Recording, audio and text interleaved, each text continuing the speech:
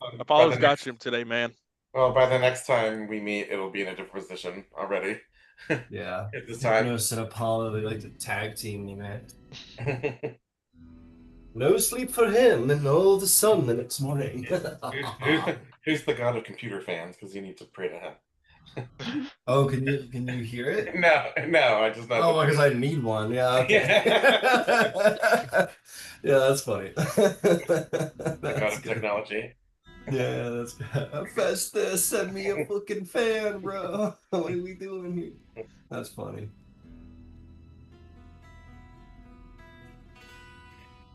Turn that shit off. Hope your flower crown is still looking good. Yeah. I have an idea for how to approach the situation. We'll see if it works or not. I'm showing up empty-handed. I don't have It any. won't. It won't. But I bet you a cool I, crown. and Um, just to get this put this on record. I did this last week, but in case we forgot, I gave Candybus enhanced ability going in while we were walking up the steps.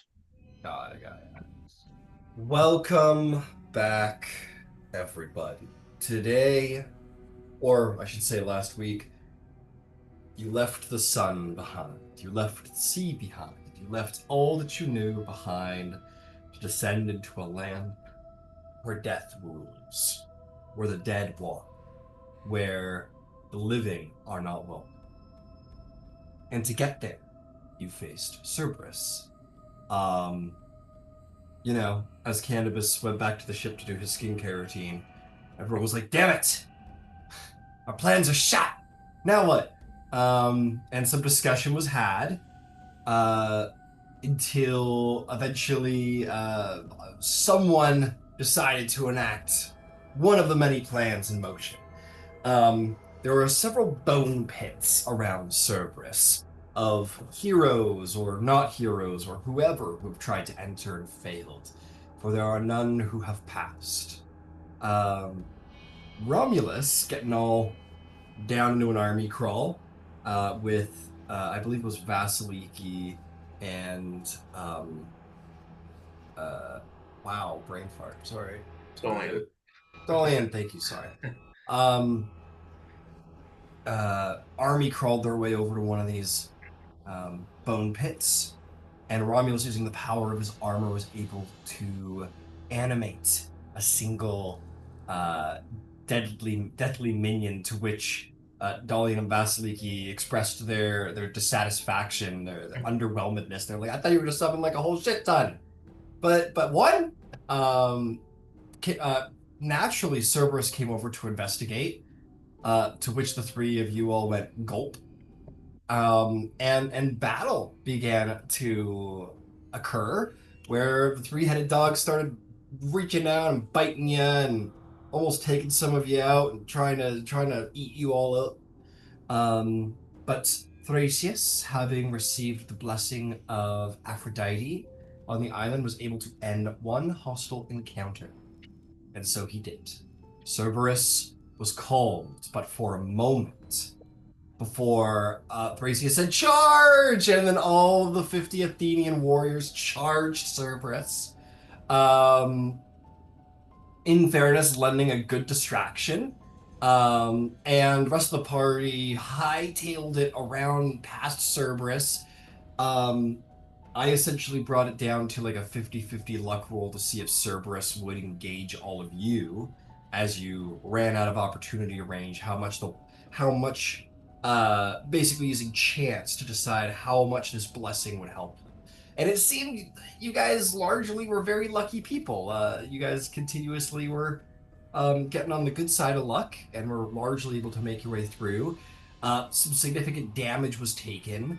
Romulus almost going down himself, if not did, and was healed, if I'm not mistaken. But in the end, all of you did manage to make it through.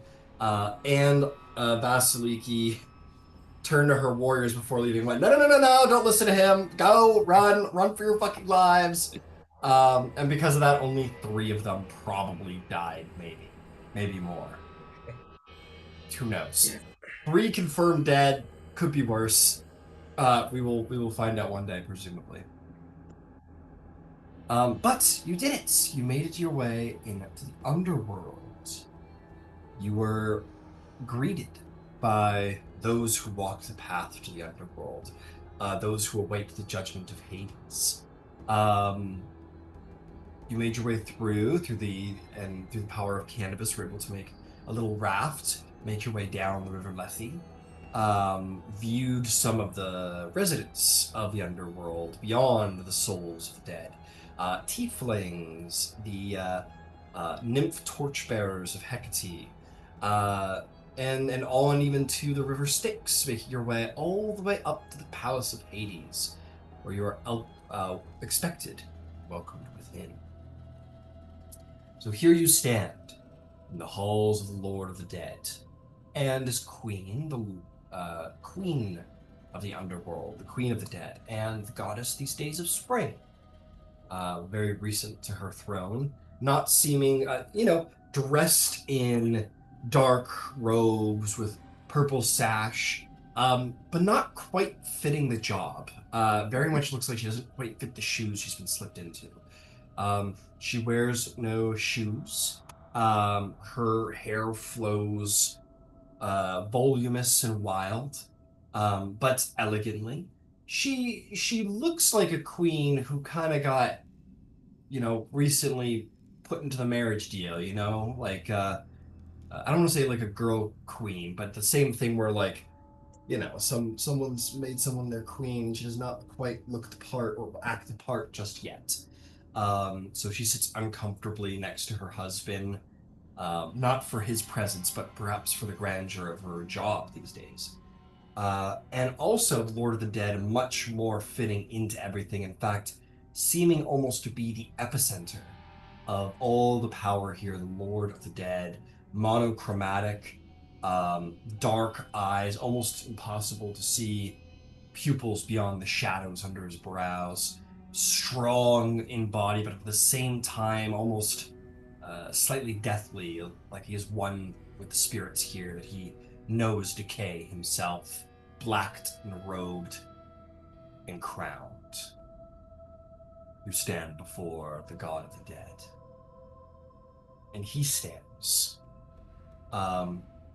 Persephone pays a pleasant smile to see you all, but will not talk before her husband.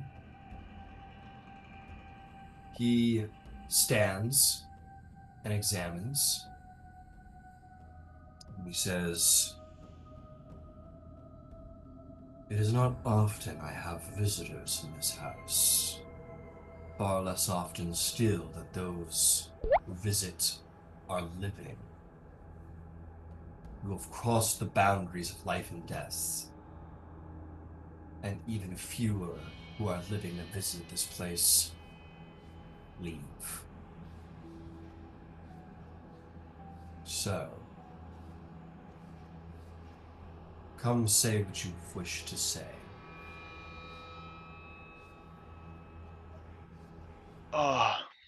We have ventured to your lands in search of a soul.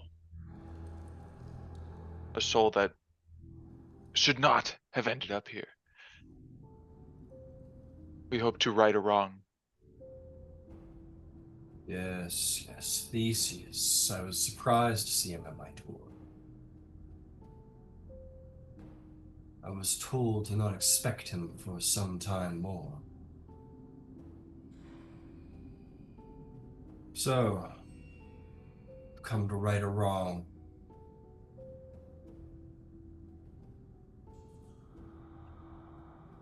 That Not is only just a wrong, but one that defies the fates themselves. Defies the fates themselves. As This you is interesting. as you said yourself, Theseus was meant to live much longer than he has. And to end his life prematurely would be to defy the will of the fates. Chaos has reigned above because of this death. and we seek to set that right.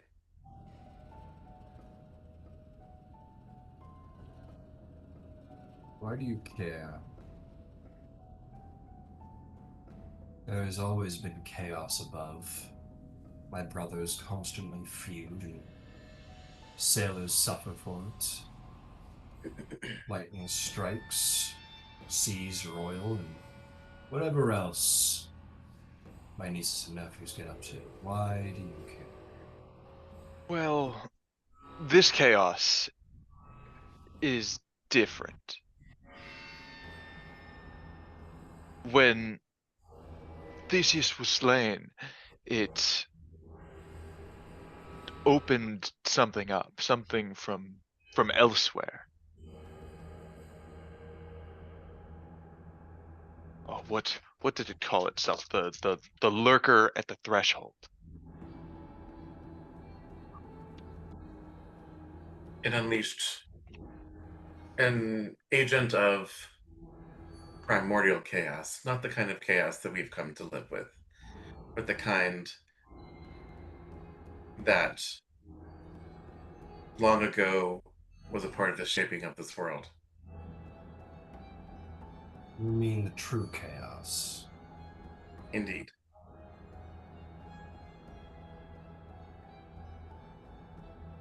He sits back into his throne, covers his mouth with his hands, and kind of looks aside from all of you towards the fire in consideration.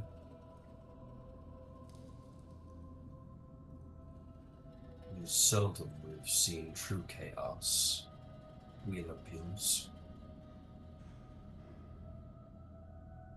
Before in Athens.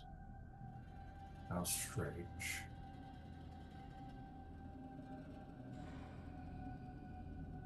When we laid eyes upon him, well, when he began to speak, just before actually Candybus began to speak, Thrasius was kneeled down in supplication before them. All of this is happening, head down, not eyes looking at them, by the way. Okay. Just something in the background. Sure, no, understood. Definitely makes sense. Let's say that not much is known in the mortal world about you, Lord Hades, other than that you truly care for your realm and those that inhabit it. And unfortunately, I believe if this chaos is allowed to go on much longer, it will stretch beyond the mortal realm and reach into yours as well.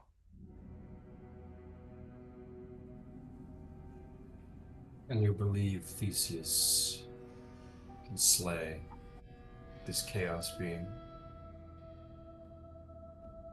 I believe that restoring him to life would, at the very least,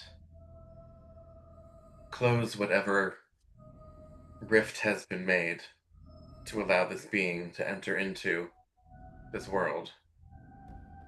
And yes, perhaps he will be instrumental in slaying this beast, but I believe, and I'll look to the rest of you and say that we have already ourselves determined to end his life.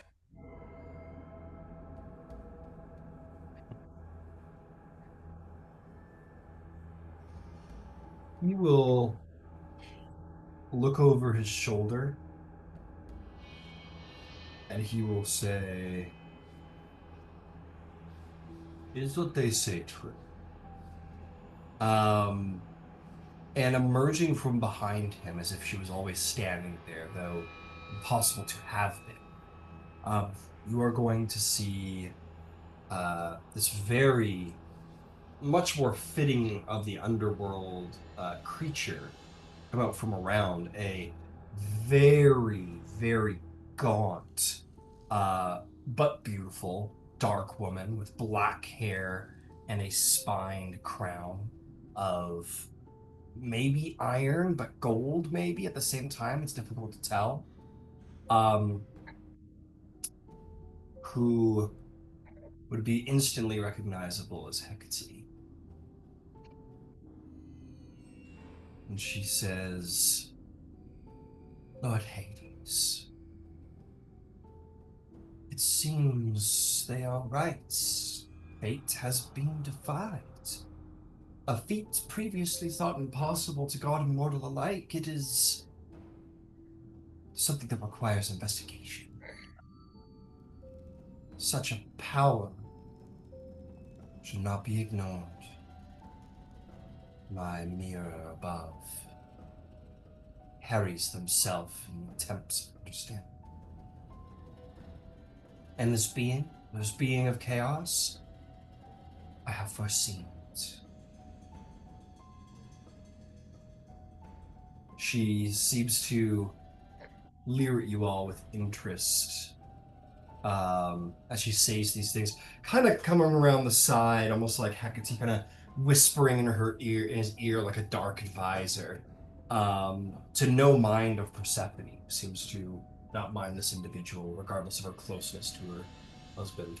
Candybus, you look on the edge of your seat. Was there something you wanted to do or say? Actually, no. He's pretty stunned silent, like deer in the headlights. Excellent. Yes, she definitely has that.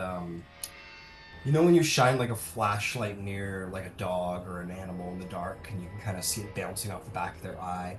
That's how her eyes seem like at all times. She doesn't have pupils. She just has black eyes with that kind of like the light bouncing off the back of her eyes. She's very peculiar god. Hades takes her advice in stride.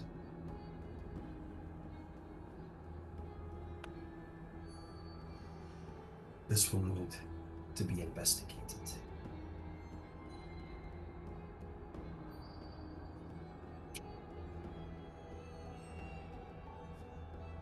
Could I do an insight check on Hecate?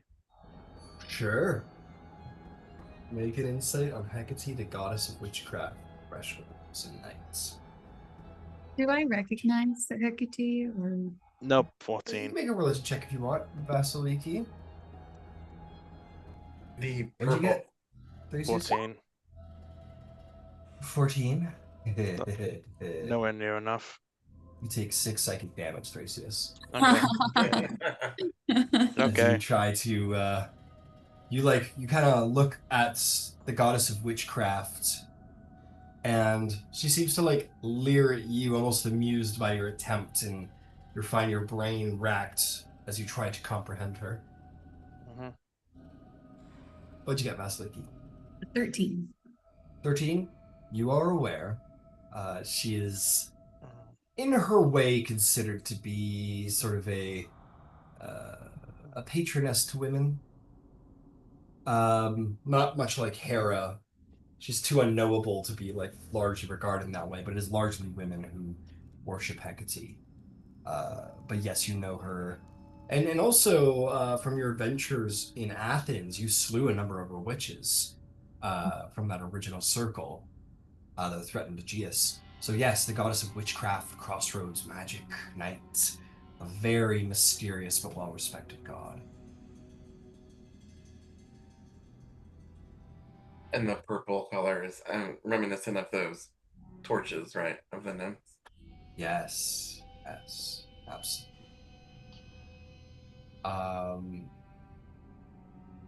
Hades looks into the fire in consideration from what Hecate has said. Very, very eased of. He's clearly not as reactive as some of his brothers. He contemplates quietly the meaning of all of these things. And Hecate sort of comes around him and says, Come, Persephone. I know you've been meaning to say hello to old friends. It's not so easy in the dark at first. And she kind of gets up slightly gleefully and kind of walks forward, Hecate a little behind. She's, I dare make the comparison of like Grima Wormtongue from Lord of the Rings. He's kind of like slinking in the shadows. He's like, she's not welcome here, my lady. A little bit like that, but not so like yucky. She's far more alluring than all of that, but definitely has that dark advisor kind of personality, unknowable. But Persephone does approach, and as she does approach, as it is with gods, they seem to be both uh, huge in size, but also when they wish, it seems like a strange warping of perspective where she seems big over here, but as she approaches, walks towards you, the distance doesn't seem to change, and then suddenly she's in front of you, and she's the normal size that you would expect of someone your size. It's very hard to look at a god. um, you all being demigods have a little bit more ease at that. But Hecate kind of stands darkly pleased to the side as Persephone kind of comes up to you all and says, "It's so wonderful to see you all again. I haven't seen many of you since Mount Olympus. How are things? Are Is it grown very cold since I've been gone? I hear winter has been created." Yes, it's it gets cold. It's not too cold though. I apologize for my mother. She's very temperamental. Uh, well, it is regardless good to see some of you. Some of us have met before. Yes, Uh, and your absence is always felt. It is a pleasure to see you again, Persephone. You're very kind. Vasaliki, it is good to see you as well. Thrasius still has his head down. She goes, "Oh, rise, please, rise. Please." Almost with discomfort. Is very new to this role. She was once a nymph. Now she's a goddess and a queen. She's like, yeah, please get up. Lady Persephone of the Underworld, Lady Persephone, Queen of the Underworld, it's an honor to meet you. Stand before you. Oh, uh, thank you. It's an honor to meet you as well. I've heard much about Olympia. And You've achieved much since Mount Olympus. Athens, well, was prospering, and now may get prosper again for your return. that is the goal. Yes. But for right now, we are here in the underworld, and if there's anything you need us to do, well, while we're down here, we would be happy to assist. Oh, I would not insist you stay longer than necessary. You are all, well, not supposed to be here. It is, I'm sure, quite suffocating to be down here. It's not a place meant for living things. No, no, it's not. It's not meant for us, but we're not down here for fun. No, I suspect not. Otherwise, you would have a very strange sense of fun. I think I'll take a little step forward and say, um, Lady Persephone, we did not officially meet on Olympus. My name is Dolion, son of Hermes. It's an honor to meet you. Oh, a pleasure. A pleasure to meet you. Your father is, well, he's very kind in his way. May I give you a gift? I love gifts. Sure, thank you. Take out the crown of flowers that I made and hold it out to her and say, this is a crown made from the flowers worn and the hair of the high priestess of Aphrodite of Kythera. It's a gift of the spring that is promised. I will say this though, these flowers, and fair to my own realization with Persephone, it is winter above, but it is a Greek winter, so Yeah, it's a Greek it's winter. it's not like it is here in North It's not. America. It's not Uh, Canadian winter. it probably snows like a little bit at its absolute peak of winter, which I do not think we have found ourselves in. So the flowers that you got were probably like not as like perfect as like the middle of summer flowers. Mm. And I will say maybe in your own readiness to come to the palace, maybe you checked on your flowers and you will note that they had wilted pretty intensely being dead. But as you present them now, and you kind of are like, oh, like here you go, like the gesture being important. In her presence, they seem to just like without seemingly passively in her past presence, not for her will at all, they completely reinvigorate and bloom with color and life in your hands actively. Um, as they sort of seem to almost enter her aura. And she delights to see them. And she says, "Oh, magnificent, wonderful." And she graciously accepts them from you and smells them and says, "Oh, oh, these are wonderful. I'm not only in Kisara do these bloom. These are magnificent. Thank you so much." And she'll put them on over her dark crown.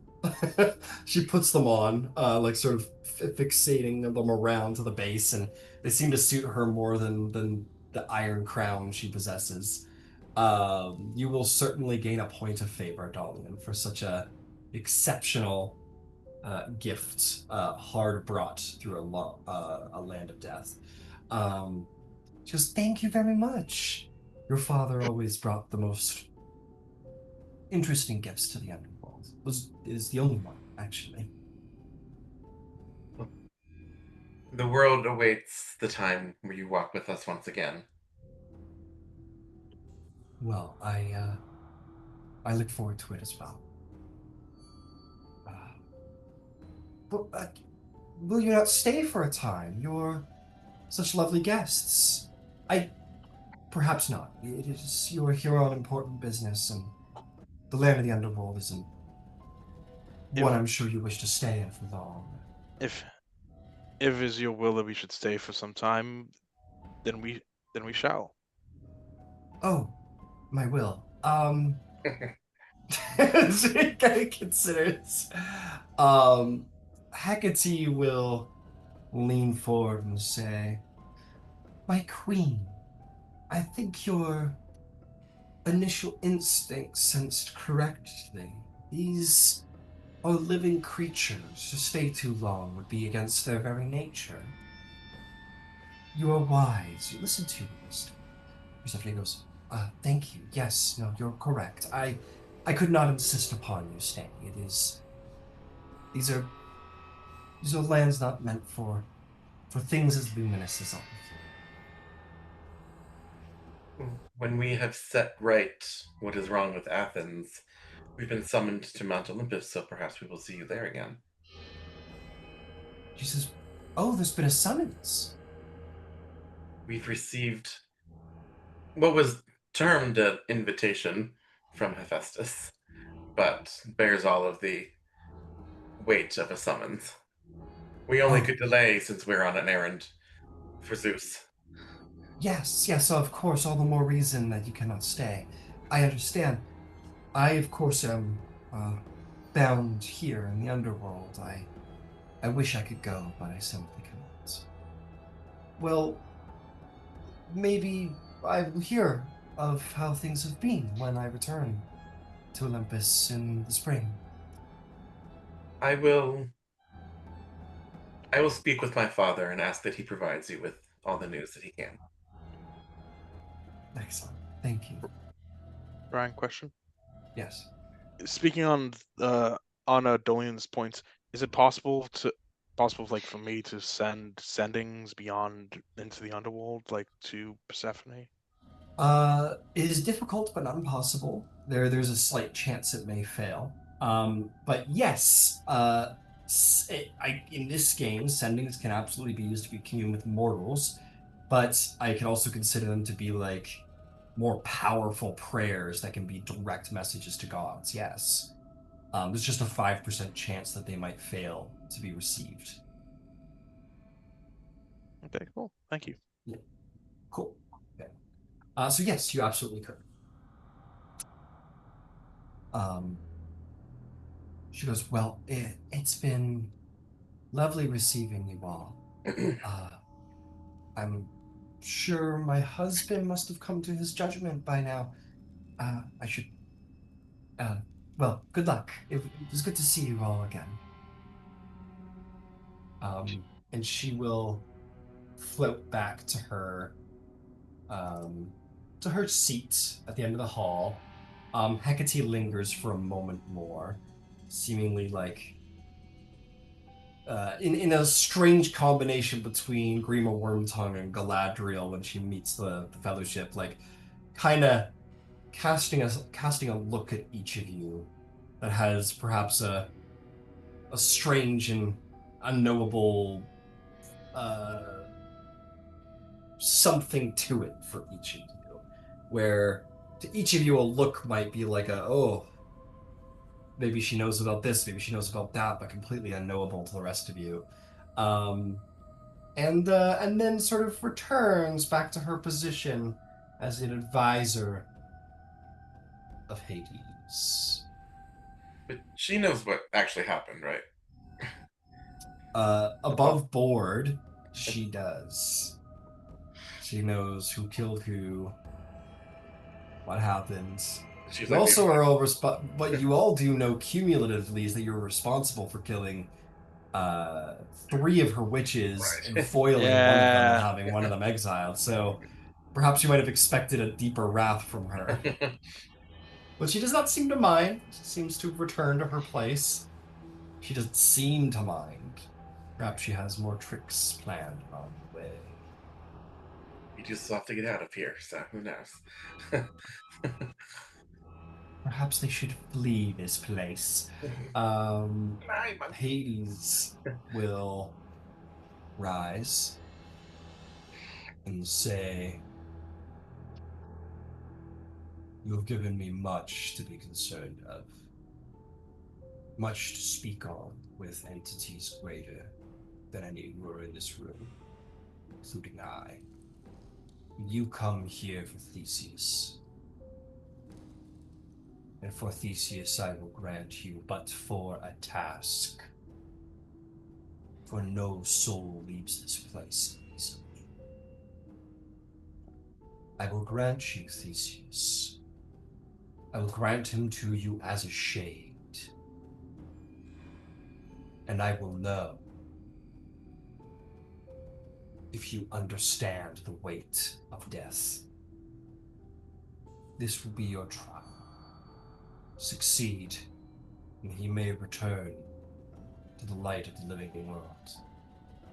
Fail, and only perhaps a fragment of him will be loosed back. My brother, my younger brother, is the great balancer of things. He will see to it that your problem is resolved one way or another. And I will too. Try and take Theseus from this place. I do genuinely hope you succeed. I hate to see such youthful and budding souls enter my domain before their time.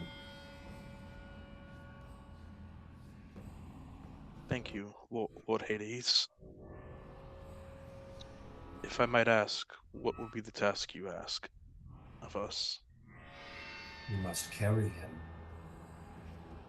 You must personally bear the burden of his soul from this place. Not an easy task. The underworld does not react lightly to a soul being ported from its proper place.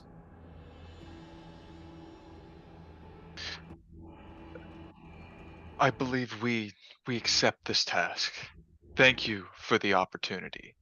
And Candybus will take a knee and bow his head and avert his gaze. Well, we are in your realm. We will serve you.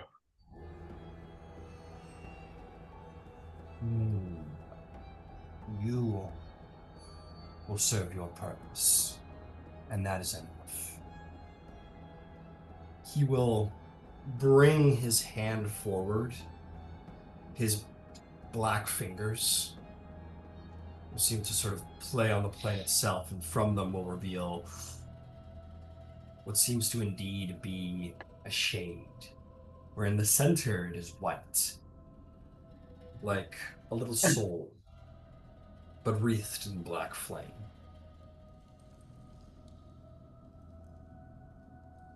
It will float towards the floor, and as it comes near toward the floor, almost ethereally, you can see vaguely the form of a young man you once knew. It does not speak. It is not entirely there. One of you must take this burden first. The weight of death. I'll step forward. Step forward.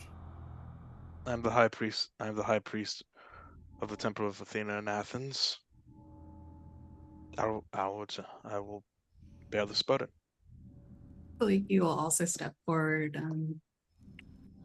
Lord Hades, I have known death intimately. I would also be willing to take this burden. I'll also step forward and say, my father brings souls to the underworld. I shall bring one out. Why is everybody looking at me? Persephone will kind of almost like she's trying to help you out. I'll step forward. I volunteer as well. Hades kind of not total, kind of mirthless laugh, kind of. Make no mistake. You will all bear it in time, I'm sure. Just a matter of who will go first. It matters not to know.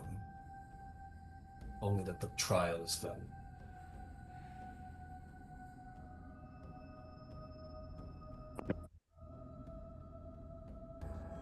Who steps forth to begin to be the first to accept the burden? All of you step forward. I will. But I'll take a Hades step back. implies... I'm Oh, cool all with right. that. I'm cool Thrasius with that. steps forward. All right, Thrasius, you step forward. You step forward towards the shade, the spirit of once young Theseus. As you make your way up to the boy, you put your hand out, I assume, to take it. Yeah. As you touch the spirit, the shade, and accept his weight, it disappears, but the black flame, almost like in a fairy fire kind of way, seems to wreath Thrasius's form now. The soul sort of finding passage within Thrasius. You know he is there, Thrasius, but what is more interesting is not him being with you. It's almost like if a soul could be on your back, and his soul is intensely heavy. And you suddenly, what's most surprising for you is the weight. You're going to have the following detriments. Oh boy. You have disadvantage on all d20 tests. You are at half speed. And you need to make a con save. Now? Now. I use my wait. No, I'm gonna use my inspiration. Never mind, if the other one was better. 11. 11. You'll take a point of exhaustion. Mm-hmm. As it hits you, like you feel like Atlas in this moment, taking the world upon your back as you take this soul to carry upon your back, and perhaps understand why even a mighty god like Hades seems to have become victim to this realm, seems to have darkened this place, and looks strong but fatigued all at the same time, for the weight of death is a heavy one. And as you carry him on your back, Thrasius, you don't have access to it, but you carry upon you memory, you carry upon your back potential, you carry upon your back his past, you carry upon your back his dreams, his hopes, his love, his courage, his hate, his fear. You take upon yourself something just as strong as yourself, and it weighs you down. And you see Thrasius, his knee almost hits the ground as he accepts the soul, but then rises.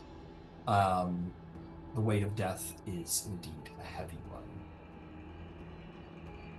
You will need to repeat the saving throw every hour, Thrasius. Okay, wow. It can be passed on. Hades says one last thing. If Theseus, his spirit, his soul, touches the ground, trial will have failed. If you should drop him, if you should falter, he will remain in my domain forever.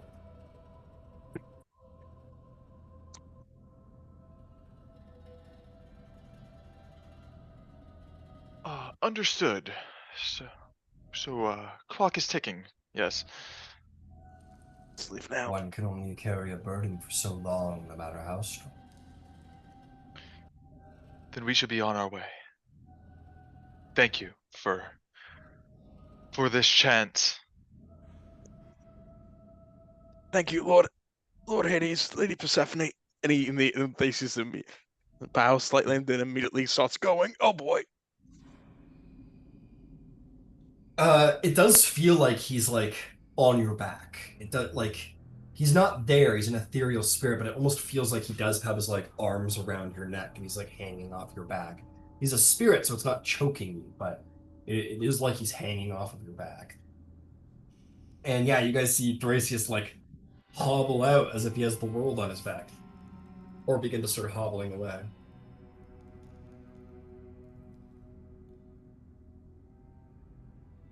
Persephone gives a gentle wave of goodbye. Hades seems to pay a nod of respect that you mean to take this burden upon yourselves, this trial upon yourselves. Despite his demeanor, he seems to respect what you're doing here. And Hecate continues to sort of leer at you from behind Hades' shoulder with interest. Perhaps she may try and foil you for all that you've done. Perhaps not, you could say.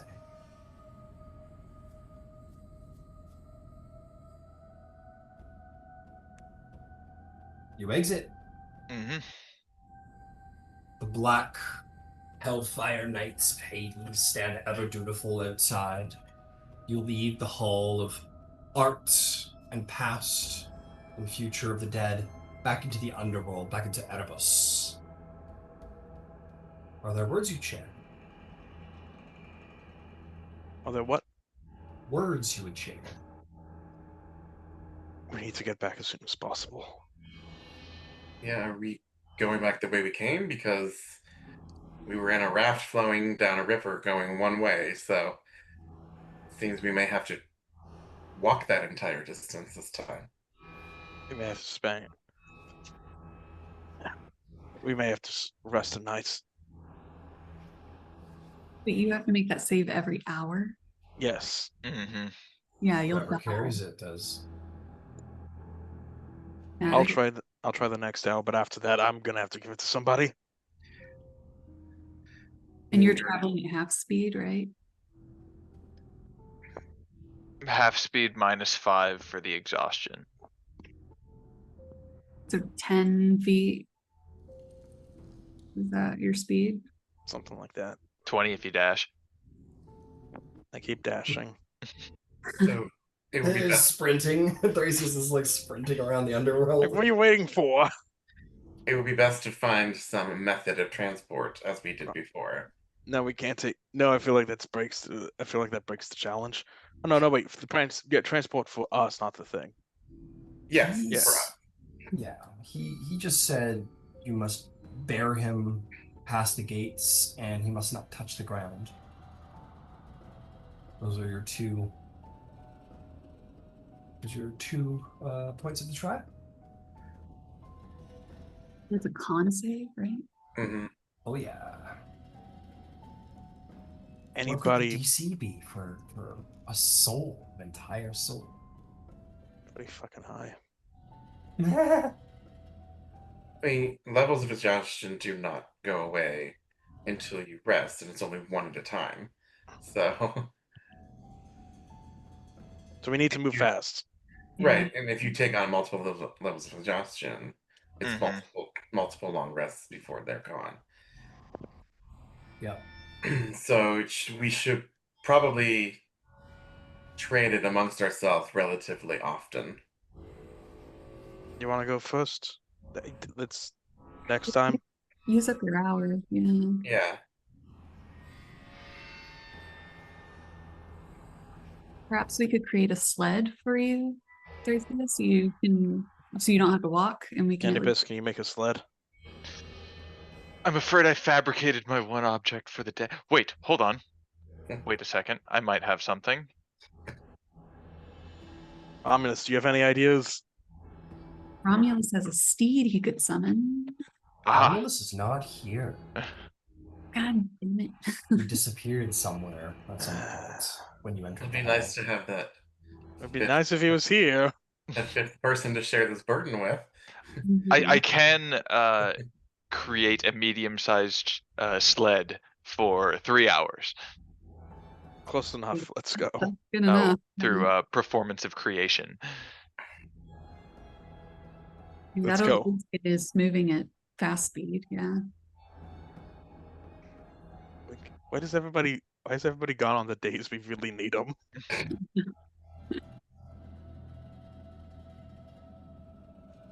Yeah, I don't have any better ideas, so Yeah.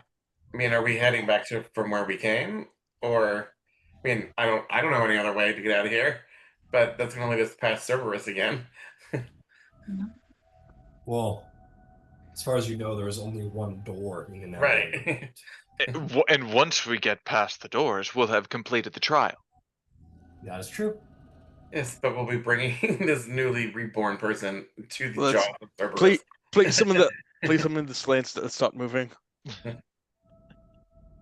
Yeah, let's just start moving towards where we know we can get out. I will assume you're all walking and talking. Yes. Yeah. Mhm. Do we, I mean, does anyone know if the rivers flow back to their origin or if it's just like if we just got back on our raft, if it would just take us further away from our destination? Or would it There were eventually? a lot of rules last session about the rivers, and none of them were particularly good. If I Yeah, recall. yeah. So it seems like we're gonna have to trek this distance, but also cross two rivers, at least, it sounds like. like, And the one river we went in here, we sailed down. The other one is outside near Cerberus. Yeah, the Lethe. And the Styx is right outside the door, more or less. Or it was the more substantial river we were on before we got near here, and then once the steps took us, the guide took us off the river, led to here. So I think Vasaliki, you were making a map, right? yeah. So we at least know how to go back. So I think That's our best bet. Yeah. let's just start walking, I guess. Yeah. Everyone head on a swivel, because who knows what's coming after us. Because as difficult as this is, it's not going to be this easy. We could try rowing upriver. I mean, and the speed might be better. It wasn't a very intense current. Like it was still a current, but it wasn't like a pounding river or anything like Mhm. that. It was gentle current. We didn't really have oars though, right? We kind of had like, I don't think I made oars. yeah, You made oars. They were just like very simple oars, if I recall. more for directionality, I think, than I for. I can cast Water Walk on us to get across the river. We'll be touching the river if you do so. Oh. Mm-hmm. Your feet will touch the river, and the water will surely splash. I think we should get in the boat again, and maybe we can make some oars on our way over. There's trees. But if there's already oars there, I mean, I'm sure they'll Mhm. work. I mean, that certainly would be the fastest way for us to go. So, And I think speed is on our side, is what we need. yeah, definitely. Do we want to wait it to get the sleigh after the river or before? I say I think we need it now. I mean, as much help as we can get. Soon as can the sleigh fit in the boats? I'm gonna put forth the. It's a sleigh's medium-sized probably- object. I'm gonna put forth the sleigh is probably not the best idea because, like, well, for one, if Theseus touches the ground, the trial's over. So if that's just Thrasius becoming is- prone. If you get knocked Yeah. over. If you get knocked over, yeah. If like we could argue like Thrasius is like laying on his belly or whatever, but like I don't know, you guys are like dragging like a flat sleigh over like the rocky terrain of the underworld. It's rock and left. You can. I'm just saying it's probably going to be risky for the point that Thrasius needs to make sure Theseus does not touch the ground. isn't Thrasius touching the ground? Thrasius can touch the ground. Theseus cannot. It's just We're going off the idea that he's like hanging off your back. Oh, gotcha. Yeah, he's ethereally like hanging off of Thrasius's back. So he's there. But if he touches the ground, he's screwed. And it's rocky terrain, getting flung around here and there. okay. So, And I mean, if we fall in the water, that's not the ground. That's true. That is very true. all right. So I guess we just walk and make sure, We need to switch every hour. yeah, and that whoever's carrying the soul is not stumbling. Ryan, how many hours did it take us to get here? A couple. My sundial wasn't working down here. Take a couple. Yeah, time is very hard to make sense of here. There's no sun, there is no moon, there's no stars, there's no obvious sign of time passing, but it felt like a couple hours.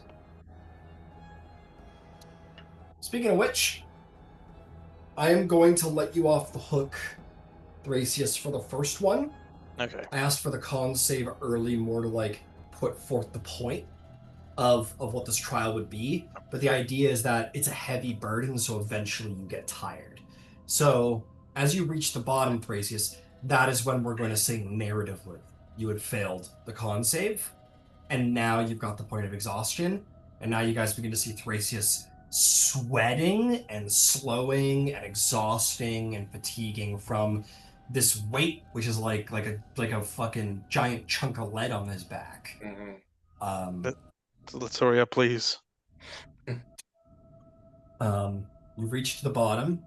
Only a couple short minutes later, after Thrasius is slowed a little more, you guys reach your raft. You find the dock. You find your raft, which is still tied off at the edge of the river Styx.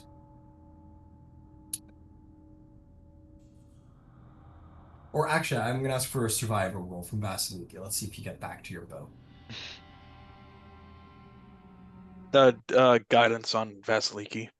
All right. I'm going to give you advantage, Vasaliki, because you were Mapple. And that is where your skill set lies.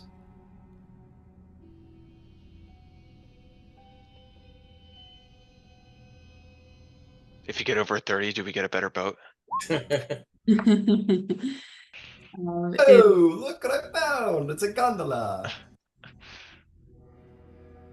I think it said 25. Where did Yeah, I saw that. Yeah. That was before guidance too. Yeah, that Add was guidance. guidance. So I'll add guidance to that. Somebody just left their catamaran here. 27. Yacht. What'd you get? What's the total? 27. Woo! There's going to be some things you know, Vasaliki, is you definitely do find your way back to your raft that the Candybus made. The raft seems to be in good repair, but something that is interesting is that this dock, the raft, and even the very terrain is not where it should be. You followed your map pretty precisely to where the raft should be, and then you looked upriver, and it was maybe like a couple minutes that way. So because you rolled so well, you're going to note that you followed directions and you tracked perfectly, and yet the raft was not where it should be. It was several minutes that way. True to what you had initially conjectured entering the underworld, the geography of the underworld isn't as consistent as it is on the upper plane. Mapping isn't quite as reliable down here as it is above. Not unreliable, just not as reliable. Perhaps Hermes could help lead us out of the underworld. And I'll tell the party that the landscape's changing. Potentially the whole river itself is moving. It might be very difficult to track our way back. You find the path? No, I don't. No. I have second level spells. No, but he gave us all a use of it, right? Well, a party use of it. One for the underworld and one for the mortal world, and we already used our underworld. Oh, let's just keep going where we went, and we'll figure it out from there. Maybe we can make a deal with I forgot his name, but the ferryman. Karen. Yeah, Karen, and maybe he could lead us back. He seemed willing to make deals.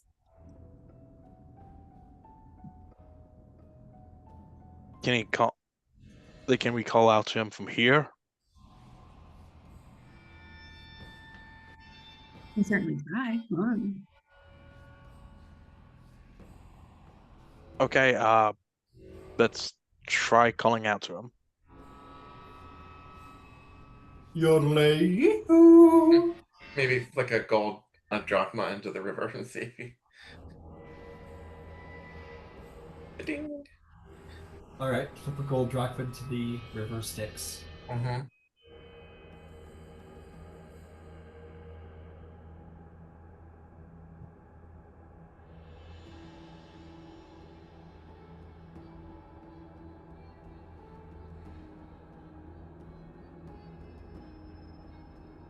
Request his help. Come on, man. We need you. Need you to get back over here. Romulus. Seems to happen.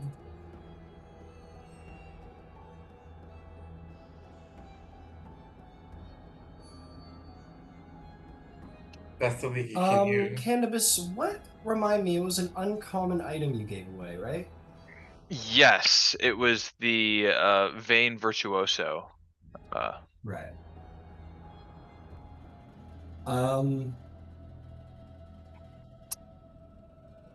Appearing on the shore of the river, sort of like kind of sloshed up onto the river, is yeah, why not? Is a very strange, underworldly instrument. It is a stringed instrument. but not like one you've ever seen. It looks kind of like a mandolin, but it's black and dark, and the strings are not made of, well, what strings are normally made of. The wood of the body seems to almost be like some kind of blackened driftwood, if you will. But this stringed instrument does wash up on the shore, sort of towards your feet. I'll pick it up. Kind of inspect it a little bit, shaking the water off. It is, as you pick it up, you're surprised to find it is completely dry, despite the fact it was in water about a second ago. It's very dark and kind of run down looking, but you, knowing your instruments, will know this to be in good repair. Oh, you know what? I'm gonna take it back, just considering what instruments you're proficient with. Hang on. Sorry, I want to make sure. I mean, I can learn the the mandolin. Yeah, but I want to give you something you know how to use. Yeah, you know what I'm gonna say? I'm gonna say it's a harp. I'm gonna say it's like a rather, it's the same theme, but I'm gonna say it's a harp. Okay, a little bit bigger, but It's like a hand hold kind of harp. Like you could use it like that. It's not full sized. okay.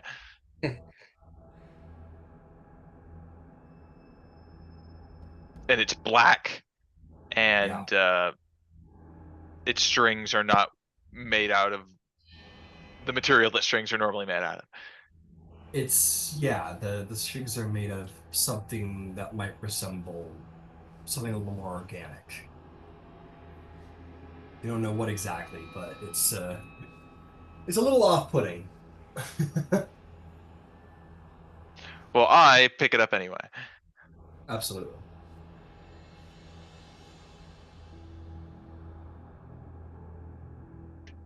What do you think that is? I have no idea. Seems like it was sent for you. I mean, it washed up at my feet and it's bone dry. Maybe this is our help from Karen?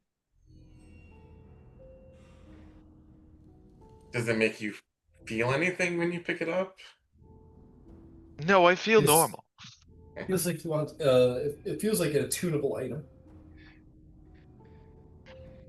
It is calling to me, though.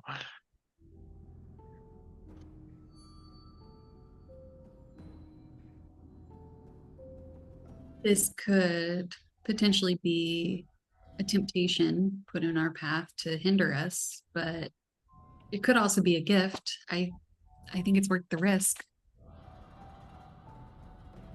To accept the temptation? Yes, I think we need the help we can get.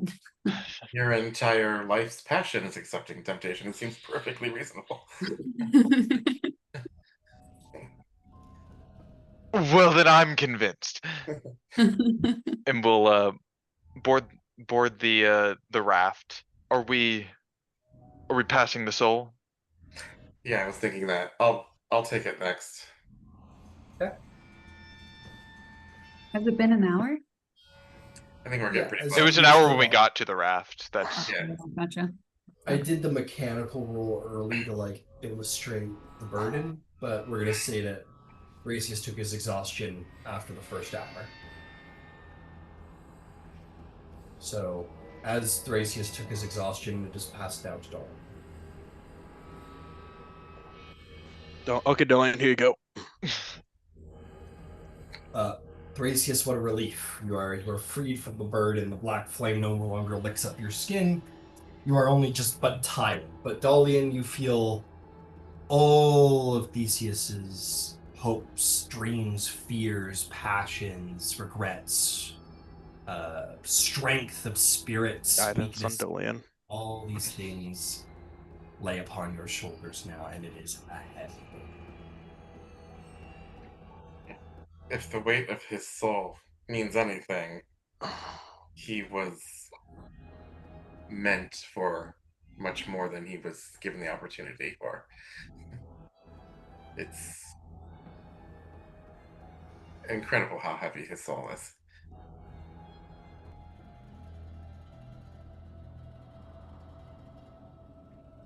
Well, let's make haste. Agreed.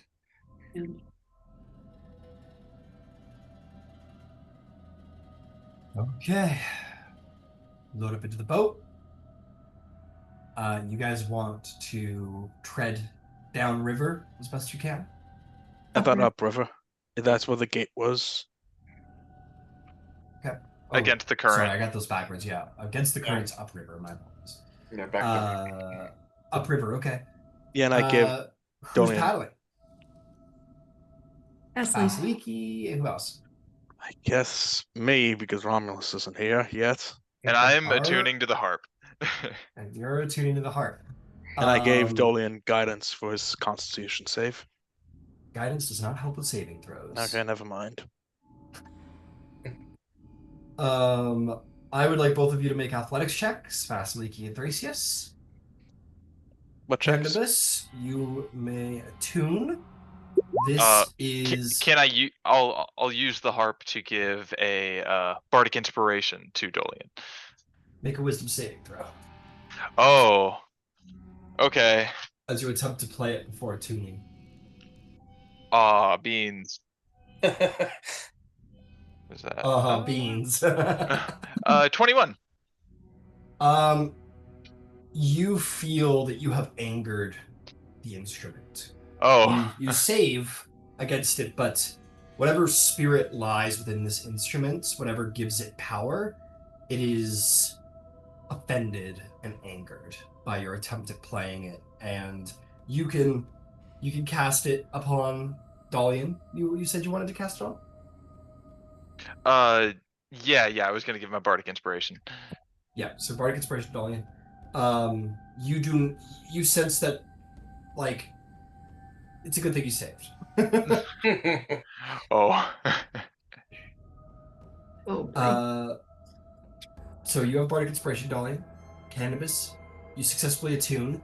On paper, this is known as the Kanaith Mandolin, but it is a harp. So this will be the Kanaith Mandolin. Canaith. And it should pop up for you. This is an instrument of the bard. C-A-N what? AIT. Mandolin. A-I-T-H. Just rename it like the Kanaith harp. So, and it doesn't look as cool. It looks it actually looks very rad. It's just like black and dark. So Thrasius, Vasaliki, how did we roll? What was I rolling again? Athletics. Okay, okay. Guidance. Nope. You missed the roll. You don't Because get I didn't guidance. hear what you said. Okay. I don't care. Roll just no Okay, guidance. whatever. Roll. Okay, 19. 19. Okay. What did you get, Vasiliki? 15. 15. Well done. Yeah, you guys both roll. You're able to keep well synchronized. You rolled fairly near to each other, which was part of it, which was good. Within a margin of 5, you guys will roll upstream. Fairly excellent. Well done. Dolion, let's get that con save, my friend. And you do have advantage from Aphrodite. Don't need it. Matt 2022. Nat Nice. 2022. Lucky. Maybe it helps that you're sitting in a boat as opposed to walking down a mountain like Thrasius did. But you do manage to save. No exhaustion for you. You're doing good. Excellent. You guys will row for a time, trying to find your way to the mouth of the River Lethe, going back the way you came, if you can. Let's go to our little rivers, huh? Why not? I'll keep the soul since I didn't suffer exhaustion for another hour. Oh, where's my rivers? Oh no. There we are.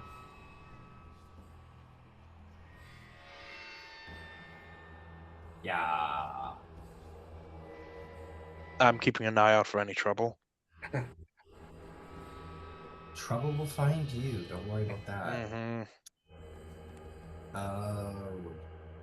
We're gonna use a little rowboat for the sake of this. So as you're, I know this is all red, but it's not. It's let's see. Actually, let me see if I can do a little sneaky here. Might have a little. Oh yeah, baby. How about that? How about that aesthetic? I don't think your boat is that big. Is it that big? I'll be nice. Sure, I'll be nice. It's for the whole party. I mean, let me see if I can get you a size. Yeah. Where are you? Fabricate. Fabricate a large or smaller object. So at most, it's a large object. Ooh, shit, guys. That's a very small boat. It took us down there. That's basically last- what you're in right now. This whole and this is double the size of what it should be. It took us down there last time. It sure did. Look at it. Isn't it cute? It's way too small, but it's kind of cute. It's kind of good thing Romulus is in here right now. He's about to show up now. Speak to the This devil. is... Oh, he's swimming behind us. Who am I? Where am I? This is a hilariously small boat. This is so fun. Giving you a little extra space here, but I love it. Just get your elbow out of my face. Okay. Well, actually, you two are rowing, so you two should be in the middle. I've got it all mixed up. You should be there. You should be there. Dolion's at the back. Candybus, of course, is looking like the captain at the front. So, look at it. Look how little tiny it is. Isn't this great? Sorry, I can't get over it. It's a cute boat. The rivers, as at around the time you should be getting to the River Lethe, you do not find the entrance to the river just yet. Instead, you look ahead and you hear the sound of rushing water. Or perhaps behind you. Yeah, I like behind you better. The river is flowing down. The river is flowing against your boat in the way you came. You guys are going up. You guys are going upriver.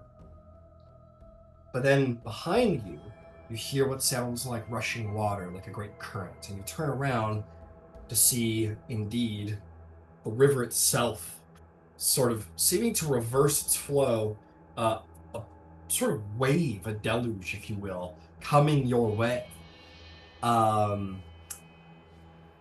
Ooh, this is where things get a little tricky. Okay, Thrasius and Vasaliki, you two are at the oars.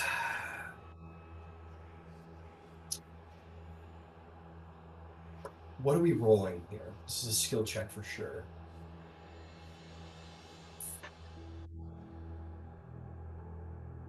I'm gonna say,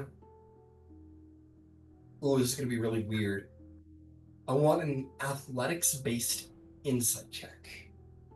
Or sorry, strength-based insight check. This is about using your strength, but also sort of knowing the best way to deal with the current coming your way. So strength plus proficiency if you are proficient in an insight. I got on strength. Plus... Okay, I guess. Guidance. All right. 14. 14. Actually, I'm not trying to pick on 14. you, but again, I'm gonna say hold on the guidance. A wave is coming at you. You can either take your full turn to cast guidance, or you can take your action to do something about it coming.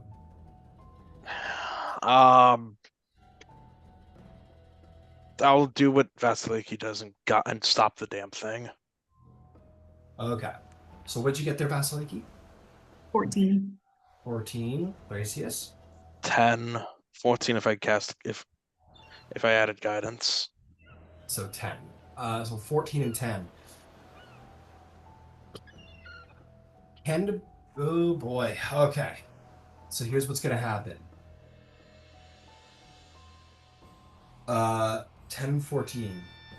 You're not gonna get capsized, which is awesome. So great. As the water surges, I am going to roll a d4 to see who some of the water hits. Good enough rolls not to capsize, not good enough rolls to make sure no water gets in the boat whatsoever. This is coming from That's the a river Styx, right? This is from the river Styx. Which I need to get up. EMG! Oh, wait. River Styx is 4 still out. Hang on. I got a different river Styx. This isn't D&D river Styx. This is ancient Greek river Styx. Okay. Call your numbers. 1 to 5. I'll have 3. Give me 1. 2. Or Hits Theseus. Theseus. No, It's just my Theseus. week, isn't it? it's Theseus on my back. Theseus on your back. Okay. Oh, for God's Oh sakes. no. Oh, for God's sakes. It's not the ground. It's not on the ground. Theseus needs to roll a con save.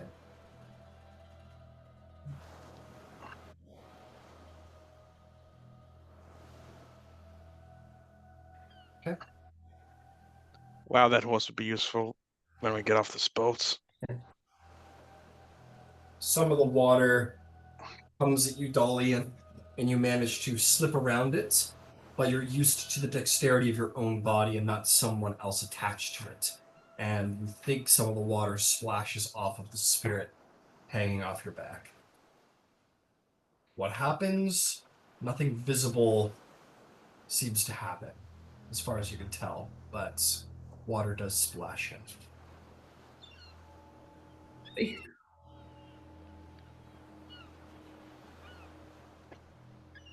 Theseus, who's that? Yeah, Theseus asks.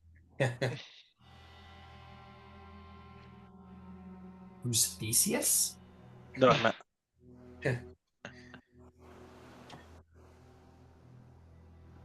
Well, everything still seems normal. Perhaps we're in the clear?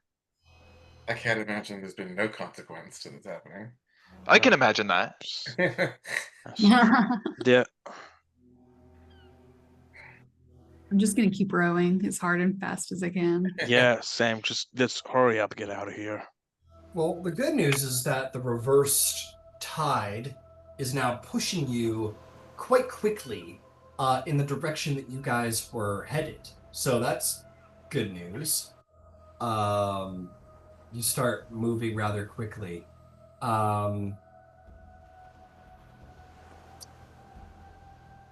You continue down the river, and you eventually do see the entrance to the River Lethe. Again, several minutes off from where you expected to turn.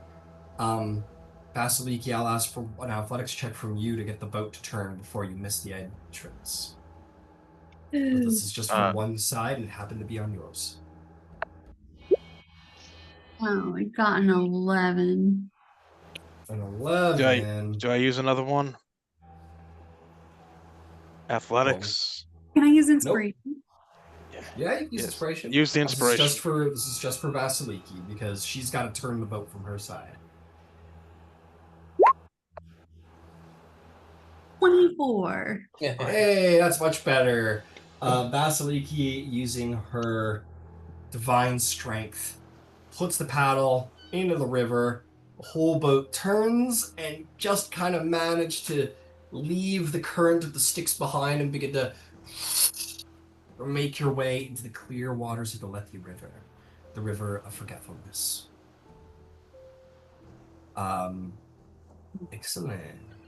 So when I found that the River Lethe was like off course by a few minutes, was it the same like relative amount off course as it was to the boat? Like, or almost like if the whole picture shifted as opposed to like the chaos of Matt. Does that make sense?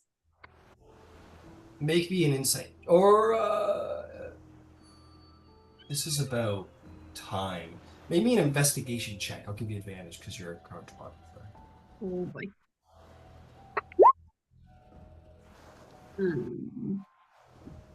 18?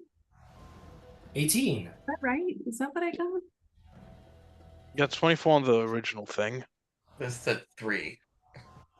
Yeah, it says three. So it's rolling two different things. So when I roll in D&D Beyond, it's rolling something, and then when I send it to roll 20, it rolls something else, I guess. What That's did you get? well, I would like to go with the 18, but let me re-roll. Well, tell me, where have you been getting your dice from? Like, where have you been getting your rolls from? D&D Beyond or Roll20? I guess both. I thought they were the same. They're usually the same. You've just been going interchangeably between those? Let's go. I use D&D So Beyond. so pick one going forward, Okay. and then just use that one only where it appears. Okay. I'll just use D&D Beyond. So the first roll was a 3. Let me roll a second time for advantage. 17. 17.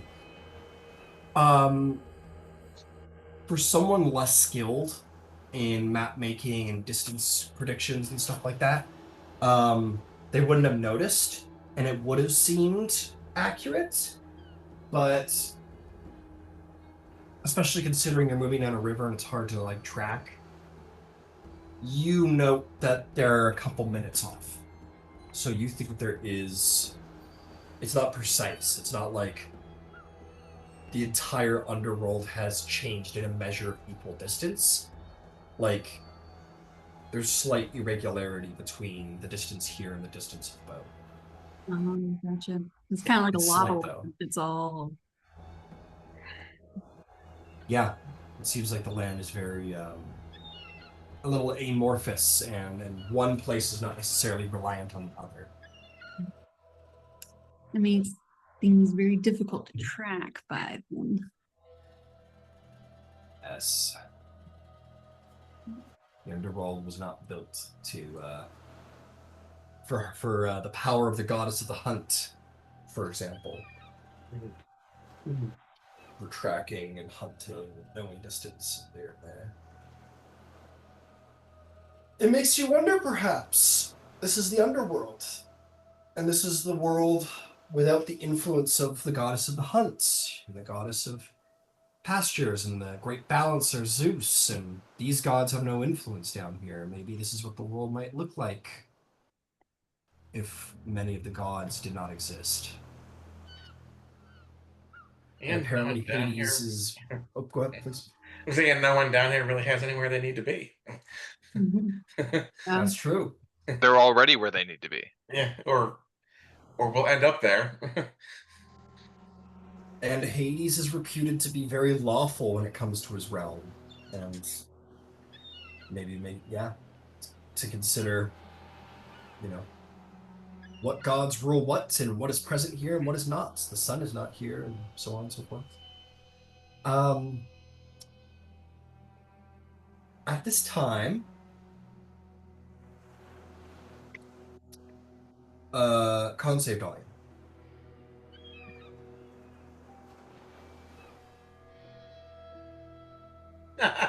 Another That's nat 20. Yes!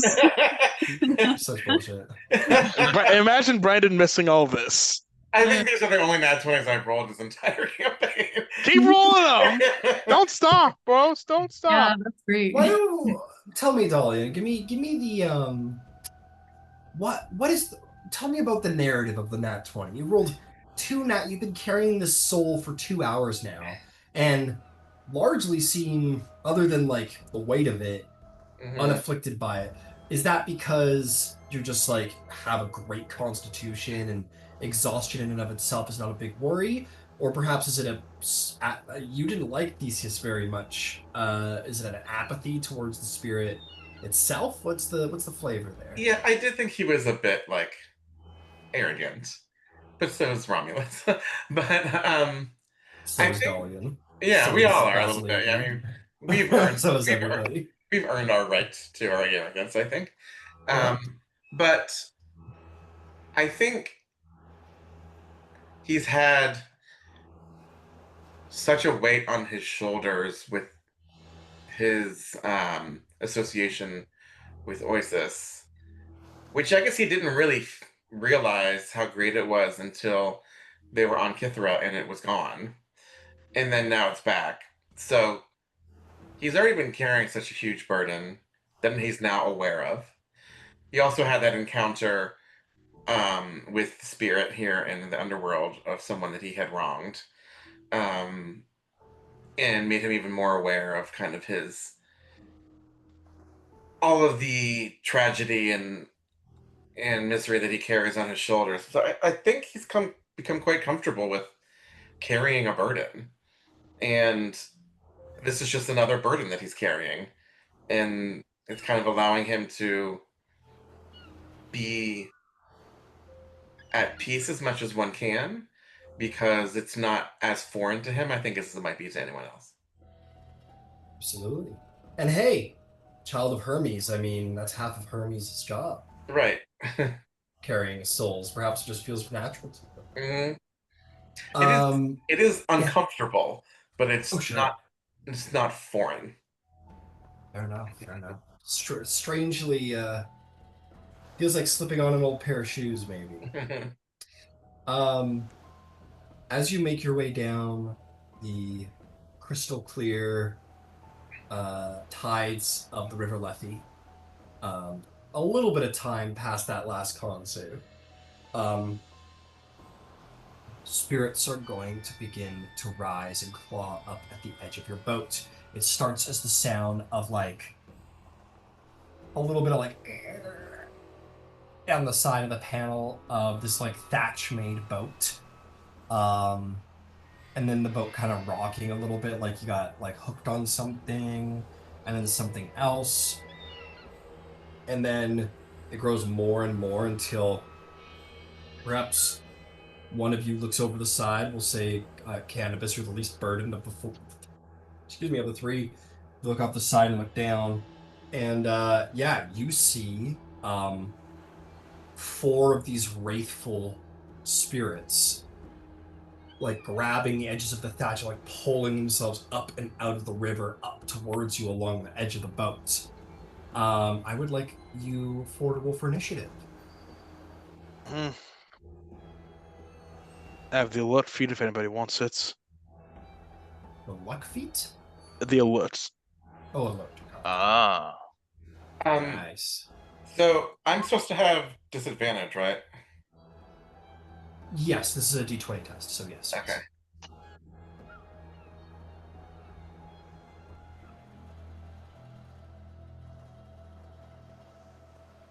Okay, even with I did okay.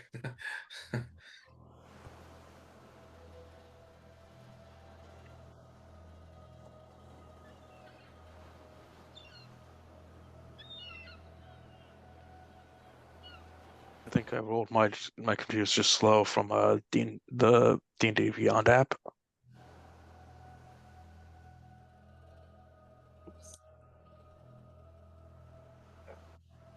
Not everyone's exhausted, I don't think, Romulus. I think it's No. just Thrasius right now.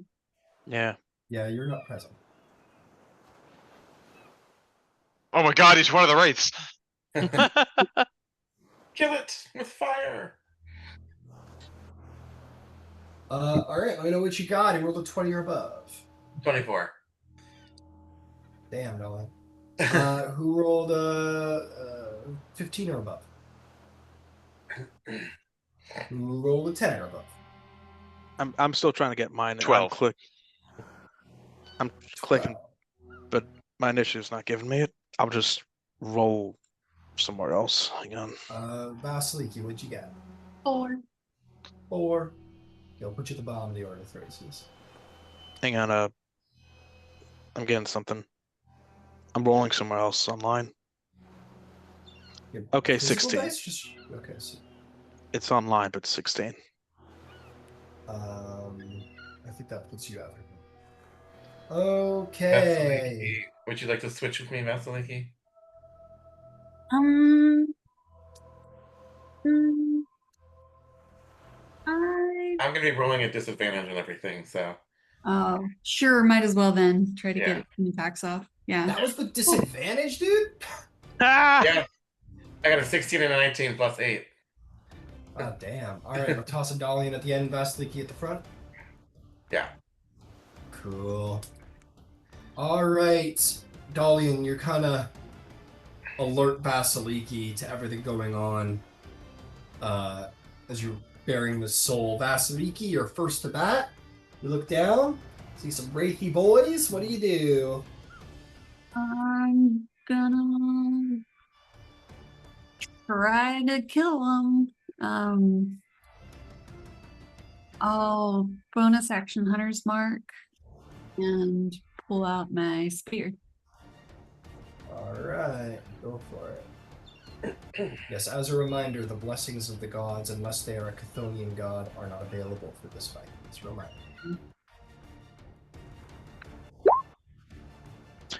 It's- 17. 17 to hit. 17 will hit. Roll some damage. Track your damage separately. The different damage types.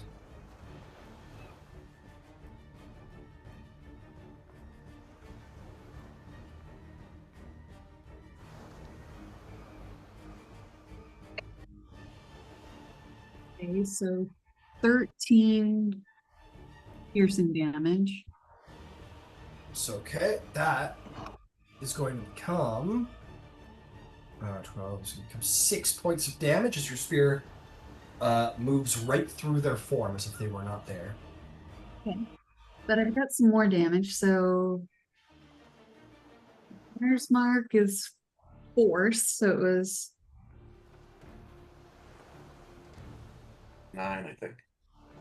It was some of it was so 4 of it was force damage, and then 5 of it was from Colossus Slayer. I don't know what kind of damage that is. Colossus damage is the same as the original spear damage. Oh, it's just it's the spear damage. So So can you give me the total spear damage, please? it was just 5 extra spear damage. 18. 18, thank you. So 9, how much force damage? 4. 4, okay. Understood. All right. I'll attack again. Okay.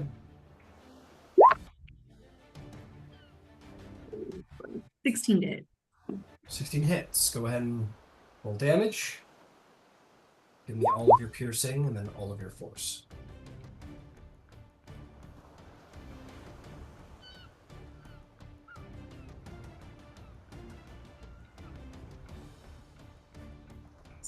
$19 piercing damage 19?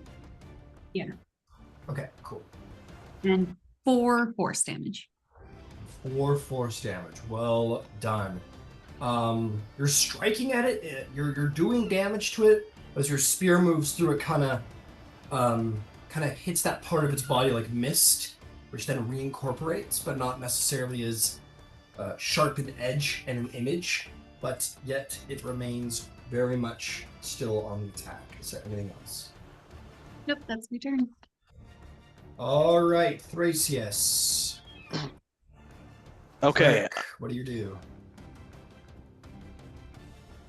I am going to cast. I'm going to stand up and cast. How many are around us? 4. Okay, I'm going to stand up and cast Spirit Guardians. Spirit Guardians, very. Wisdom save 16. What's the radius? Radius on 15, right? 15 feet. Hang on, let me read it here. It's range self 15-foot radius. Very nice.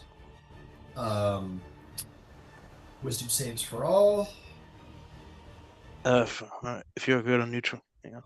Cast spell using 4, 19, 16, and 10. Who failed? Who succeeded there, Thrasius? Okay, hang on. I'm just double checking. Just tell me your DC, please. 16. So 2 succeed, 2 fail. If I'm not mistaken. Mhm. Okay, roll me some damage. okay. 4 different times or just once? Just once. Okay, I'm gonna try 3d8 radiant damage here. Okay. Come on. Hang on. Let's try it again. It's buggy. I Try rolled it on my again. screen. Here we go. 9 radiant damage. What just happened there? It sounded like you rolled and It wasn't Didn't like rolling it. on my screen, so I had to refresh the page, and I rolled it then. 9 radiant Okay. damage. 9 radiant damage. Excellent. Okay, this fella will take 9 damage. This fella will take 9 damage. And then the other 2 will take 4 and 4 damage. It's half, I believe. No, speed Yeah. is halved, yeah? And their speed is halved. Hang on, let me double check.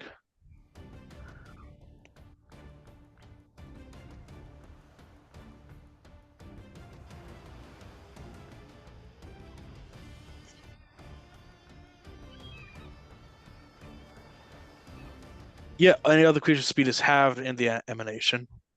Excellent. And last question. What does Thrasius' Spirit Guardians look like? A pack of flying owls.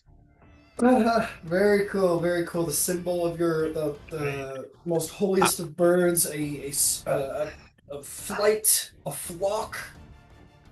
Of Imagine spiritual. Yeah, I imagine the owls fly off the shield. Cool, yeah, hell yeah. Put your shield in the air, and then just this flock of like a dozen plus owls just shoot out and surround the boat as little spirits of holy light. Oh yeah. Alright, if there's nothing else for Thrasius, that is going to bring us to Candybus. Candybus, what would you like to do? I am still holding the Kenneth harp that I found washed up. I'm like whispering to it. I'm so sorry. I didn't mean to offend. Just help me out real quick. That would be great. And I'm going to try and cast a spell with the harp. Yeah. I am going to cast levitate on Dolion. Oh, cool. Alright. Alright. Falling on my back now. Dolion, you suddenly feel lighter than air. Could you read me the spell, please? Yeah. Let's see here. Levitate. Concentration 10 minutes. One creature or loose object of your choice that you can see within range rises vertically up 20 feet and remains suspended there for the duration. The spell can levitate an object that weighs up to 500 pounds. An unwilling creature succeeds a Constitution saving throw, is unaffected. Question: is the boat still moving? I was about to say. You're getting attacked kind of from all sides by these spirits. I will say that they're kind of... your boat is not one of great weight. I will say they're holding it in place for the sake of this little combat here, so you're good. Okay. Let's also hope you don't lose concentration. Yeah. Yeah. Let's really hope. That would be really But bad. yes. Dolion float. Suddenly, you feel lighter than air, and you float up into the air. And I think of all the demigods, you're probably the most comfortable with that, maybe. Like, sweet, I'm supposed to be up here, bro. And I will, I guess, back off and try and get in between Vasaliki and Thrasius, and try and use them for cover. There's no space for that, my friend. I'm afraid Oh. on this little boat. Range like hour. Right. I'm going to essentially say that there's like, because it's supposed to be a large boat, so I'm going to say that there's like 4 squares to stand in. You could go to Dolion's space if you want to be directly. You can catch me. Yeah, you know what? That's not a bad idea. All right, yeah, you kind of push through Thrasius and Vasaliki to get to the other side of the boat. And- Make me a acrobatics check, because I don't know if anyone's ever tried to like walk from one end of the canoe to another while you're not in a fight, but just on like calm water. I see. Hey, natural 20 for 22. I'm gonna call D&D Beyond. No, don't. Enough of this. You're cheating. He This rolled is bullshit. and You're making my players too Yeah. good. Yeah, I promise. It's a 20. No, yeah, you rolled in person. Hell yeah. Yeah, you tiptoe over, easy as can be. Vasiliki and Thrasius, you barely feel the boat rock at all, with a grace that could only be done by a demigod. As I slip by, I'll like whisper to Vasiliki, "Please don't let me get hit. That would be most detrimental for us." And I will give you a bardic inspiration. Candybus slips through the boat and between Vasiliki and Thrasius, like a lover sneaking out in the morning before the sun truly rises. Barely noticed. Incredible. That is going to bring us to the evil spirits. They're definitely evil because they're opposing you, and that's really all it takes. Okay. They are going to go away from the spirit guardians. They're like, fuck this, as they float over here, each getting out of the circle, because that hurts. And then they are going to all cast Summon Spectre. Oh man. And they sort of like, kind of doing all of this, like, real Tim Burton shit on the side. And rising from the water, they are going to summon their ancestors to be. Not the ancestors. No, not the ancestors. Anything but the ancestors.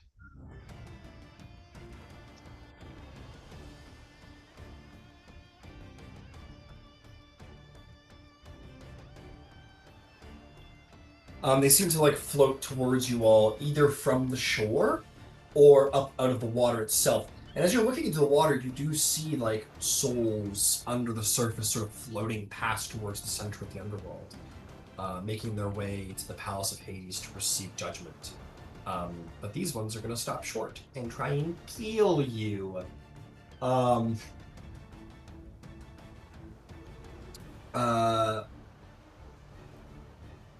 One of them points up at Dolion, who is wreathed in black flame, and they're all going to start to rise up into the air towards him. That silly little guy.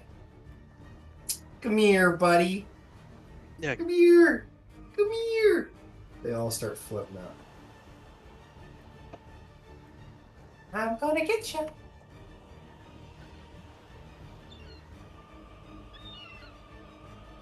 These guys can't attack. They've used their turns to summon their buddies.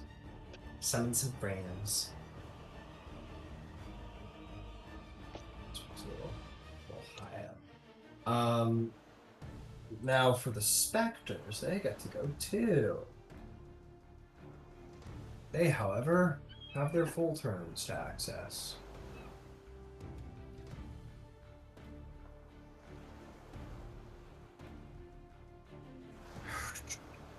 They're gonna fly over to you, Dolion. Spooky.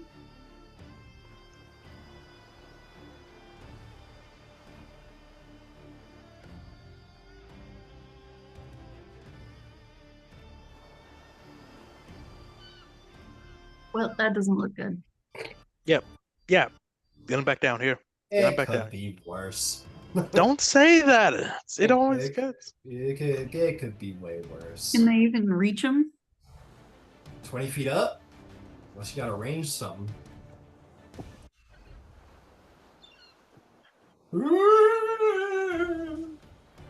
They are going to make life drain attacks against you, Dolly. Alright, here we go, laddie. You ready? One each from the specters. First one is going to be 22 to hit. Mm-hmm. Second is going to be a 19 to hit. Mm-hmm. Third is going to be a modified 20 to hit. Jesus Christ. Mm-hmm. And the fourth is going to be an 18 to hit. Mm-hmm. You're flanking, they have advantage. Okay. I'm going to deal you some damage, my friend. This is coming from your hit points, but it's coming from your maximum hit points as well. I'll uncanny dodge one of them. Understood.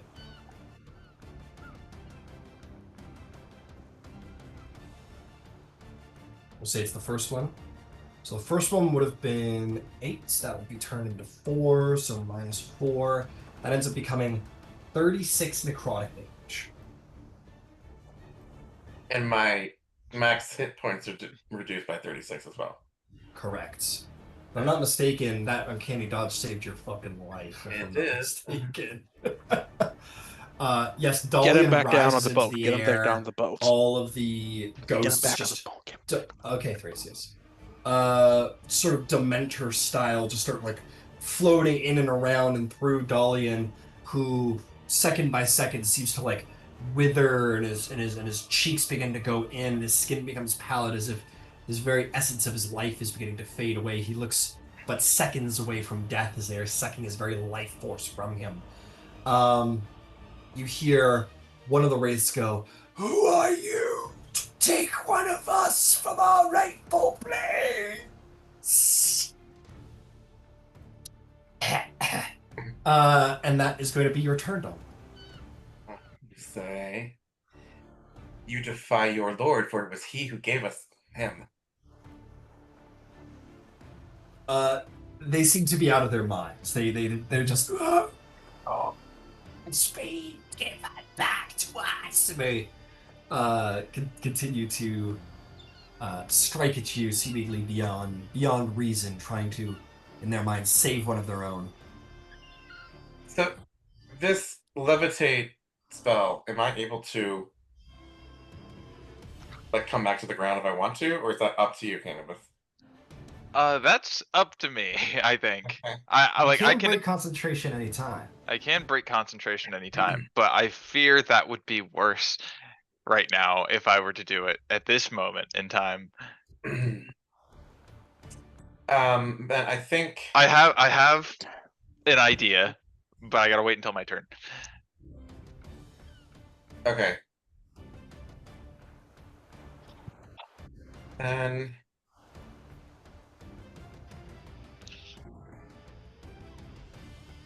oh. Your turns before them. I was thinking about disengaging, but I can't really. If I move too far, I'll be out of the boat range, and I can't bring myself back to the ground. Keep in mind, forced movement doesn't provoke opportunity attacks. So if, for example, Candybus was to just drop it, yeah. Right, but I need to stay above the boat essentially. So, and if you have a plan to get me back to the ground, then I think it makes probably the most sense for me to attack, honestly. All right. Hell yeah. So, I'm going to we'll have to check at disadvantage, so I can't use sneak attack, but I can use as my bonus action steady aim, which gives me advantage, which then would cancel the disadvantage, right? Yep. Yep. And then but I won't be attacking at advantage, so I won't be able to use sneak attack, right? Okay. Right. So I'll just cancel the disadvantage and attack normally with my short sword. Okay. And even that's funny. That's 3 in a row, by the way. Yeah, I know. You know the statistics on that? 3 rolls. Yeah, it's 1 in. Be 8,000. happy we're getting this. We need Yeah. it. It's 1 in an 8,000 chance. Yeah. Yeah. Yeah. So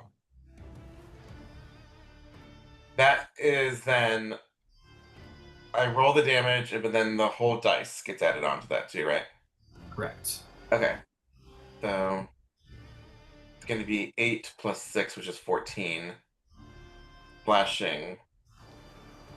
Still go down to 7. So I'd like to attack the one that is the most damaged if it's in range of me. Which they all seem to be. The one that Vasaliki's been laying into, absolutely. Oh god, I wish I got my sneak attack on that.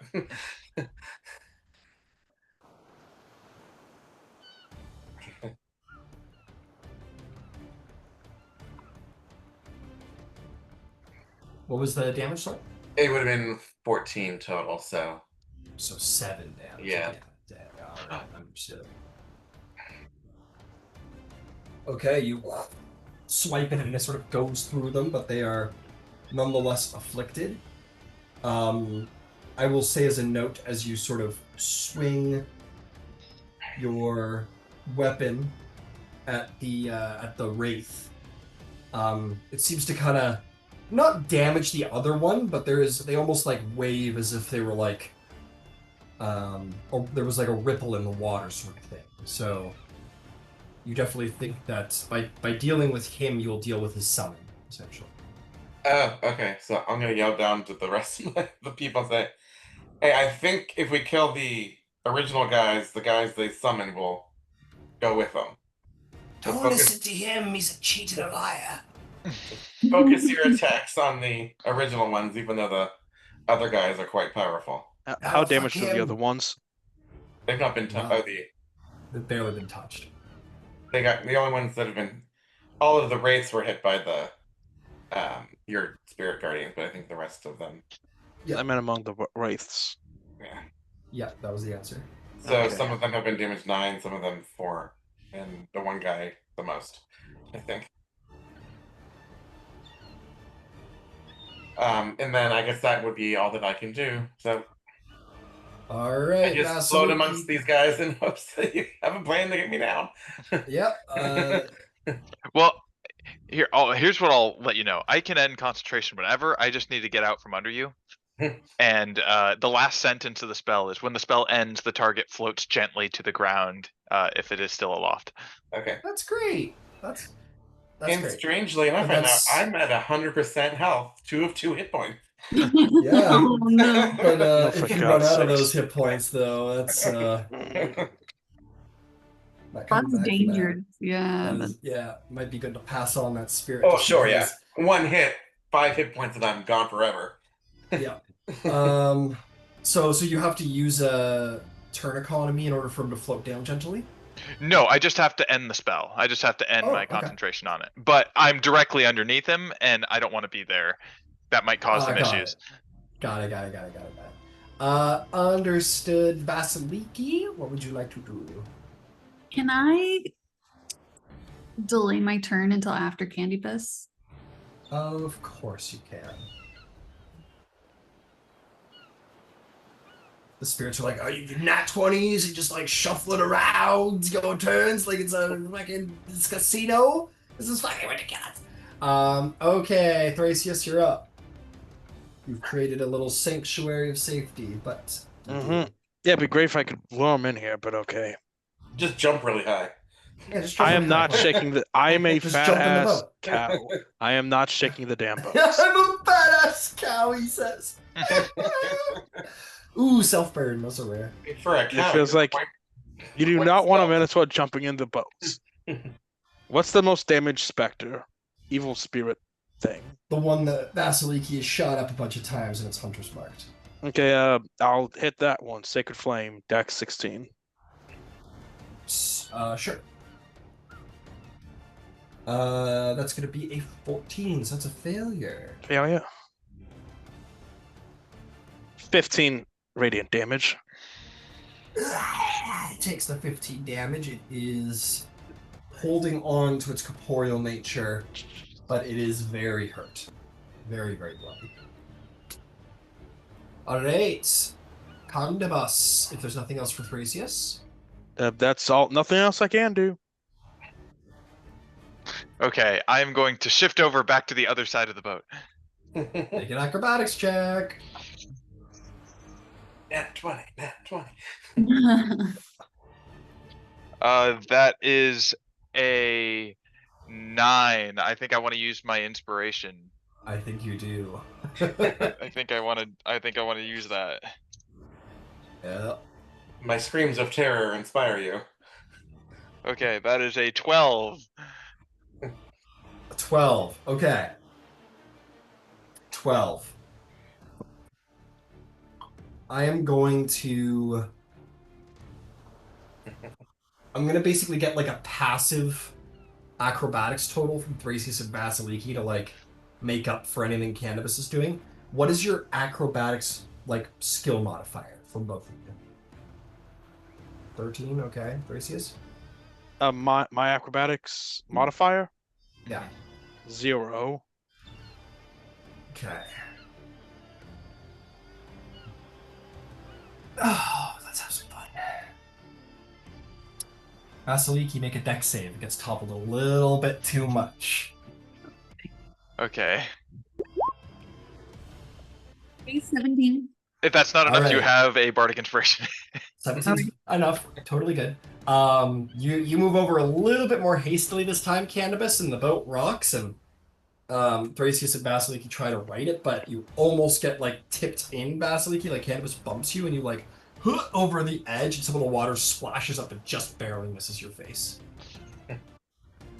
Sorry. Back at the right Oh moment. no. Okay, I All will get back to my spot and I will end my concentration on the levitate, should allowing Dolion to float safely down to the ground. Alright, safely down he goes. It is rough up there. Yeah, Dolion looks like he hasn't. He looks like he just came out of a concentration camp. He's like skin and bones, pale, like The Walking Dead. Hmm. Zero. If there's nothing else for you, Candybus. That's just moving and that's a free action. Yeah. Okay, which one of these Punks. these jerks are the most injured? That one The there. one that's These Hunter's evil marked. spirits. Yeah, the one that is Hunter's marked. It's barely alive. Okay, and those are the summon ones? No, Okay. those are the original ones. I will since I have the harp, I will try and use the harp to cast a Eldritch Blast. I'll pull back one of the strings and Ooh. Yeah, go for it. Go for it. Who's proficient in Arcana on the boat? I think we better. I think it's just me. Yeah, I think it's just you. Yeah, I think we're...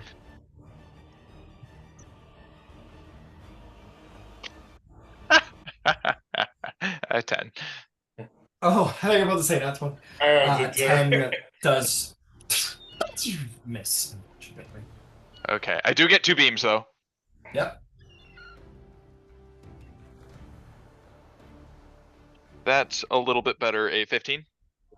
No, wait, 15 that is will. no, a 19. 19 will hit. More is good. Yeah, shit, more's good. 10. 4 is more better. 2 force damage. 2. It was, whoa! Who is all I need to take out that motherfucker? Is there anything else? Yes. And I got another bardic inspiration. Let's go ahead and give that to Thrasius. Gracias. Okay, got it. Vasaliki, you are up. Now, I will say this. Dolion is not looking good. You could take the spirit if you wanted to spend your action that way.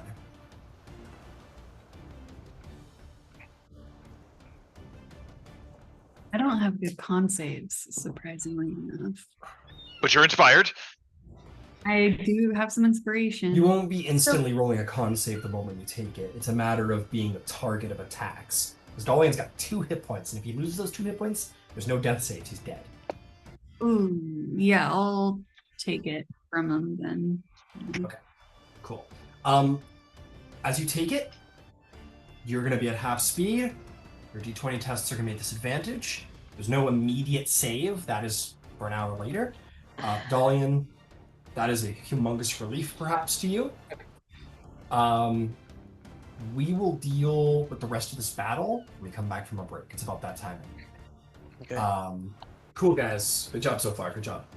We've barely keeping it alive. Do I need like a restoration store to get spells? I don't know. Just Or wait like a 24 long hours, maybe. rest? But life drain. Yeah. We'll find out. Dudes. So what's been going on? How did we end up in this predicament? It was actually pretty easy to get Theseus from Hades. Hmm. We kind of told him that things were going crazy, like that actual chaos was unleashed, like primordial chaos, and he gave us Theseus, but as a shade, and said our test was to carry him. So that's what we're doing, Oh. passing him amongst ourselves. Mhm. And the effects of being the one carrying him is that you have disadvantage on all d20 rolls. You're at half speed, and every hour you have to make a con save. And if you fail, you take a level of exhaustion. Wow. Yeah. This is brutal. So right now, Thrasius has 1 level of exhaustion. I carried him for 2 hours and got 2 nat 20s. and then my attack roll was a nat 20s. It was the 3rd one in a row. Then I got punished. Damn. But as soon as we get him through the gates of the underworld, he'll become corporeal again. He did also get splashed with the water from the river Styx, so we're not sure God what's damn it. there. Yeah. And we have no idea where you are. Yeah. Who knows? Who knows? So we're retracing the route we took, but I think you probably heard that like nothing is where it was before. Got it. So Yeah. Vasaliki's mapping attempts are probably It's her the fact that she made a map before has let her realize that things are off kilter. So far they've been relatively close to where they were before. okay. Like a matter of minutes away from where they were before.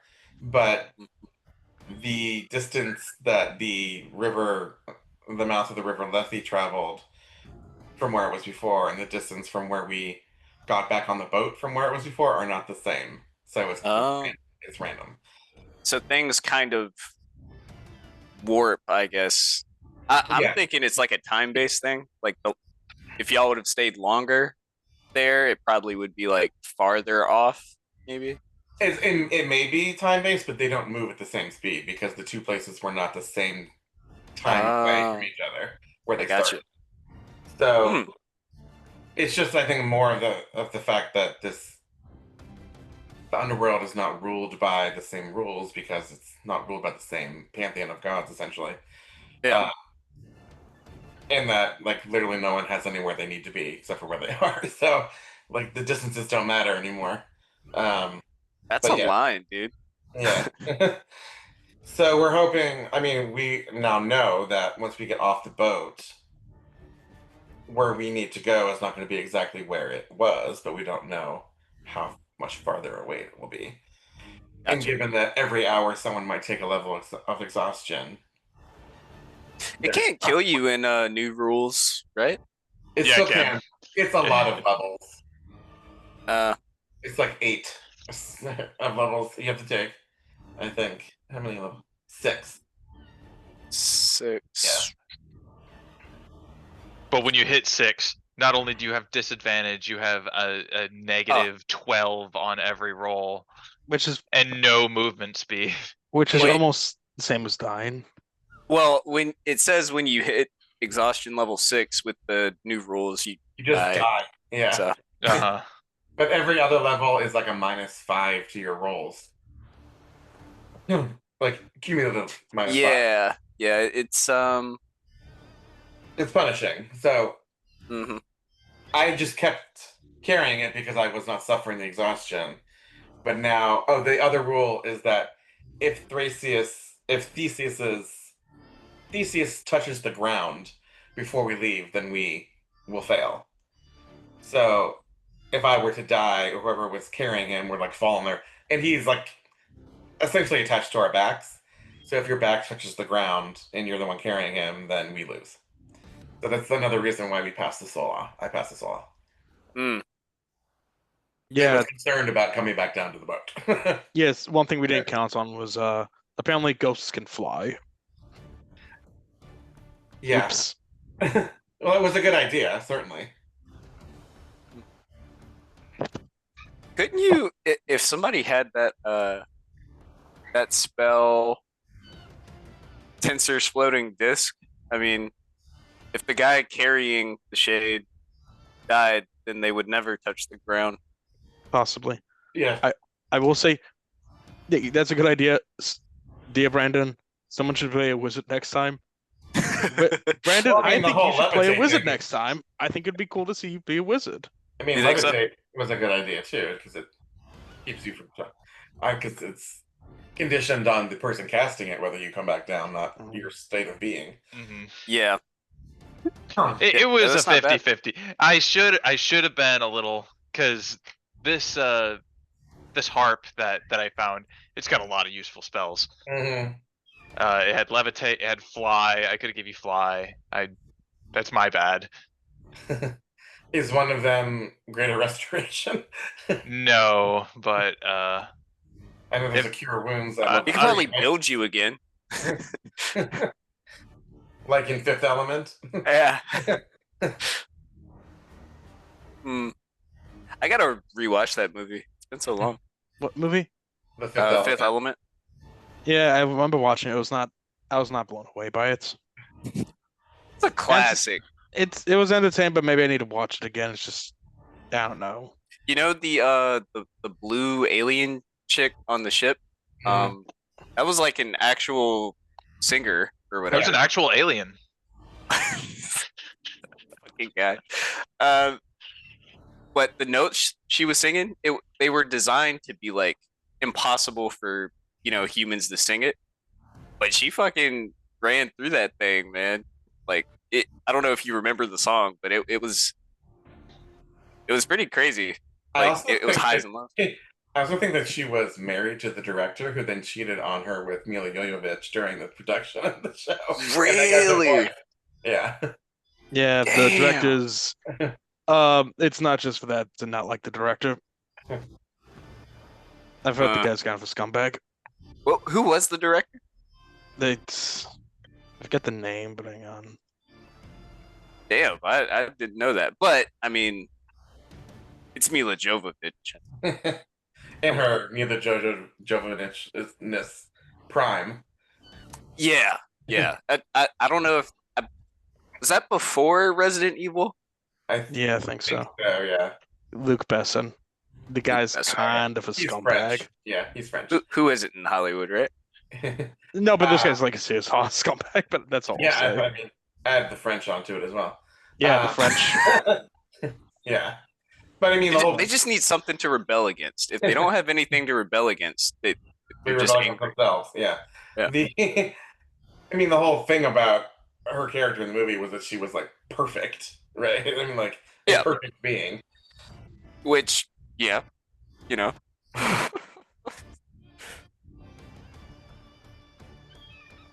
Yeah.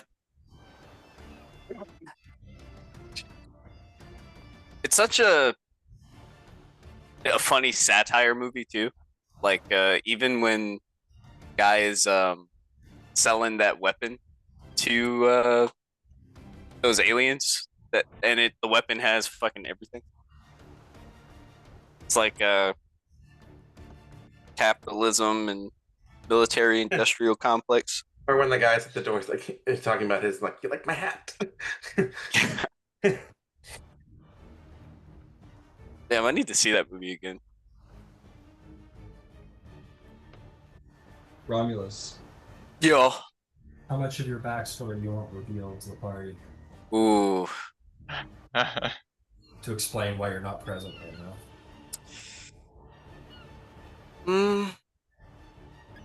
As much as makes sense, I guess. I mean, this would be the place, I guess, right? But Yeah. I'll try and make a balance.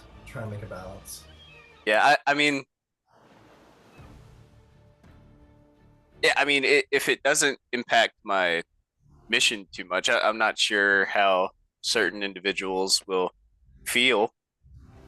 Well, this will be above table. Like, this would be revealed to the players, not the party.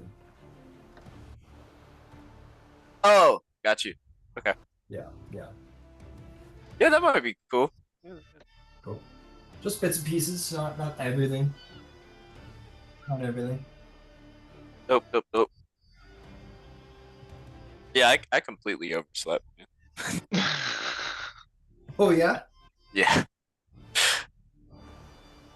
I woke up at like 2 and I was like, the fuck?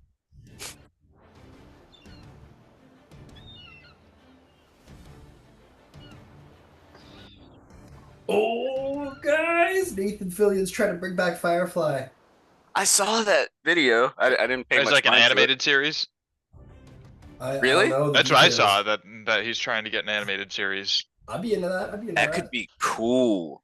Like That'd be really cool. cool. I'm into but I like it as a live action because it's so like it's like practical and gritty and I like it. I want him to definitely come back as a voice actor for his character. Yeah, he's just like he's an unmatchably iconic voice. Yeah, dude. Yeah. And like even I love seeing him everywhere. Like that brief time he was in Guardians of the Galaxy as like one of them like I know, it's so fucking weird. Yeah. The biological fat suit. Like yeah, this bio fat guardsman suit. I'm like, what the fuck is going on? he's like, oh yeah, I've got one of those guys. And then the camera just cuts to like an alien that Yeah, that's so stupid. It's like, what the fuck? It's like, just shut up. Just shut up. Shut the fuck up. I'm not doing that part. Oh boy. Guys, what game should I run next? What should be my next campaign that I put out there? What's gonna draw the people in? What's gonna do it? Are people looking to play Daggerheart? I would like that. I mean, I'm gonna try to put that out there.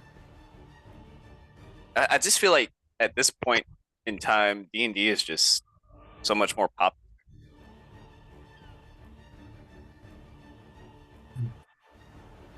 To the point where Critical Role decided to run another campaign using D&D instead of Daggerheart. That they created. Yeah.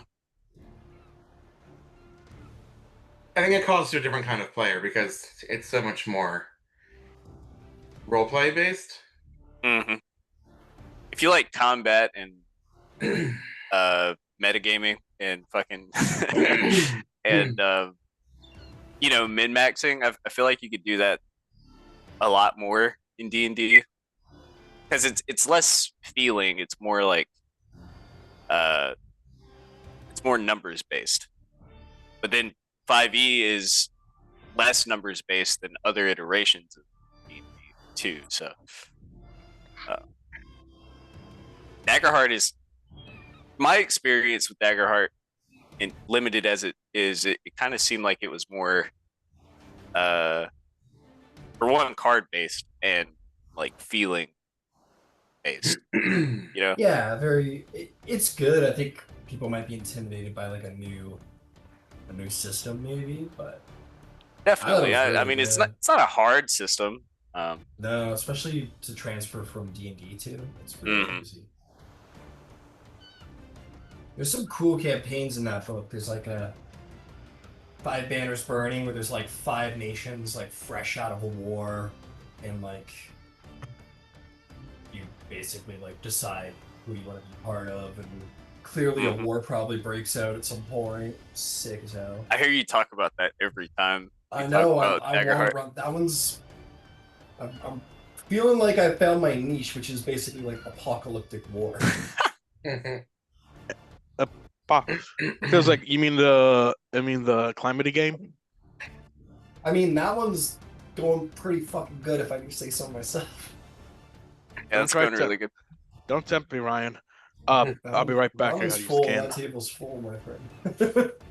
Man, I'm thinking maybe I should run another one. Maybe I should just run another Eberron one, which is like, it's gonna be a win. Like, it's like war's coming. Or maybe the thesis of the game is like you've been hired by someone who thinks they know who did Ciri. Like you start the game on the thread of like who took out Ciri, and then that leads to something, and that leads to war. Like an investigative party. Yeah, someone investigate whoever, like the source of the Mournier who took out Ciri. And then by discovering the truth of that, it like leads to war, and then war comes out again. It's like, damn. And then the party gets to shape like what happens to Corvair. There's this one guy online that does a lot of like D&D theories type stuff. Like cool. He's like a physicist, and he does like the math behind how the spells would work.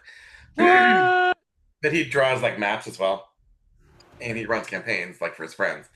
And he was saying that one of the campaign beginnings that he wants to do is that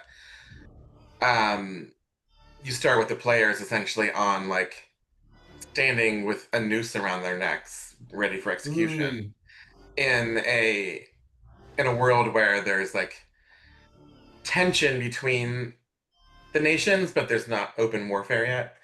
And you're offered by the ruler of the kingdom that you're in to become like spies and get sent to a neighboring location. So like that's how your group meets. It's like the tie that binds them together, the same, like their goal. So it's not like they've known each other from before or whatever. It's just that they all happen to be in the same predicament.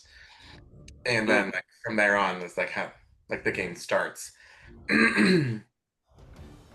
That could be interesting because that could lead to war as well, and like, or the actions of your players could stop wars or start wars, or that's kind of how Eberron is. Yeah, Eberron. who are gonna get hung at the gallows, and then Braylon steals them off, and they're restarting the Black Ops Society. That's sick. Fuck. Which campaign is this?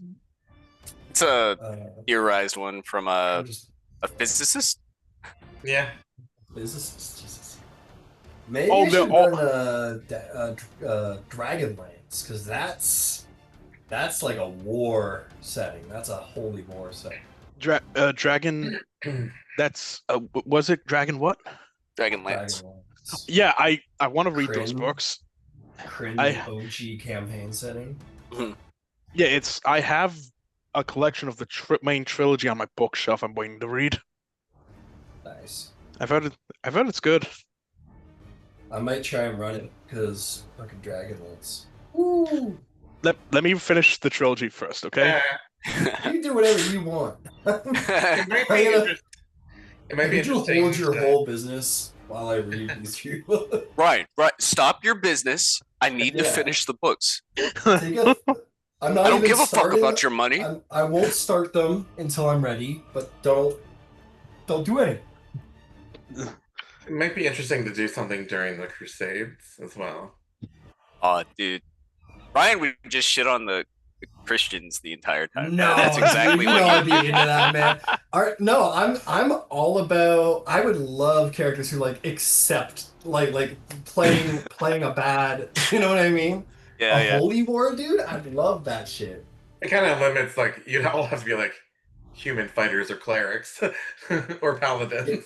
Yeah. What Well, is a a bard crusade? could be recounting the event. Like there's entrances for everybody. Yeah, could- like what is a crusade though in a fantasy setting? You know what I mean? Like Oh, how does Uh, that change the it's meaning like- of a crusade? It's like a Dragon Age crusade is Inquisition. religion, right? Yeah, I mean, there's So- deity. It's that the would be it, military dude. enforcing their religion. Make it no Eberron. So going back to the original thing, it's Eberron, and your party is meant to track down like who started the morning and figure that out. But you're all from Thrain, so you're all like Silver Flame, like holy crusaders in the like Christian dialogue to Eberron. And then when the war breaks out, you go on crusade to reclaim Corvair for the light of the Silver Flame. That almost happened in Braylon, in Sharn in our game. Yeah, there's a Yeah. little international incidents. There's a very tense situation. It's lucky that your party has now been funneled into an adventure that has nothing to do with Sharn, or that might have inflated a little extra. The only Yeah. reason that probably didn't become war was because of the morning. Yeah.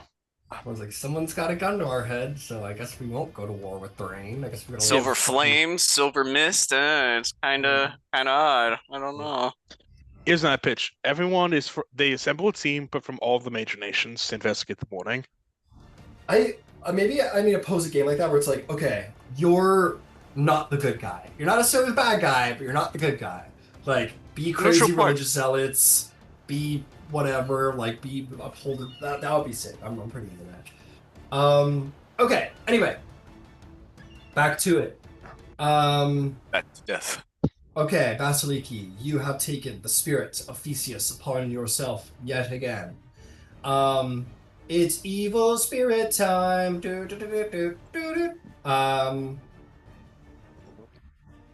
These four guys are going to float down to the river to about, let's say, within 5 feet of the river, like here, not going into the Spirit Guardians, because Spirit Guardian bad, Spirit Guardian hurt, not good for skincare.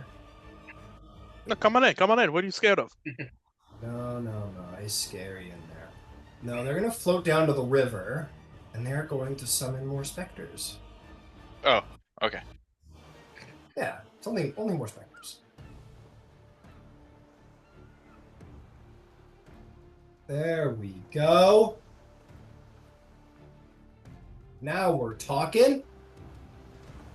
They will go in though. They'll and send all the specters inside to kill Vasaliki. And they all die. Maybe we'll find out. But for now, actually, okay. Let's see.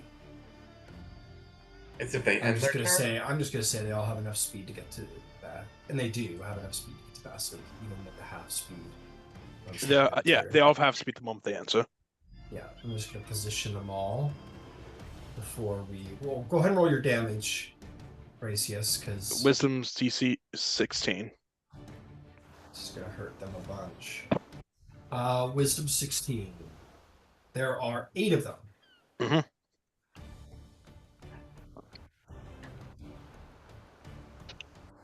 They have a wisdom bonus up of nothing.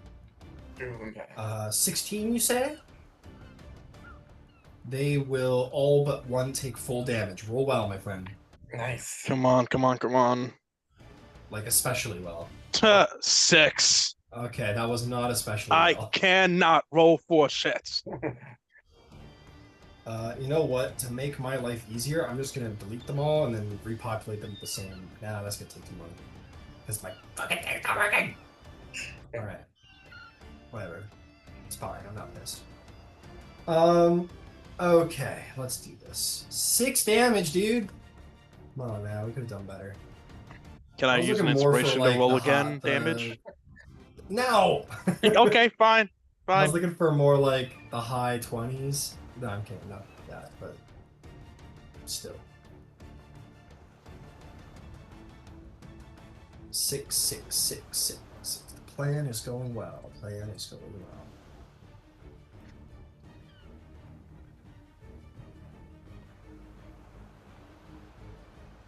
So I'll tell you what. I'll go easy on you guys because these are a lot of baddies. Half of them are going to directly attack you, Vasaliki. The other half are going to rock the boat. Great. If only Romulus were here. Yeah.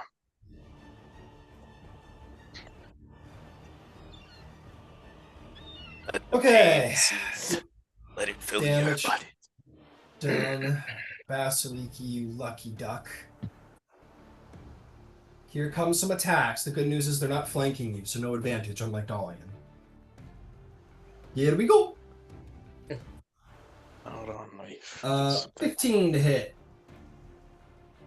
Miss. 17 to hit. Miss. Miss. 15. Miss. 10. Hey, they all miss. Okay, good. Nice. That's great news. Which means I'm going to send more people after you. Fuck. So, these guys were floating on top of you. So there's more than enough space for them all to attack you. What am I talking about? There's more than enough space. They have, can all spe- get to you. they have speed. I know. But they have more than enough speed to get to Vasaliki to attack. All right, here comes 4 more. You demigod, you. All over the place, right? Oh, sure, but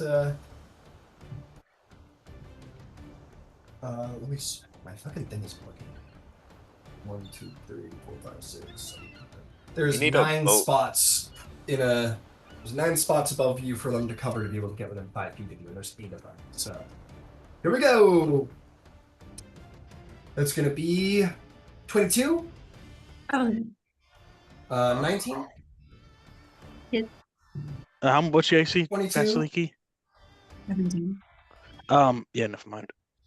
And the last one is not going to hit. So that's 3 hits.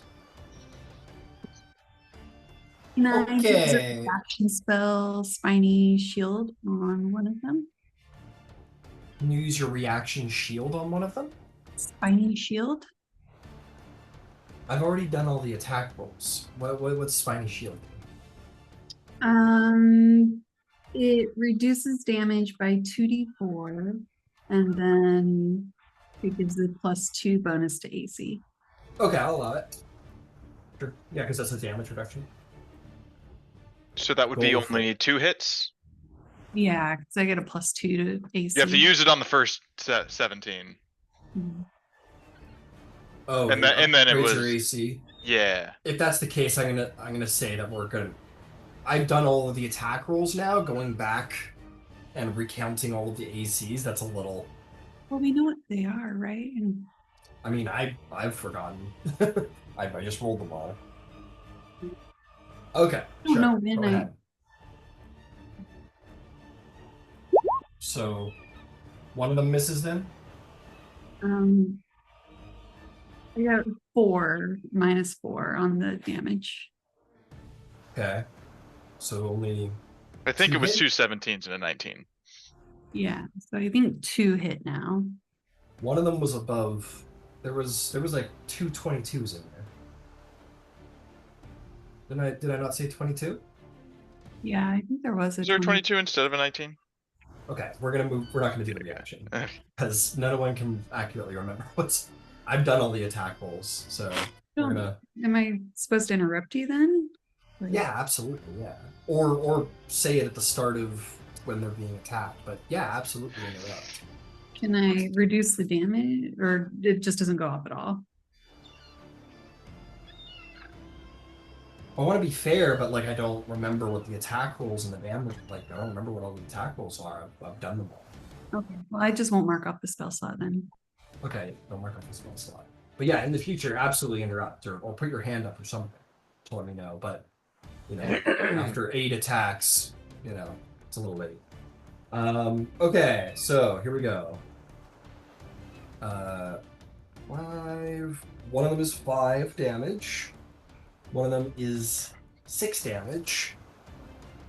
And one of them is 7 damage. So 18 total necrotic damage, which reduces your max hit points as well.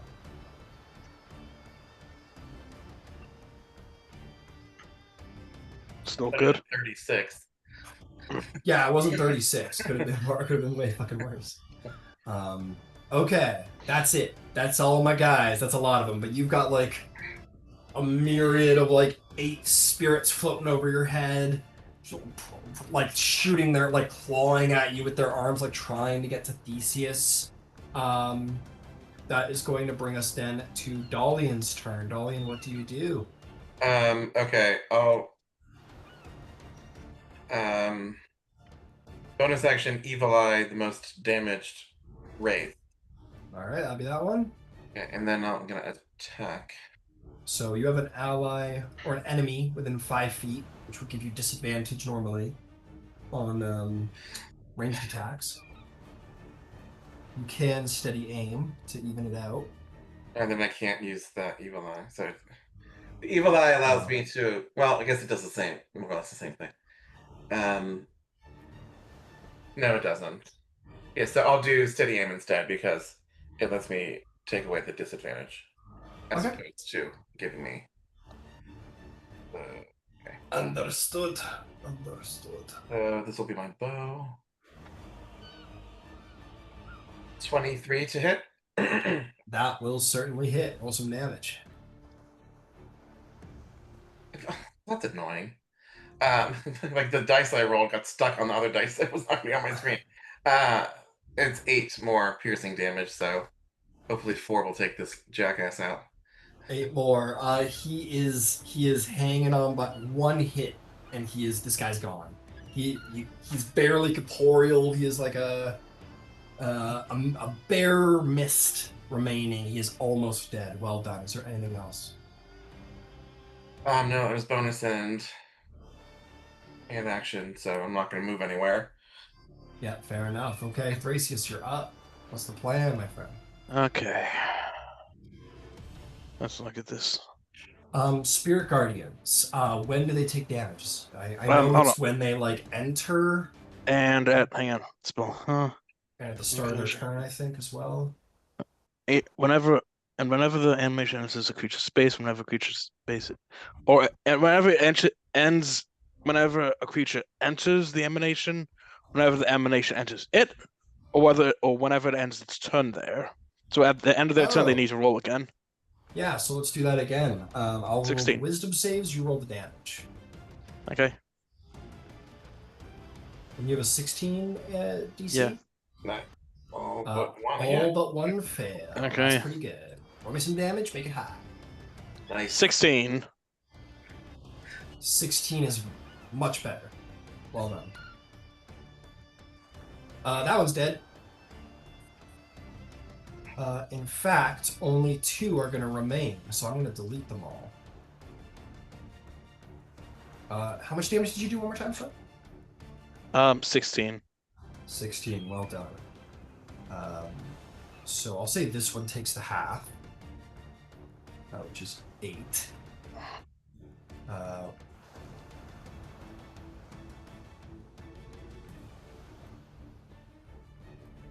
This one will take the 16, which won't take it out. And then the rest of them are gone. So that's very good, Thrasius. It's very, very good. Mm-hmm.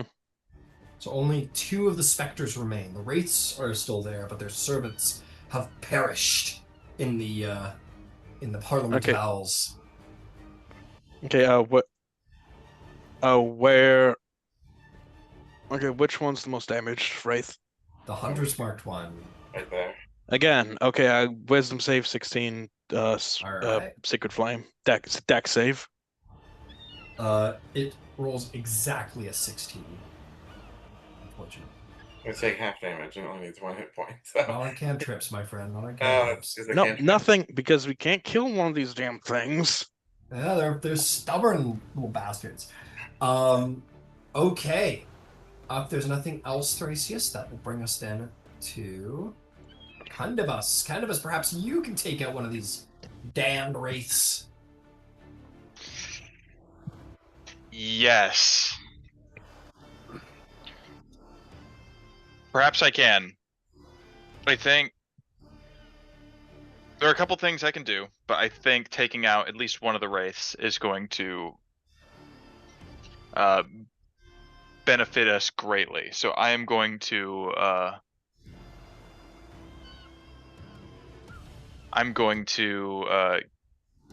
cast an Eldritch Blast at the 100 mark wraith. Hell yeah, go for it.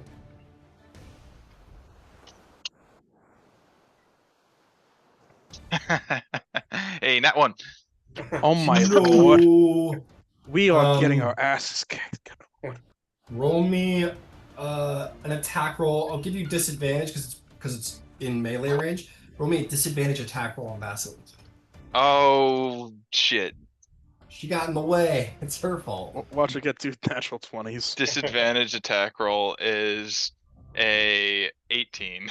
Oh, No, is I'm that using my 18? reaction. I use my Okay. reaction. The action to hang on, it's right here. The it's called perfect parry. I add my proficiency bonus to it to AC. Hey, yeah, Candybus, you see he's not aiming quite right, and Thrasius, the instincts of Athena kick in, as is in your blood, and your shield just kind of reaches out and just like taps Candybus' arm, and the bolt blasts past Vasiliki's head by mere inches, thanks to just like the touch of your shield. Are you out of your mind? I'm sorry. I got another beam though. Shoot again. Yeah. At Vasaliki? No. I got another attempt on Vasaliki. That is a 23. Yay! Roll some damage. Thank God. Gives me money. Where's Romulus when you need him? Where Hey, could 10. Romulus be? 10 force damage. Hey! To be 10 fair, I don't damage. think I would help that much. It wouldn't be much. The soul is hit by the Eldritch Blast. It loses its corporeal shape and is sort of thrown back into the river Lethe, too tired, too extinguished to be of any further harm, and flows down past the river. And with that, I've completely lost track of which ghost belongs to which. I'm just going to roll a d4 for each. If I roll a 1, one of these specters are going to go away. That specter did not belong to him. That specter did not belong to him. But this wraith is gone, and thus he has lost the power to summon more minions to the field, which is great news. Oh, Vasaliki, pass me Theseus if you need a break. I feel like it might be best to give it to me because they want to attack the guy holding it. Grace, yes, I think this is a never narrative mind. moment. Let him have his minute. I can take another hit, and then I'll pass it along. Okay. And above table, while my AC isn't that good, I do have a boon here from the last island we were on. I have resistance to necrotic for 1 battle. Oh, nice. Damn, there we go. My man. Yeah. For rejecting love. For having rich heart in his heart. Okay, Vasaliki, you're up to bat. You are similarly sort of, maybe not quite as much as Dolion, but withering under the touch of evil. What do you do?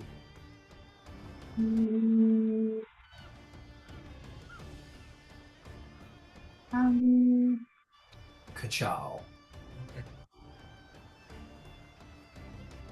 When it's the javelin of lightning, it turns into lightning, so when I throw it, like, I don't actually throw it, or like... Oh, you throw it. I believe it's listed there. Like, I think it says in the description is that, like, the javelin remains at the end of the strike. Like, you are throwing it, but it turns into a bolt of lightning when you do. Oh, it says immediately after dealing the damage, the weapon reappears in your hand. So... Oh, hell yeah. So you could There you go. You can give it a toss and we'll return to you. Fuck, mine didn't do that. Oops. And then Yeah, I guess I'll throw my javelin of lightning at one of the wraiths. all right. They're all equally damaged. I don't think there's a 9, 9, and 4, right? I think yeah, they're off by less than 5 damage each. So why don't we pick this one if that works for you? Sure. So it'll be lightning damage, and they have to make a DC 13 dex save. It succeeds. Okay. It'll just take half damage. 118, yeah. 13 points of lightning damage. So 6. So 6. It almost seems to recoil in fear as lightning seizes around your javelin, and you throw it, and it takes a lot of it, but manages to get a little out of the way, and then javelin reappears in your hand. Okay. And does the one at the end still take the? Does the one at the end of the range like still take the weapon damage, or is it only the lightning damage? What does it say?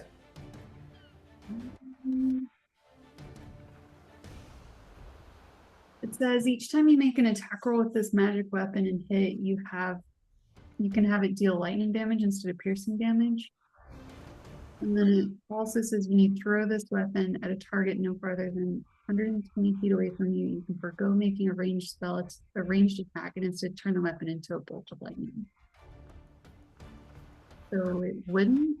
I mean, I don't think. Immediately after dealing this. Yeah, I don't think so. Okay. Because this is an ability, not a weapon attack. Yeah. It says you could forgo the attack roll and instead turn it into the bolt of light. I will say this though, if you're hitting that guy and it's 5 feet wide, I think it would hit these 2 specters as well. So, what was the damage roll? Or do they need to make saves too? Okay. It was 13 because I got reduced to 6.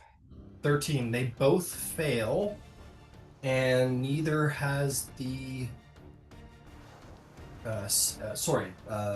16 you said? Damage? 13. Thank you. Sorry. Both of these specters will be destroyed. They too are cast back into the river Lethe, defeated. This one survives, but takes a little damage, and the specters are gone, which is great news. I'm gonna bring more on. I'll bonus action move my hunter's mark to the one that I just attacked. That'll keep going. All right. Anything else? Nope, that's it. Alrighty then. That will bring us to the evil spirit. Like we would go in and fuck around, but that's a big old globe of lights that we do not like. So we will move just a little closer, and we will each summon yet another specter. That's the good thing about the underworld. There's an endless supply of spirits.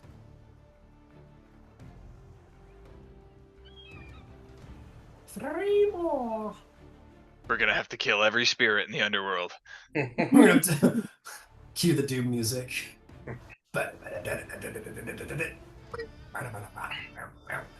Okay, here they come for you, little godling. Okay, they're Spirit Guardians. Yep. Go ahead and roll damage. I'll roll the wisdom saves. 16. Failure, all around. 15. Hey, that's pretty dang good. That almost bloodies them immediately. In fact, that does bloody them immediately. Well done. And at the end of their turn. And have movements. I know I don't really want to hope that one of you guys dies, but if one of you guys dies, then I get to summon you and use you against the party, and that's kind of fun. Yeah, fuck you too. They are going to attack you, Vasaliki. Okay, that's a natural 1. He hits his buddy by accident, but they're immune to necrotic damage, so it doesn't fucking matter. How does a 18 do? Tiny shield, and it'll miss. Hell yeah, that'll miss. The last one is going to be also an 18, so that one will miss as well. Okay, good job. Your shield erupts and sort of doubles in size and potency with the spines. Well done. Okay, them's my evil spirits. Dolion, what's the play? Am I disadvantaged in some way still now because they're near me? Yes. Okay, cool. Really limits what I'm able to do. You could melee them and, get them. Oh, well, actually, it ends their turn there as well, right, Thrasius? Yes, it ends their turn, so immediately Spirit Guardians goes off again. DC 16. Oh, give me another roll. That's a failure, and another failure. This might kill them, so you might be good, Dolion. 13. 15. They're fucked. Nice. They are immediately Come into being and then dispersed. go out of being. Yeah, they come in, they attack, and they're dispersed. So you may go right ahead, Dolion. Okay. So the one that's been most damaged, I will Evil Eye, which gives me the immediate ability to use my sneak attack if I hit. Hell yeah. And I will attack for a 19. That'll hit. Okay. And then should not damage.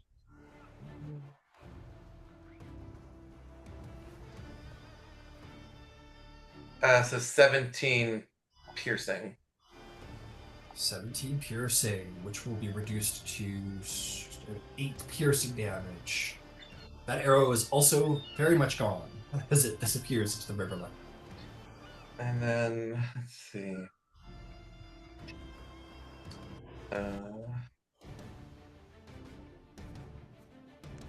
Let me look real quick. Okay. You missed, yeah, nope.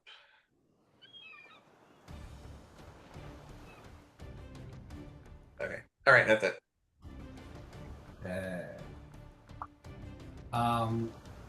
That's going to bring us to Thrasius. Okay, which one's most damaged? The one that's Hunter's marked. Going forward, the one that's Hunter's marked will always be the one that's the most damaged, I think, at this point. Okay. I will remind you, Thrasius, just as we're at this far into the battle, you do have a channel divinity power. Yeah. That is especially built for these situations. Yeah, good points. Let me double check. Check that out.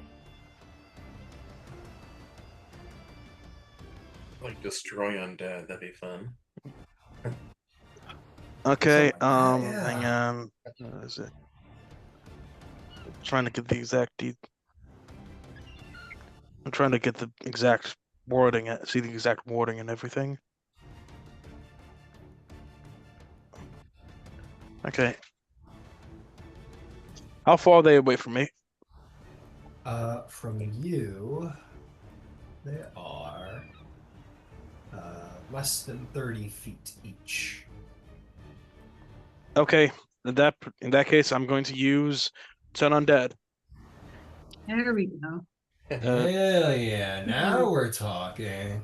Tell me what that sounds like as you rebuke these undead spirits. By the power of Athena, back to your rest. All right. That is a failure. That is a success. And that is a failure. Okay, and on top of that, Seer Undead, whenever you use the Turn Undead ability, any undead that fails its saving throw takes 5d8 radiant damage. This damage doesn't end the turn effect. All right. Roll me them 5d8s. Okay.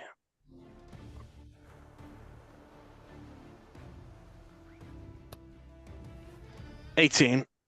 18. Is that halved if they succeed? Oh no, it says if they fail, so no. Yeah, if it fails. So 5d8. This guy wasn't the one who was turned. So what was the total one more time? Sorry. 18. 18. Oh, actually, I one die. These guys take the 18 and are frightened. You see these wraiths suddenly turn in terror of your party, looking about ready to retreat. You sense that this hold Thrasius has upon them will only persist so long as they are not drawn back into the battle by some means, such as violence. So 2 of them are basically ready to fuck off. Well done, Thrasius. Half, Okay. if not more, of the problem is solved. I'll admit, I forgot I had that ability. I know. I was like, this should be easy. The cleric. It's all good. There's a lot of abilities to keep track of. Yeah. Is there anything else you'd like to do, Thrasius? Who's really wait, nobody can get healed. Who's damaged but isn't at their but still has their maximum hit points? No one. 0 people. Everyone's at 100% hit points right now. We're all maxed except- out, baby. Yeah, they're all maxed out on hit points. I got less than a first level wizard going on, right? Okay. Okay. Oh, that's really bad. Well, that's the end of my turn then. Okay, that'll bring us to Candybus. One is not fleeing, correct? One is not fleeing. The one that was Hunter's Mark seems to be ready to remain and keep fighting. And I yell to the others, "Attack that one!" Yeah. So I just started blasting. Eldritch blasted. ... 19? 19. That will hit. Roll me some damage. Another 10 force damage. 10 force damage. Hell yeah. And then I got a second beam. Does a 15 hit? 15 does hit. Roll some damage. Another 10. Another 10. Hey, that's excellent damage. This guy is super wounded. 2 or 3 strikes more, and he's probably gone. And we just attack one fucker. Excellent. Vasaliki, it's time to focus fire. What do you do, Ranger?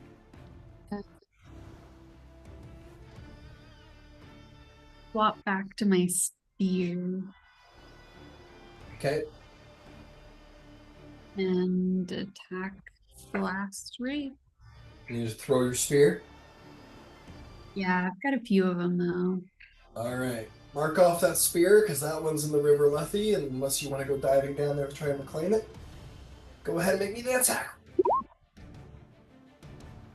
23. That will hit. Roll me some damage. Make sure to keep the force and piercing separate.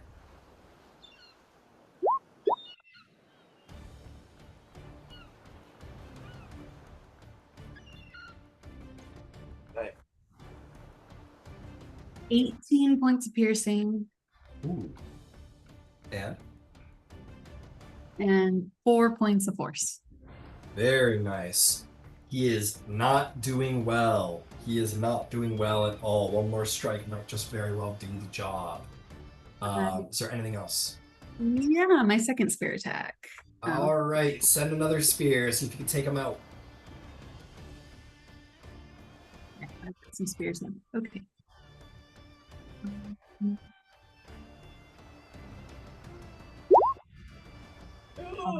Oh no. Oh no, bro. And that one. Can I use my wait, is that a Athena ability? What? I remember I had an ability that lets me let people re-roll their D20 rolls, but What is it? it's something from Athena.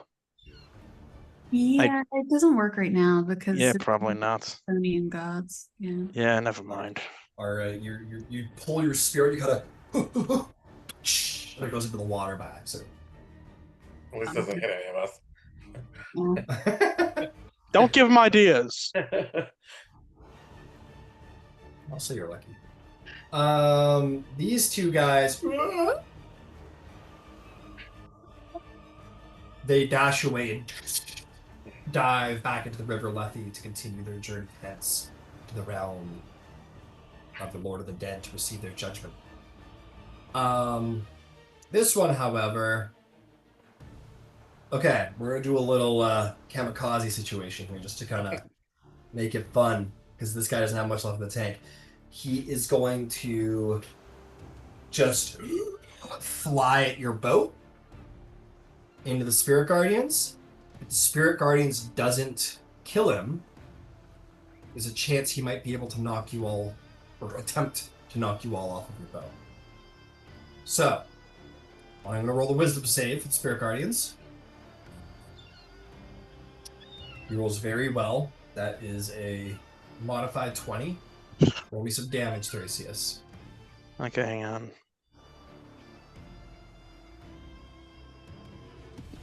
No, wait, I rolled the wrong thing. 8. All right.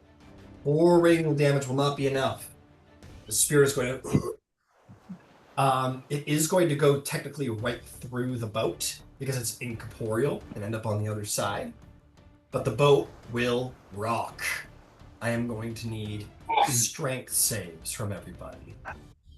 That is traditionally what you roll so as Okay. not to fall prone on a moving boat. Do we each get an advantage on one saving throw in the underworld? Yes, you do. I'm going to use it here. Fair enough. Okay. Yeah, fuck it, I'll use mine here too. Yeah, anyone may take their advantage saving throw now, as they please.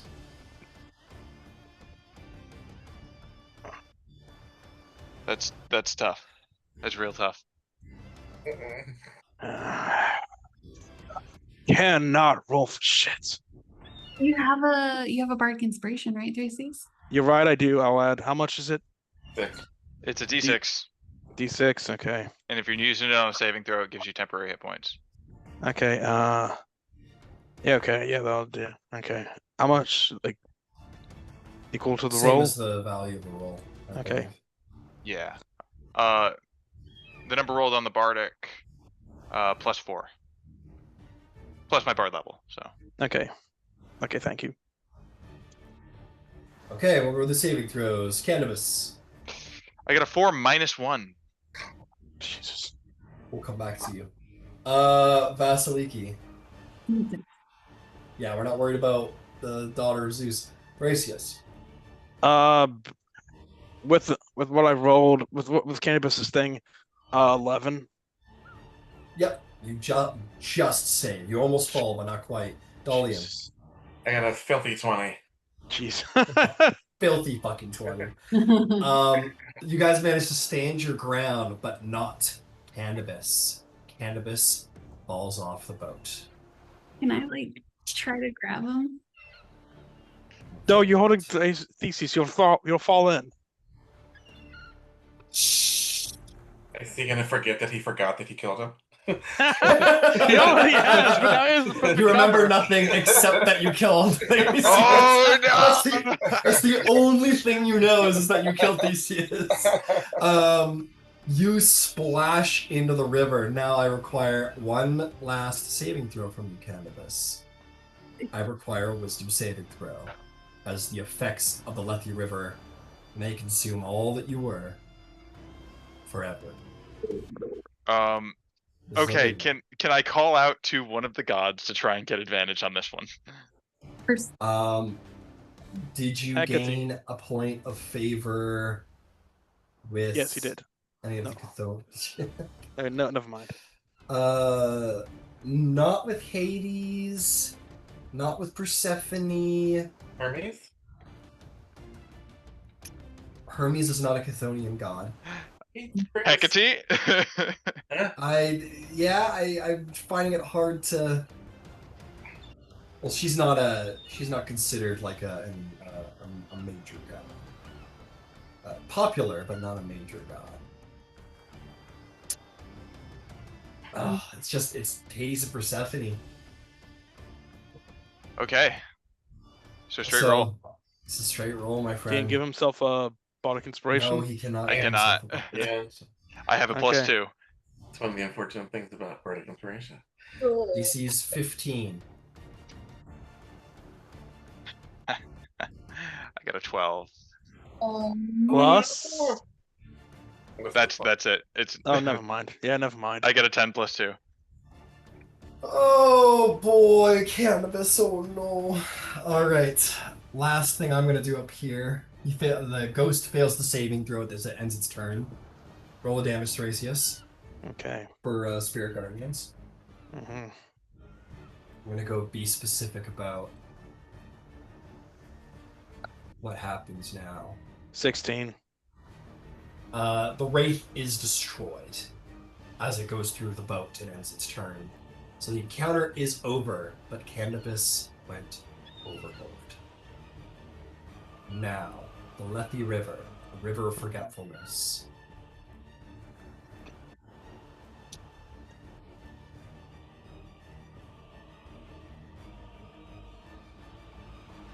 It's warm. It's warmer than it is above the water. It's nice. It's comforting.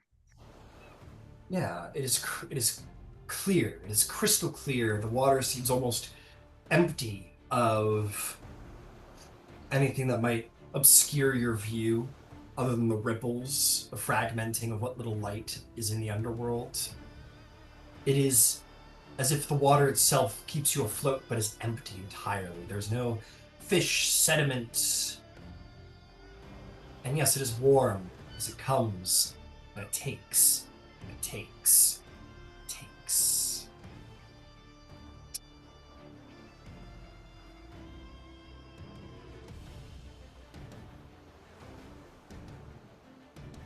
I'm gonna just look for a loophole for you. Really quick. Give me a second.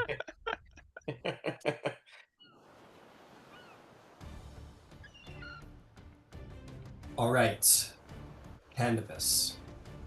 This is what happens. You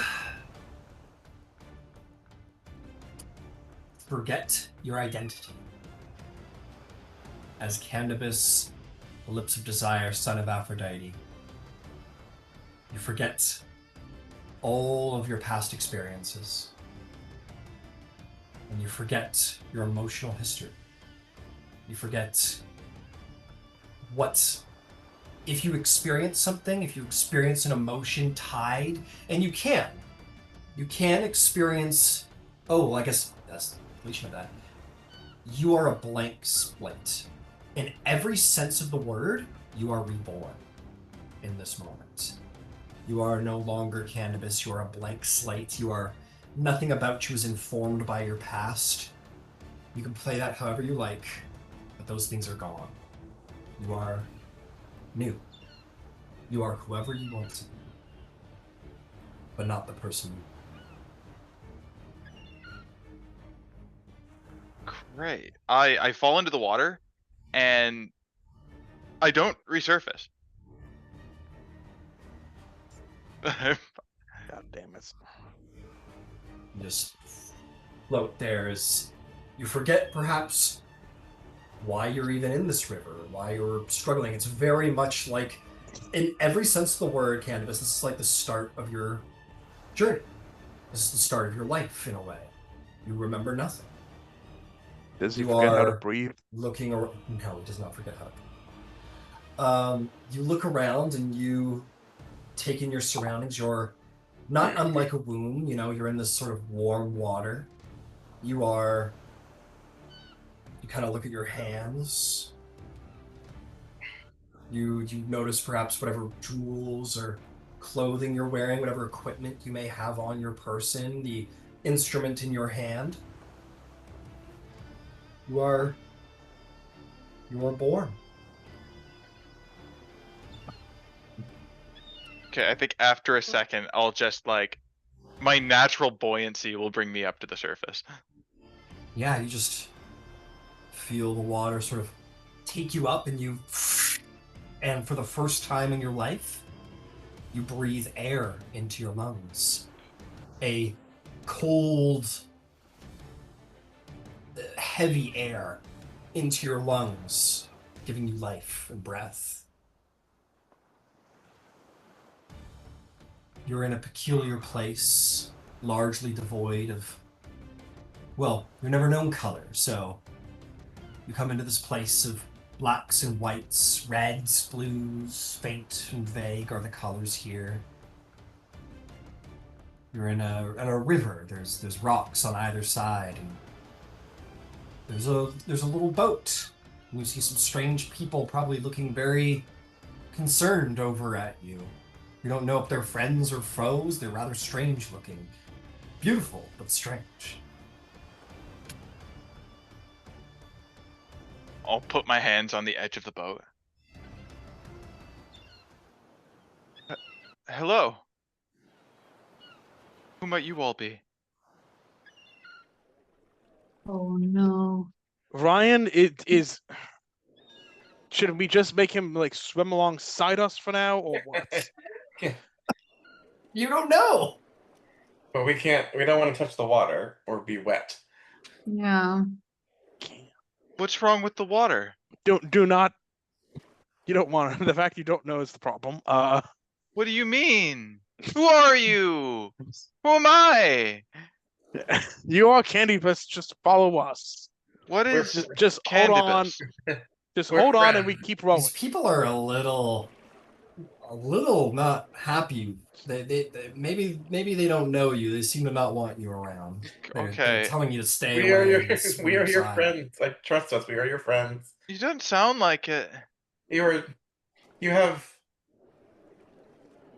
fallen into the water. We'll explain the consequences to you, but we need to get ashore quickly. But in your current state, you are a danger to us. So please hang on to the boat, and we'll take you to shore.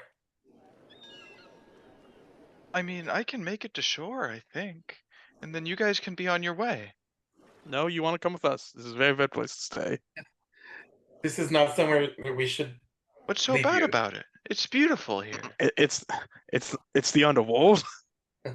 What does that mean? It's where all the dead people stay. No, just stop asking questions and follow us. I am going to I'm going to ask Candybus to roll an insight check. I'm going to say, because you two have spoken, Dolion and Thrasius, you may make persuasion checks, but I am going to ask them a disadvantage. Do 'Cause I you have advantage under the effectively- underworld? Yeah. I'm going to... okay, you can roll it as straight, but I'm going to call it definitely disadvantage because you have essentially met a stranger and not been terribly welcoming, just been very demanding. Kind of... I get a 14. Guidance. No guidance. Okay. 15. I got a 2 on a nat 1. A 2. 15, and what did you roll, Candybus? I have 14. 14. So, this Thrasius guy, or you don't know, this bull-headed creature thing is insisting you go with it. And you kind of want to trust him, but just not quite meeting DC. You don't know if you can trust this guy. This Dolion fellow seems like strangely kind of mean and demanding of you. Doesn't really seem to want you here. Generally not a very welcoming group of individuals you have found yourself upon, and maybe you're thinking you're not in the right place with these fellows.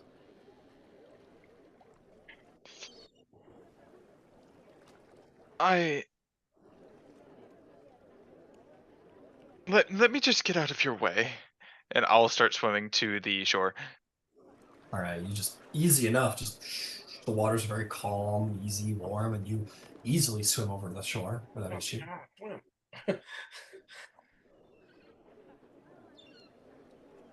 Well, I mean, he's going the direction we want to go, so let's just. Or is he going the wrong way? Is it the right direction? Nope. I don't know. No, go the other way at least. What? I'm not impeding you. Oh, Why would I go the long way? Because it's where Yeah, the it's the way closer out. shore was the other one, so you're going towards the closer shore. Thrasius, you're not helping, I fear. Let's try to make it out of here with as many of our party members as we can. We lost Romulus, we don't know where he is, and now we've lost Candybus in many ways, so let's try not to make things worse, if possible. And Vasaliki will start rowing towards Candybus. Yeah. Yeah, you're good.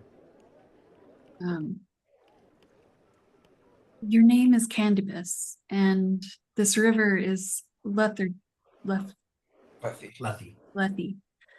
It takes memories. You're one of our dear friends, Candybus, and we'll tell you everything you need to know soon, but please get back on the boat with us. We must get out of this land.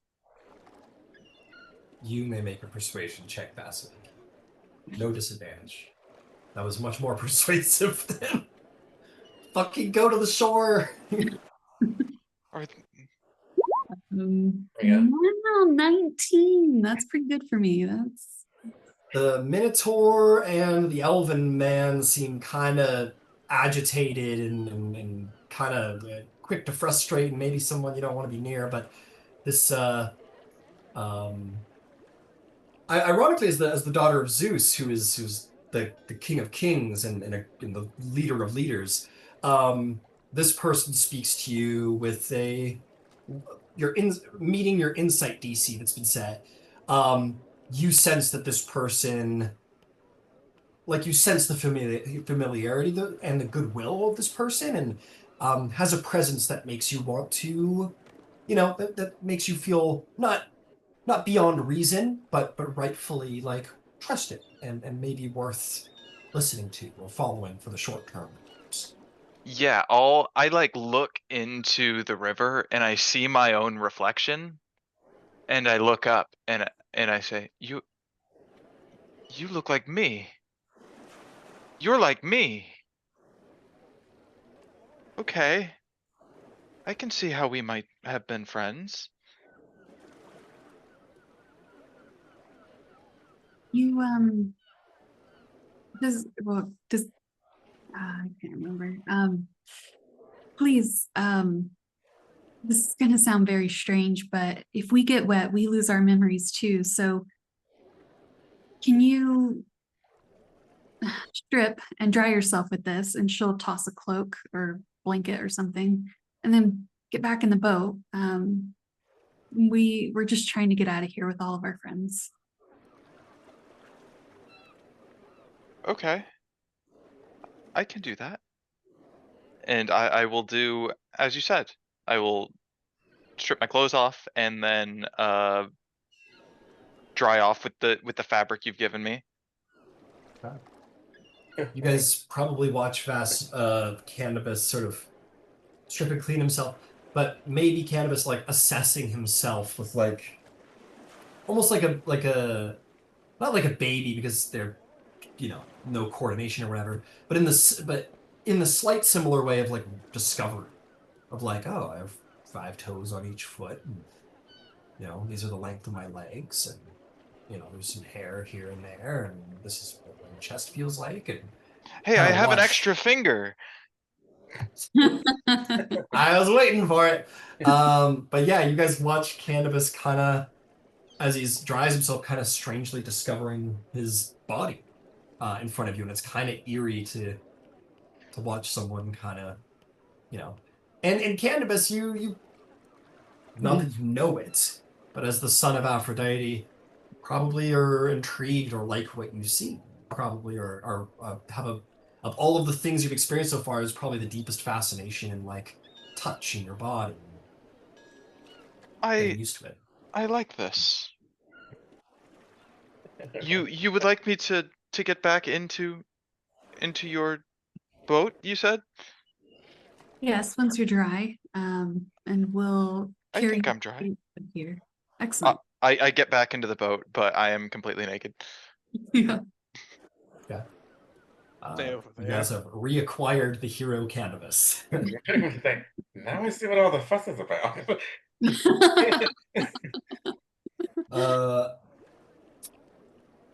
I'm It's gonna fun. tell you what, Candybus. temporarily. I'm sure it'll increase as the adventure continues, but let's drop your intelligence Okay. Are you proficient in any intelligence-based stats, out of curiosity? I am proficient in Arcana. I am proficient in History. I I am proficient in Religion, and then I have half proficiencies in everything else.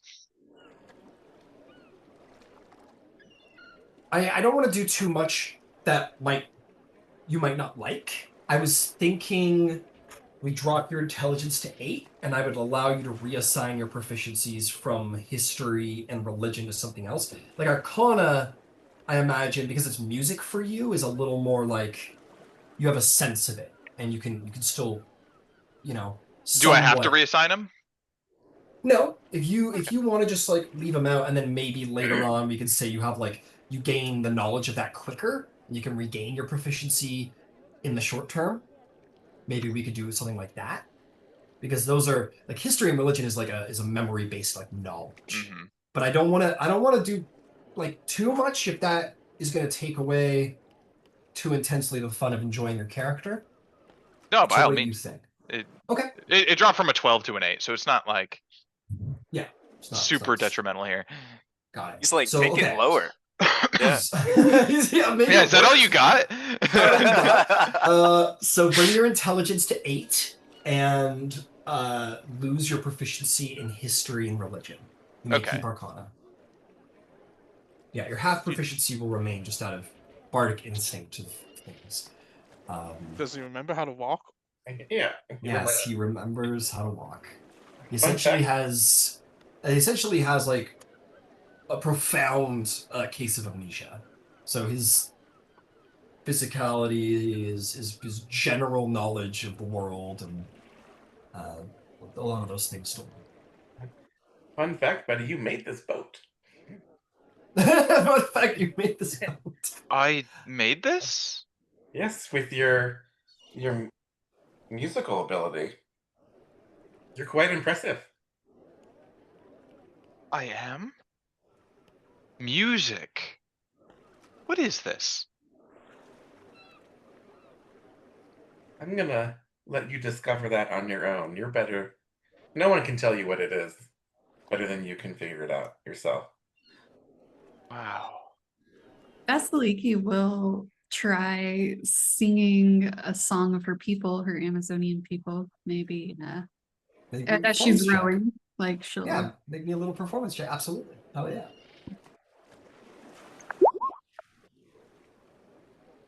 13.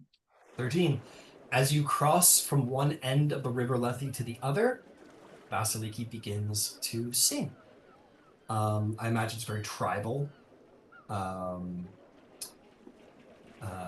And begins to sing probably in Elvish. Not that kind of tribal. Not like we're gonna go kill the Romans. But in a sort of Elvish being a very beautiful language, very melodic. Sings this like lovely Elvish song in a language I don't believe you understand, Candybus, but I know Sylvan, not Elvish. yeah. So you are greeted by like the beauty of music. You don't perhaps for the better. You don't understand the words and the lyrics, but you hear melody and you hear song, and it alights something in you. This is music. Here, let me try. And I will perfectly mimic the song that Vasiliki speaks. Roll me a performance check there, Candybus. Okay. I'm not disguised as anybody right now, so I don't get advantage on that. You're very much not disguised. No.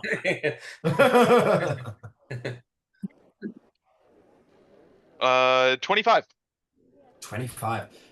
Candybus, you mimic Vasiliki's song, you add to it, you grow it, and you make beautiful music, and you're surprised, your fingers almost seeming to have a mind of their own across this instrument of yours. So you like pick it up and you're like, I don't know what this is. But the moment your fingers touch it, they like just like almost as if they have a mind of their own, start playing this beautiful song, and it surprises you and delights you, and then you add your own voice to it, and you find your voice is beyond Vasaliki's in beauty, and you surprise yourself. And as you sing, little illusions begin to sort of appear from the lyre, begin to appear from your own will, and the music and color and imagery that you see in your mind begins to display all around you, as you coincidentally cast minor illusion as part of your song.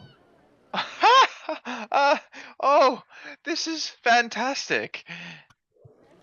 Ah, I think I'm going to say to the rest of the group that perhaps the rest of what he knows is also there somewhere, and it just makes it doesn't make you forget, but it just suppresses the memories. Maybe there is a way to regain his memory. I will say, from what you have heard, from what little you have known from the Lethe, I mean, you don't. Hey, they said no one could come to the underworld and get out alive, and you might prove that wrong. But what you have heard of the River Lethe is that it takes from you all your memories forever. Mhm. Could be changed. Maybe that's just rumor. Maybe that's not concrete. Maybe it's just something else that no one's done that you guys will do first. As far as you know, it is forever. We need to go travel over to someone who's been very patient with us as you guys make your way to the other shore. I want to finish that off by asking for con save, Vassal, as you have taken on the thesis. It has not been an hour, but you guys have been in terrible combat, which is far more exhausting than just walking around for an hour. And also weaker than you were before.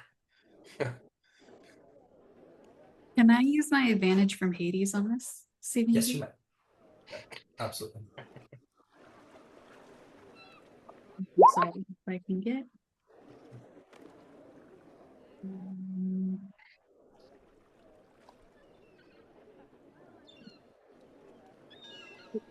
First one was a 7. Oh, and the second one was a nat 20. I went on ChatGPT and I was like, "Hey, is there anything online about D&D Beyond being rigged for nat 20s or anything like that?" And it was like, "No, stupid human, you're just more noticeable." And I think it's wrong because that's the 6th nat 20 today, and I've seen one nat 1, so I don't think the odds. Stupid flesh bag, always seeing 2 natural patterns. ones. Yeah, it's just like you humans are adorably sensitive to these kinds of things. Let me explain the statistics and how the human brain works. I'm like, fuck you. This is the 6th nat 20. You rolled 3 in a row. This is bullshit. Here's the thing, Ryan. ChatGPT gaslit. is known to be wrong about stuff, so hey. Yeah, ChatGPT's gaslighting me, bro. I won't roll That's another exactly one what for it like 24 weeks, but who knows? I know. But you know how many nat 20s have been rolled over the last 3 weeks, let alone compared to nat ones? Ridiculous. Don't go away, Romulus. It's your turn. Don't go away. Oh, man. Okay. I guess we'll wait for Romulus to return. We'll keep up. Oh, there he is. There he is. All right, cool. I can take it off the moment I take it's your turn. Okay. Meanwhile, let's see here. What would be... No, it's like that. Let's stick with the shit. All right. At some point during the conversation, you guys lost track of Romulus when you spoke to Hades. And you had other things on your mind, like getting the soul out of there as quickly as possible. And Romulus, nor did you notice. You find yourself in a hall that you have been in before. Sorry, I can't see shit with the sun glaring behind me. That's a me problem. Much like the main entryway, it is a long hall, and this This palace is indecipherable to many, and it is different than you recall it. Your mind was able to grasp things here so much better, but now it all is a bit of a blur. You've been here, but yet you have not. How does the roof and the pillars seem so impossibly tall when they didn't? How there are statues lining the wall of warriors, spirits, heroes that Hades perhaps values over others he wished to claim. You don't remember there being statues. Remember there being people who walk to and from, who come and go. That so long ago, this palace was very much alive.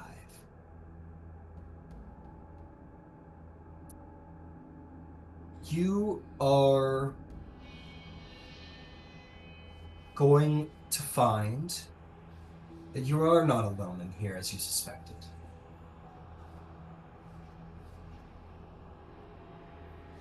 You know why you are here first. Your friends have audience with Hades, Persephone, and Hecate. They are busy in this moment, but you are not alone.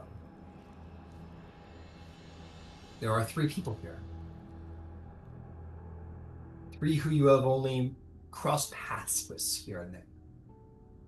The first of which is beautiful, on black wings, with a great sword and dark hair. The god of death, Thanatos. Also in the room, barely awakened on white wings, sort of laying about daintily, is Hypnos, the god of sleep.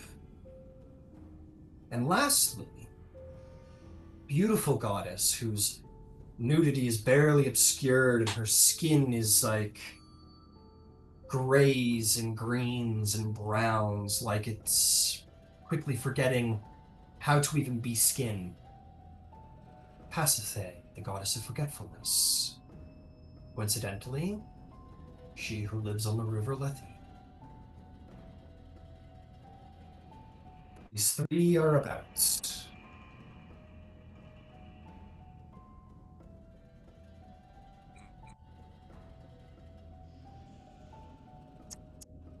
Hypnos will say, sort of,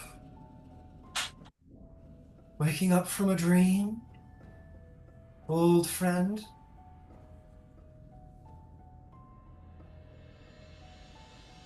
I do not.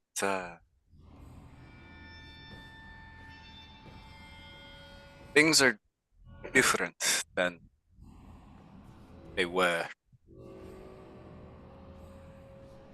Yes, you are rather changed, aren't you? If it's of any consolation, I like you much better this way, I think.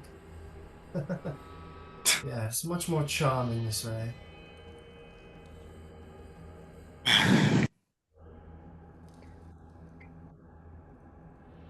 Apparently.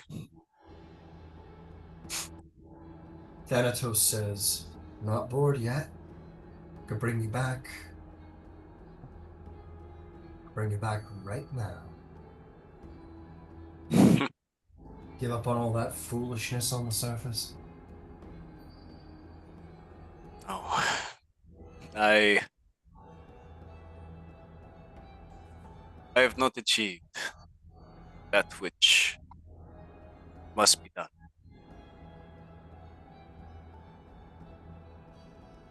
Asinthe says, what is it that you wanted to achieve again? What was so important that you needed to leave all this behind? I forget.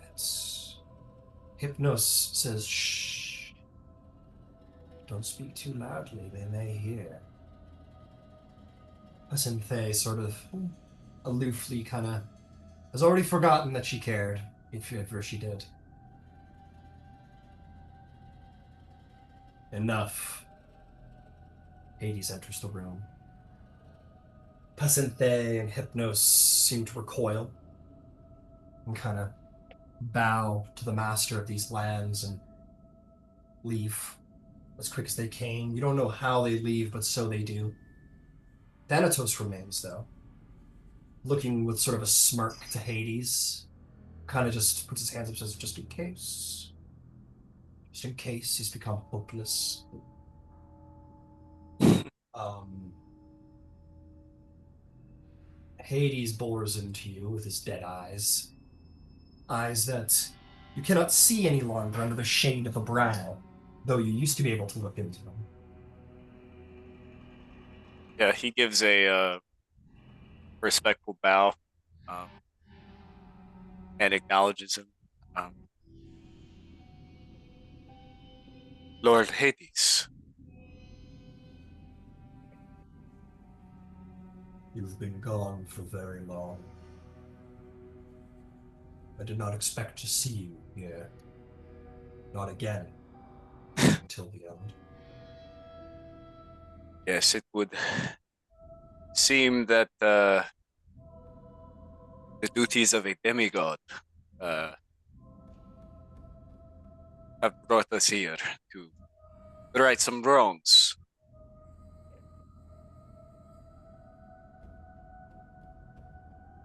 And there was no cleverness on your parts.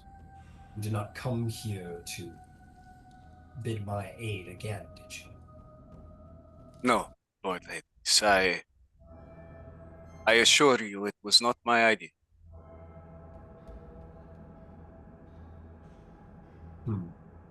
Coincidence, then.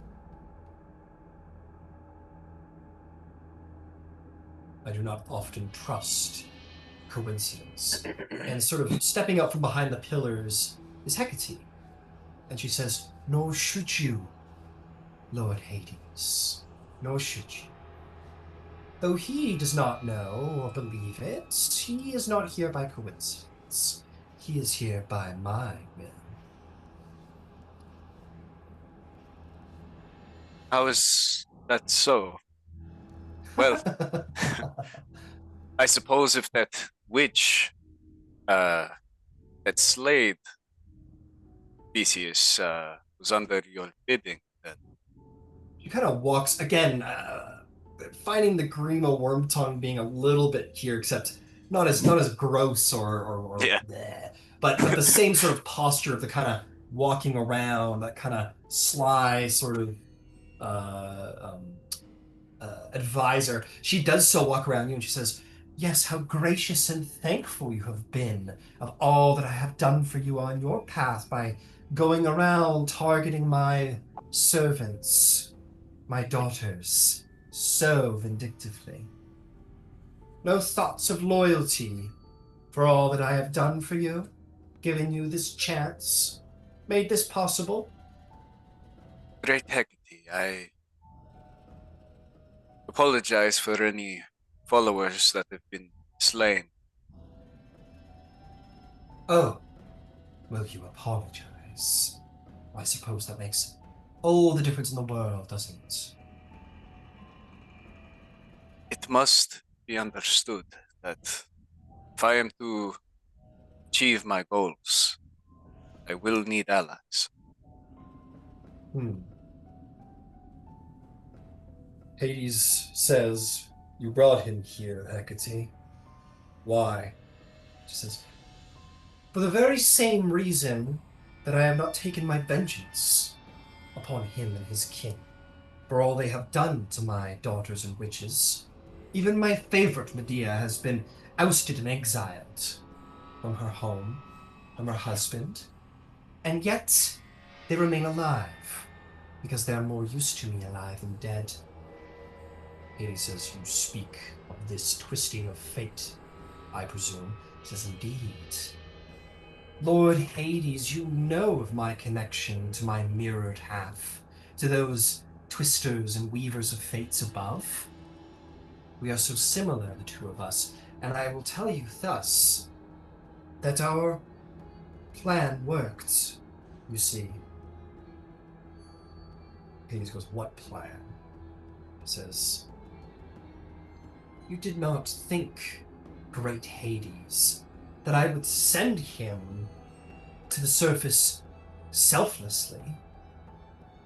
that I would not make him an agent of vengeance just purely out of the kindness of my heart.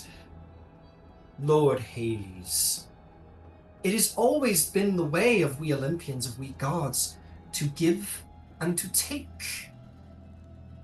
And she sort of has wheeled around him and now looks at you cunningly, Romulus, and says, and my, what tools we have conjured would make Hephaestus blush.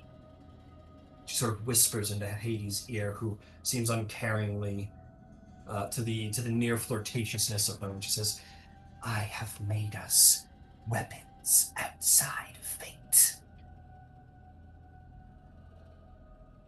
Says, what? Yes, yes. By bringing him to the mortal worlds, I was able to make such spells and powers that they're unbound for my other half. I could not have foreseen the shockwaves it would create amongst the generation that he lives in. The others are influenced as well. How fitting they would find each other. Outside fate, they are, and thus we can change things that were not meant to be changed through them. Now, we have means of usurping your brothers. Hades turns around and backhands the shit out of Hecate. And she sort of falls to the ground and kind of takes the cheek. And he goes, what have you done? She says, I have told you what I have done. I have made means of changing things beyond your little brother. No longer do you have to live under his thumb. He says, I did not ask for this, Hecate. She says, you did not need to. For it was not just for you, Hades, it was for me as well. I have lost 4 daughters to their proper place and gained. Well, he still has free will. The other one is mine. He owes me. And I will use it as I wish. And she sort of stands up and dusts herself off and says, which is why you will not dare strike me again, Hades. My power has grown beyond even you through my warlock. He looks at her, and no, he does not strike yet again. And she smiles, and looks to you, Romulus. He like turns. He's like, yeah. He tries not to look like he just wit. He's trying to act like he didn't just see a god get fucking bitch slapped. She looks to you with a leer, as if because the bitch slap means nothing. She's Right, like, you can strike me around all you want. I arguably could be more powerful than Zeus now, if I'm careful and I use my tool well enough. Mm-hmm. She looks over to you, Romulus, and says, and you, little one, may not be bound to me so irrevocably as others, but you do owe me. And I have brought you here. Willing or not, you have performed my will.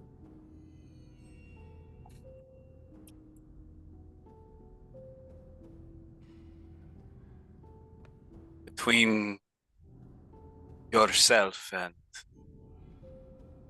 the others involved, I cannot begin to think of anything to give you that would fully pay my debt. That is because I do not wish you to pay my debt, as of yet. To ask for a simple token of forgiveness would be a waste upon what you're capable. But be sure, I will come calling. I will knock at the door, and you will walk over that threshold. In time, relish your vengeance, my dear. Relish it when it comes from you. Use what you have to build your legacy, become a king or hero greater than Perseus. Your glory is yours, but I will have my due, and it will be changing in all things.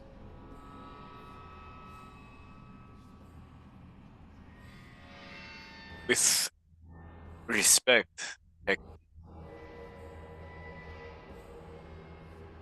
have I not thrust enough thresholds?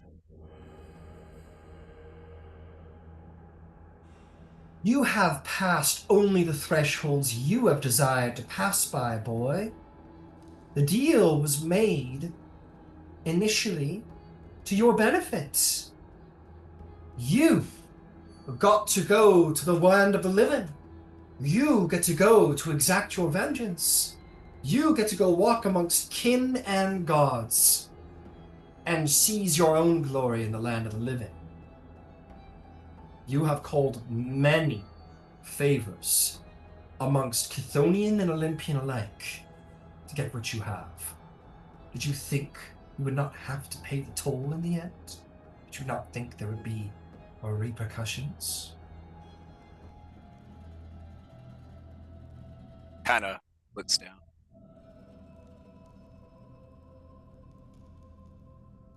As long as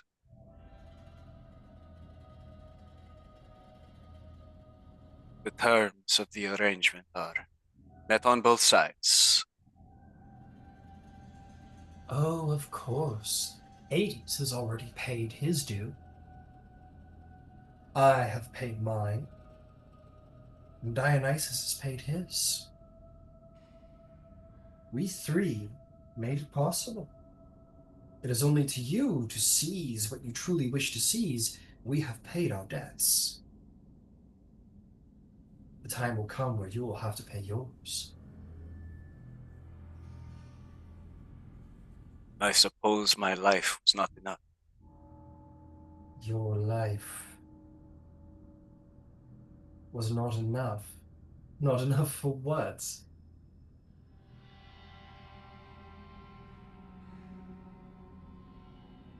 Nothing.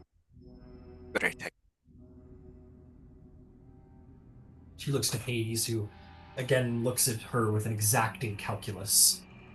And she says, don't be so surprised, Hades. You've always known me to be capable, which is how you brokered your deal for your wife. It was through me. You know how Zeus respects my independence. You will not infringe upon it. I have all things right where I want them to be. Hades says, it's you who saw Theseus dead. He says, no, that was not me, but, well, I didn't do anything to prevent it. I was curious to see what would happen. And my, how your little brother's great balance was teetered so easily. We all know Theseus was meant for great things, to see him gone away and see a pure being of chaos come forth. Things are going exactly as I had hoped. What do you know of the lurker of the threshold? The lurker of the threshold. That is what he referred to himself. Yes, that thing of chaos. Quite ironic that he would name himself for a piece of my domain. I had not met the creature. He says he is from long before even the Titans. Yes. I suspect beings of chaos don't know how to lie, for what is more chaotic than the truth?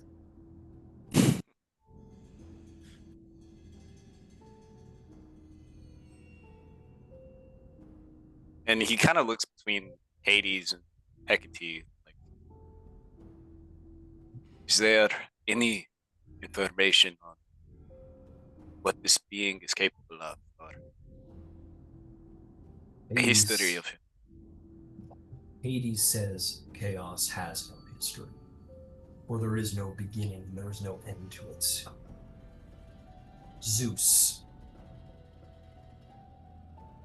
is all that's left that stands between, well, not all that's left, but he is the great balancer. He is what brings order to the cosmos. Without him and his careful hand and his skill at seeing all things done right, well, the world would fall into chaos. Make no mistake, Zeus is not the king of kings simply because he has the grandest weapon, but because of all the Olympians he knows best the fabric of the universe and how to set it just so. Look upon my domain. I manage it well. I keep it contained as I possibly can. But I am not as refined as Zeus.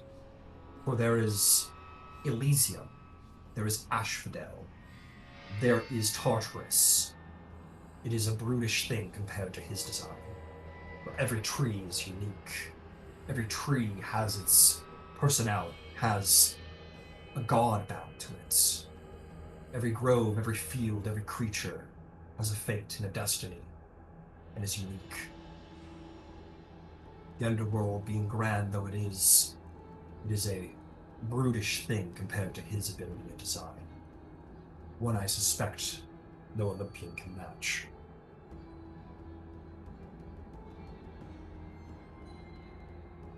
We referred to you all, the gods. The lurker, you referred to you all as the great grandchildren. We were born of titans, most of us. I myself, born from Kronos, like Zeus, like Poseidon, and so on. Kronos was born of Gaia, was born of the primordial entities, the original elemental personalities, who were then, in turn, born of chaos. In the beginning of all things, there was everything and nothing, a great swirling, a great amalgamation of everything and nothing all at once, smashing into each other, creating and destroying itself. That is chaos. There is nothing binding anything together. And that was the universe for what we suspect all time, thousands and thousands and thousands of years, until by pure chance was Gaia created, was Uranus created, and through them were more created, Erebus, so on and so forth. The reality we have now was born by but a mere chance that the primordial entities came into being, and that they decided to take it upon themselves to make all things whole. And so were born their children, and then their children, which were us. And then their children, and then you, demigods. It took a long time of creating and destroying for just the right circumstances for this world to have been created and fostered. Make no mistake, without the gods, without shepherds of power, there can be no reality. And that thing, that lurker beyond the threshold, it is born of chaos itself. It is a creation of pure chance. There's no telling if it means well or evil, or neither. So does that mean he is stronger than the primordial entities? I doubt it. Chaos is what chaos is. It creates things and destroys things. Some strong, some weak. I suspect it's possible it could grow stronger, just as it's possible it might be dead already, unable to survive the exposure to this lawful land. There's no telling what it is. It is a being of pure chaos, like nothing we've ever seen. Much like the other entities you faced up on the Acropolis. Creatures created from pure chance, pure chaos.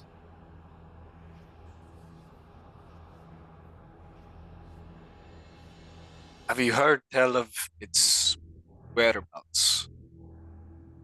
I know Hermes comes often. My domain is the underworld. What happens above is of very little concern to me. I know only of it through your friends who have spoken of it. What of you, Hecate? She says, I have been watching through the eyes of my warlock. It was a very interesting child. I would be very interested to meet it again. Who knows what it could do, what it's capable of, what its means are, how it could be shaped. Is that not what we gods do? Shape things? And the gate you opened by killing Theseus. Well, whoever killed Theseus, that is. But my, what a door it opened. I suspect there are greater magics than even I have yet to discover. And yet will. With respect, I believe its intent is to unmake that which is structured, that which is together. Is creation not destruction? Is the King of Kings, the great balancer of the universe, not armed with the single most greatest weapon of mass destruction? Does he not have a child of creation and a child of destruction? Does Hephaestus not craft while Ares burns? All things are in balance, as opposed to the great order of Zeus. Destruction is not the end of things, so long as there's something there to make something new of it. And is that not the fundamentals of magic? Creating something from nothing? I do not know much about magic, but I know that the beings that worship you and all of the gods are made of wood. Our personalities might be chaotic, but we are ordered things. And you speak of balance, but I do not think that the lurker beyond the threshold cares about balance. He wants it all to be chaos. Of course not. It is a child. It is a wee thing, discovering itself, discovering what it's capable of, discovering what it cares about. And so often is it that children need parents to teach them what is right and what is wrong, and what should be and what is. Hades says, and you intend to be that parent, Hecate. This goes beyond what even I thought you might be capable of. She says, I am a thing of secrets, and I am a thing of magic, and that thing is loaded with magic that we have not seen. I would know it. I would harness it. And I would pass it along to my daughters. Does that frighten you? Romulus, son of Helios, son of Ares, slayer of witches.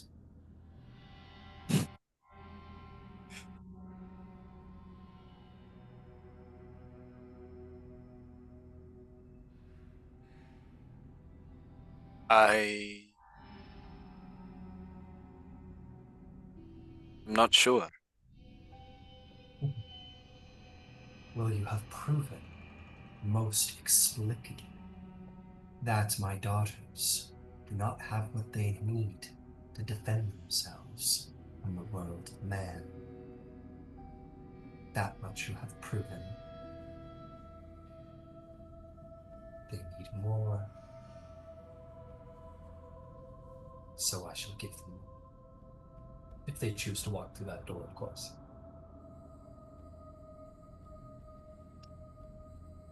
I will say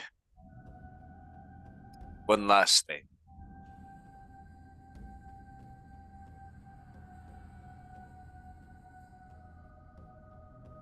You speak about the lurker as if it's a child, and it's very well maybe. But the way it refers to the gods, to us, mortals, I do not believe that it can be contained. It does not see you all as equals. It sees itself as great or ancient. I am not worried. Arrogance can be used. I am a god. It is a newborn, regardless of how much power it thinks it has. Clever mind can defeat even the strongest. You should keep that in mind.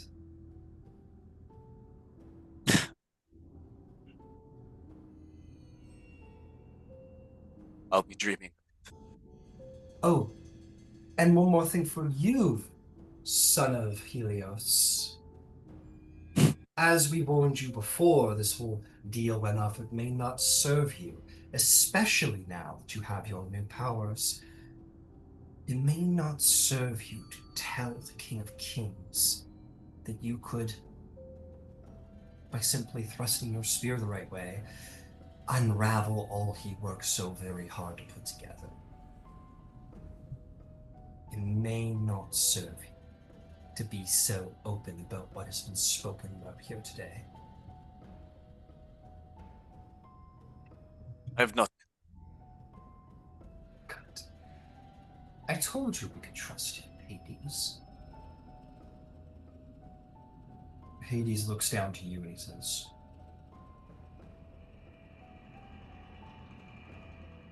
I'm powerless to do anything about Hecate's plots and plans, for she owns her independence to Zeus's respect. The machinations clearly run deep, so my warning to you is only this. Be careful. Be cautious. Be wise, if at all possible. Be careful whom you trust. You have been thrown into something more than you originally assigned.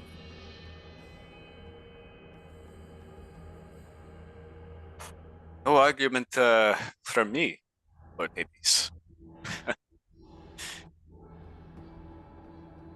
I thought this was going to be a simple story of a boy making a man pay for his past transgressions.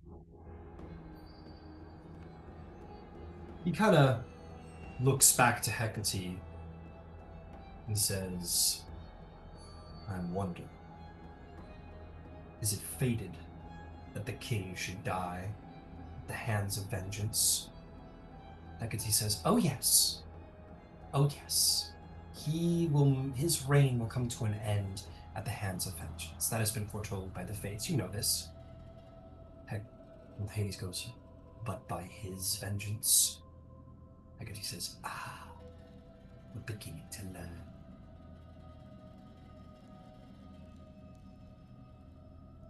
She will say to Hades, you know who's meant to defeat the king. Hades looks at you and says, if you wish to enact your vengeance, you must seek the one who is meant to slay him. Or at least the one meant to end his reign. She says it's a trick of words. And together, you may punish him well and truly, in a way that may not create more of these lurkers, or whatever can make them lurking beyond threshold. seek him out, he who was meant for that vengeance, and gain it together.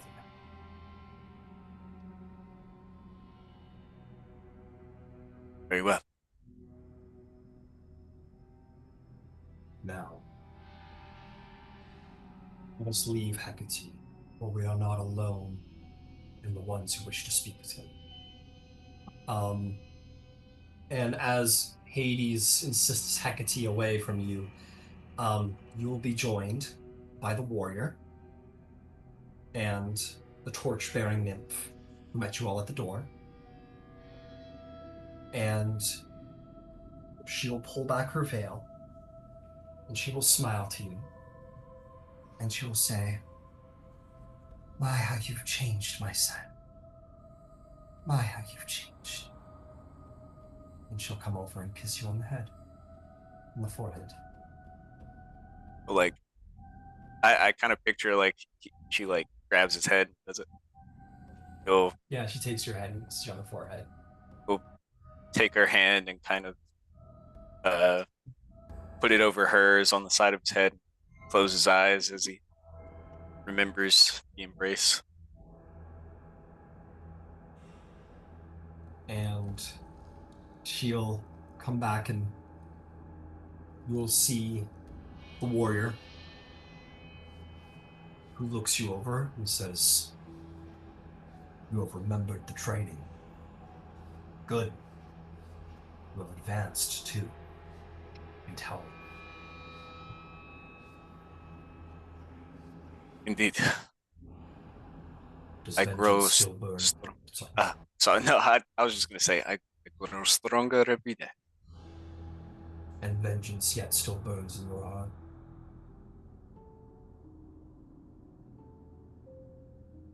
Like a fire. Good. It'll make you strong. Although And yeah, it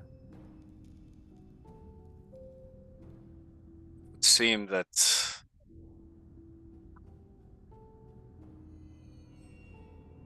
there are other machinations at work for my presence. and with that, returning back to the room, you are going to see Pasithea appear back in the room. She's going to say, "Romulus, I believe you are called now. It seems your leavings perhaps maybe wish to be sooner than later. You should know, one of your friends has fallen into my waters, into the Lethe." Which one? Which one indeed? For he does not know.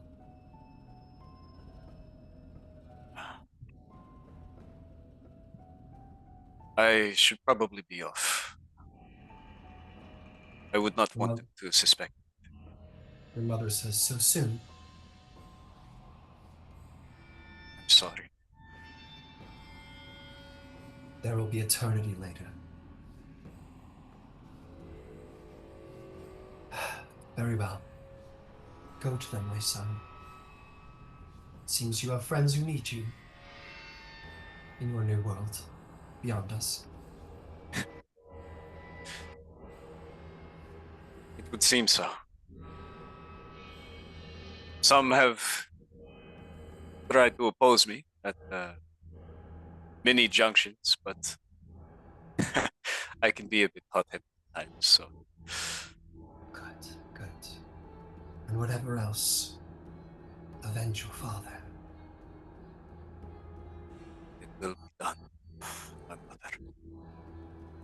He will pay for what he has done to our family. Yes. Send him to us. The way into Tartarus has already been prepared. Be assured of that. I have seen to it the path is lit. The warrior says, "I will take him hence, back to his friends." She says, "Goodbye, son. Goodbye."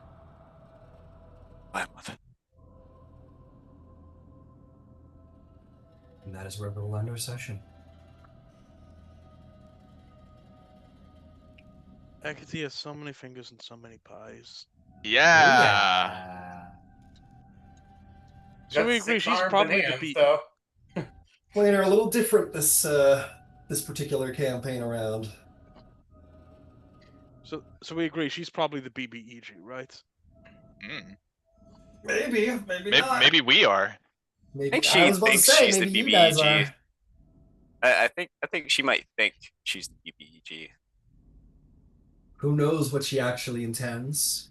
Just doing a little experimenting right now, it seems. Experimenting with So- changing the fate and its effects. That was a weird dialogue, right? What? That What? was crazy. What does So- that mean? So that was Pasiphae. That was the name. Your mom's name. your grandma's The name? handouts are over in Roll20, but those up. The goddess That's- Pasiphae is the goddess of forgetfulness and the riverlet. Relaxation, meditation, hallucination. It's a potent mix. You know, I can get behind that. I'm down with it. Yeah. I like all those things. Daughter of Zeus. Zeus was like, "We gotta chill out. I'm gonna make another daughter." Yeah, here, I'll be right back, okay? Well, we'll call we'll call the session there for sure. And we'll come back to it next week. As a reminder, everything that was just heard from in Romulus is scenes above table. So you're full of metagaming going forward. Oh, I don't know anything. Yeah, like I said, Animus doesn't know shit. We're some pretty deep revelations there. Some that you didn't know even, Romulus. Yeah.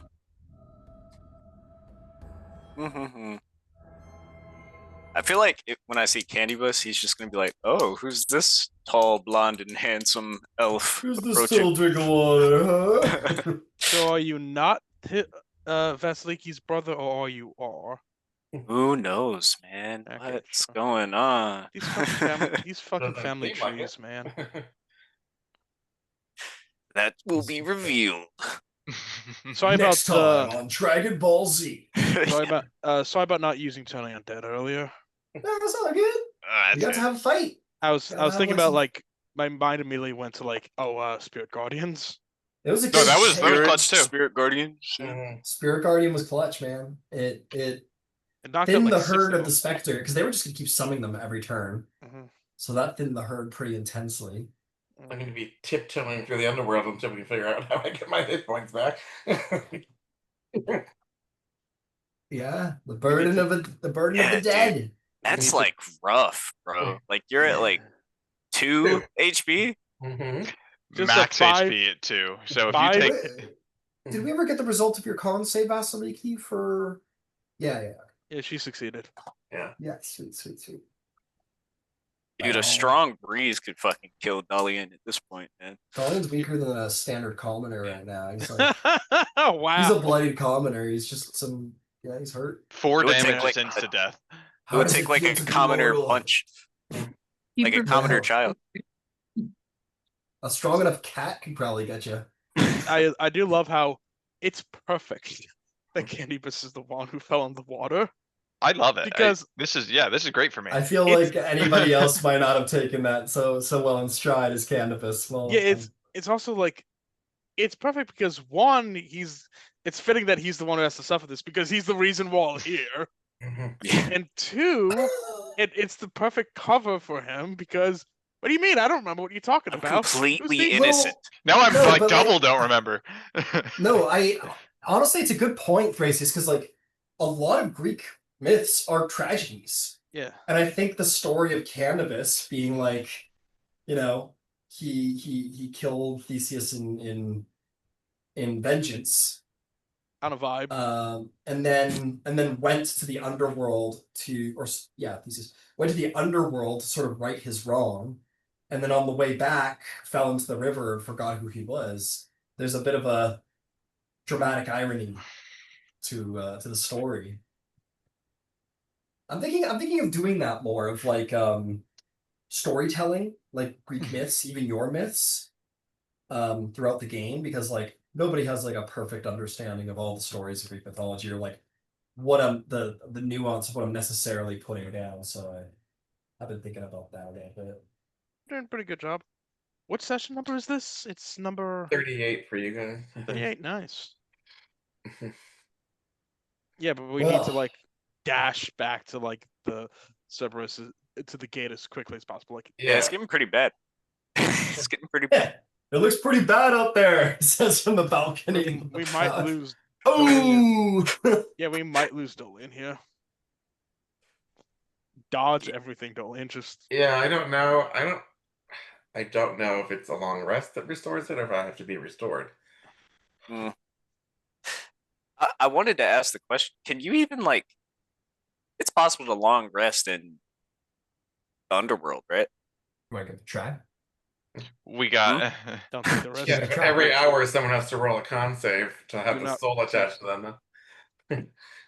Because Hey, And that's 8 con saves for just sitting there.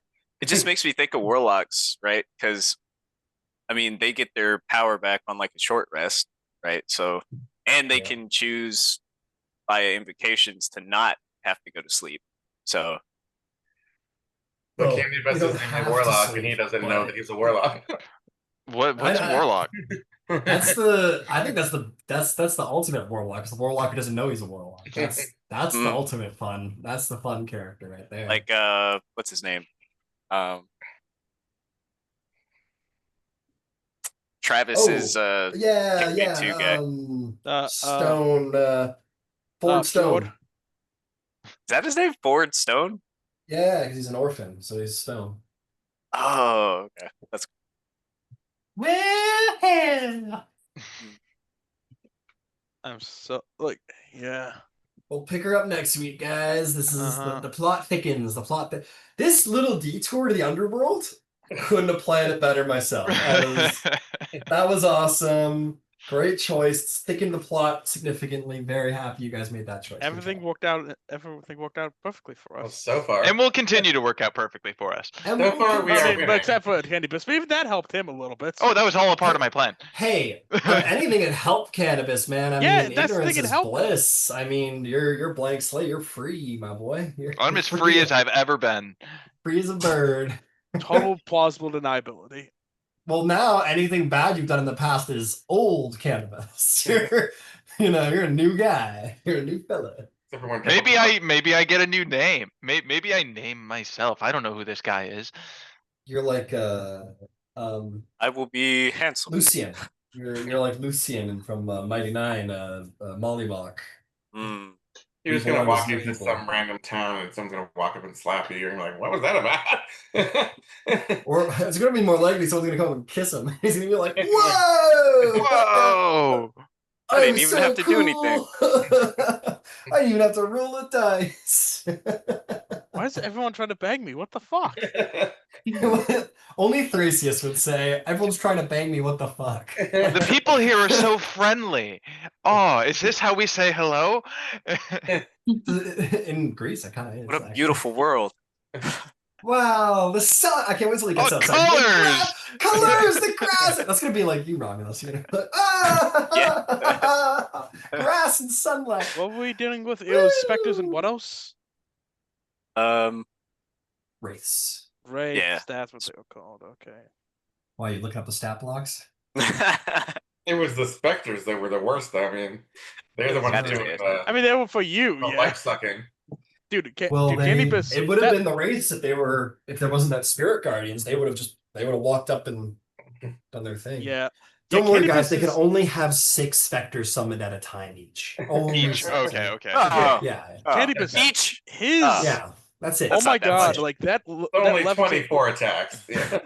levitate Plus nearly. their- Levitate. That levitate. Oh wow, that backfired. Yeah, it was. I think it was a good idea in theory, but then I was like, "Ooh, look." Well, because I was thinking Swung we the gotta fuck outta get you.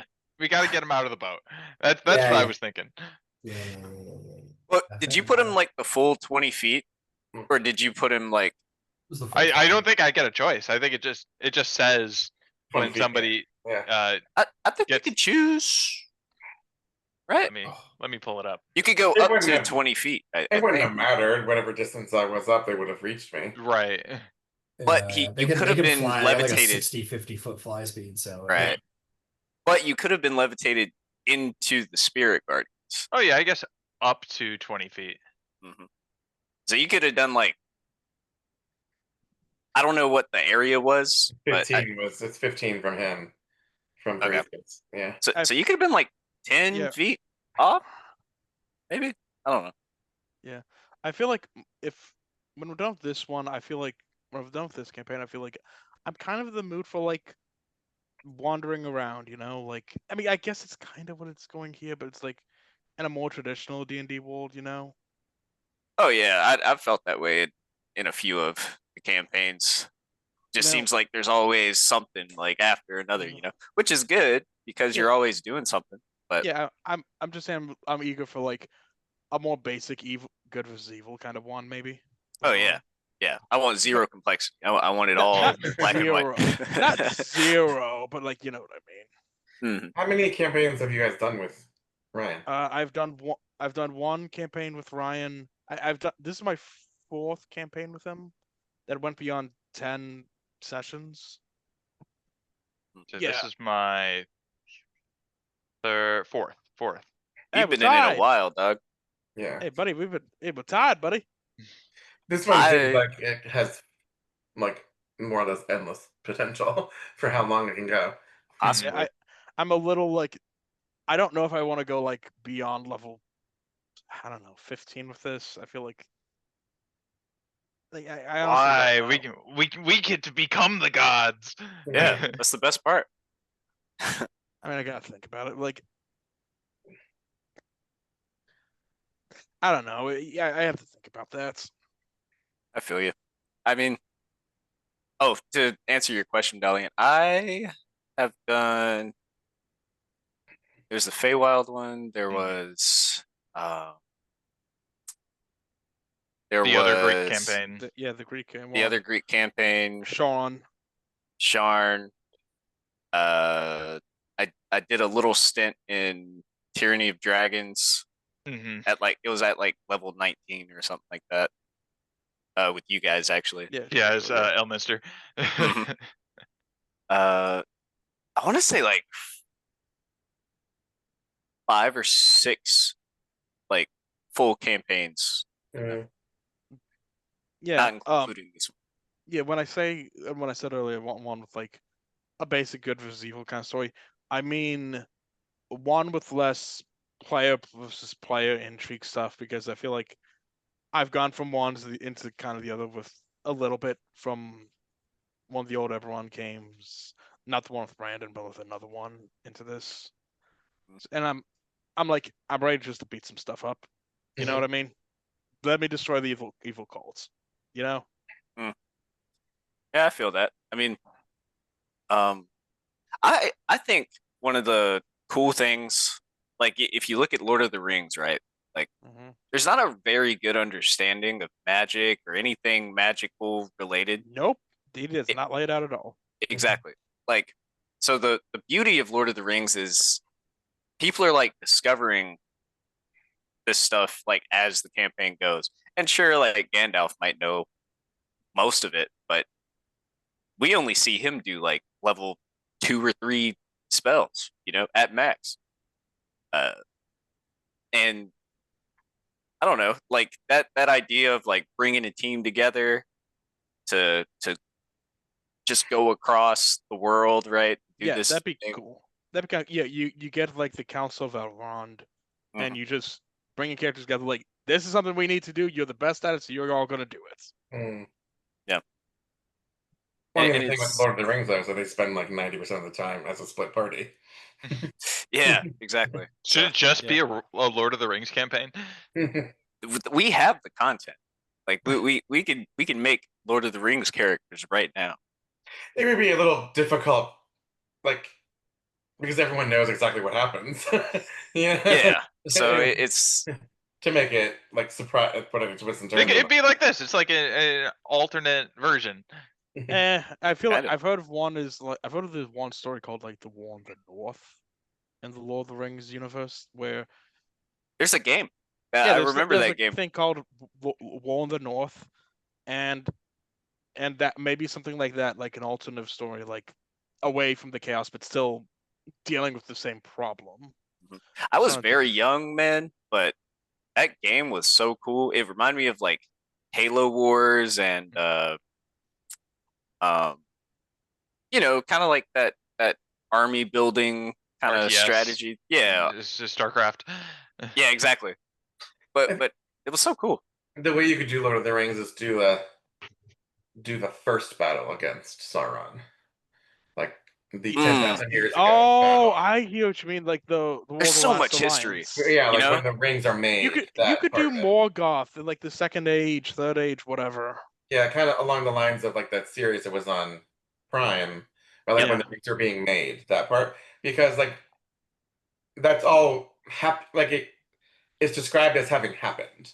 Like Yeah. it's not detailed as to what happens. Well, this happened, then this happened, but everything Yeah. you could stretch that out. But yeah, Yeah, and how like Numeria is part of it, Mhm. and all the history and that side, like all of the lore that is just present in Dungeons and Dragons would be happening at that time, like during your campaign. something like that. I guess something like that.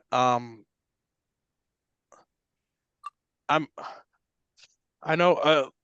Brandon, you know her. Carmen, she's playing through one with her and Eric are playing through one with it's just like traveling around Chaldora, and like I'd be good for something like that.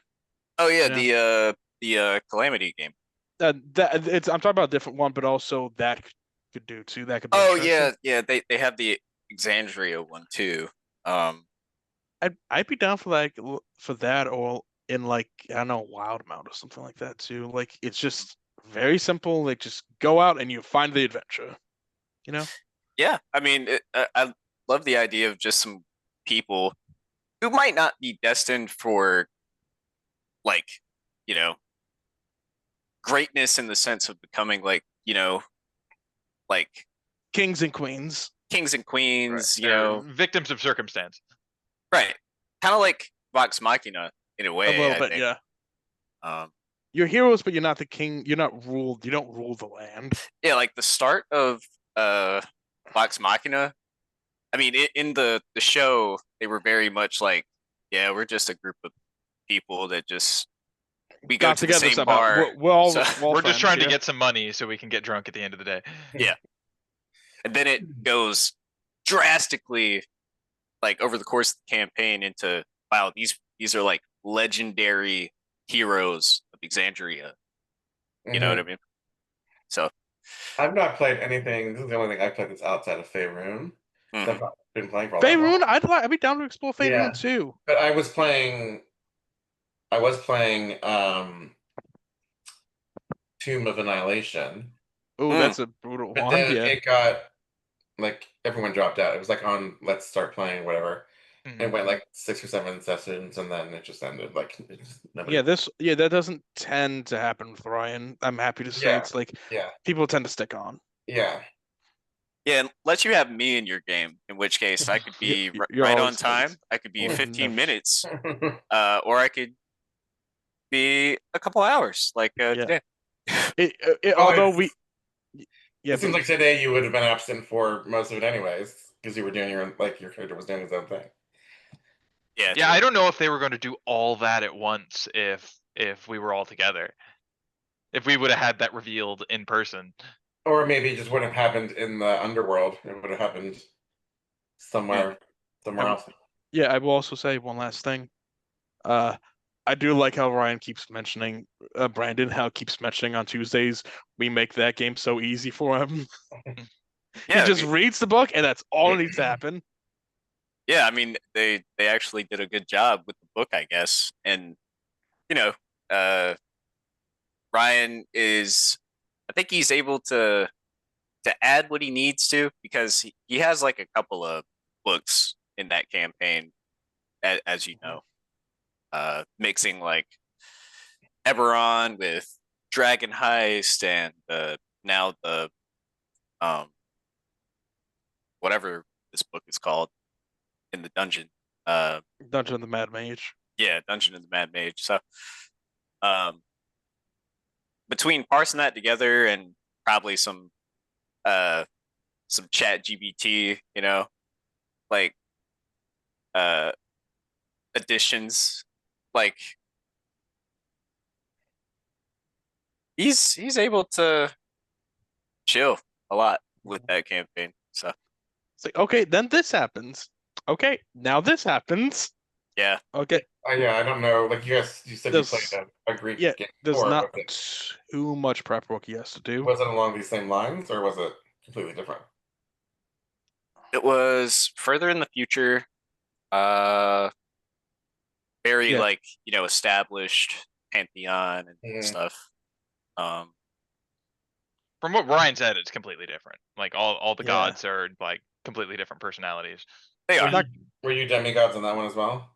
Mhm. Yeah, That one had more of this, because this one it's all about like it was, it started off with us like being called to Olympus by Zeus to Name. Usher in be the Age of Heroes. recognized. Yeah, Yeah. usher in the Age of Heroes. That one was like, there's been heroes, but we still have demigods, and it just so happens that we all get pulled to this place because I was in that one from like the jump pretty much. Mhm. We all get pulled to this place, the Oracle of Delphi, maybe you heard of it. And the Oracle has been missing, and we show up and we find her, and then she gives us a prophecy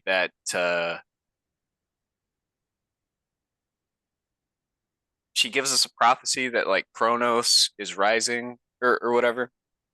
So that whole campaign is pretty much the Titans, trying to come back to the world of living and take over again. I also think that, oh yeah, what prompted it was they've been fighting for like 10 years, I think. So like the forces of the Titans, like there were cultists that were trying to like bring them Mhm. back, and I guess like outside of what we as mortals could see, the gods and the Titans were going back and forth. It So was kind of like Percy Jackson almost. a little little bit. bit, Yeah.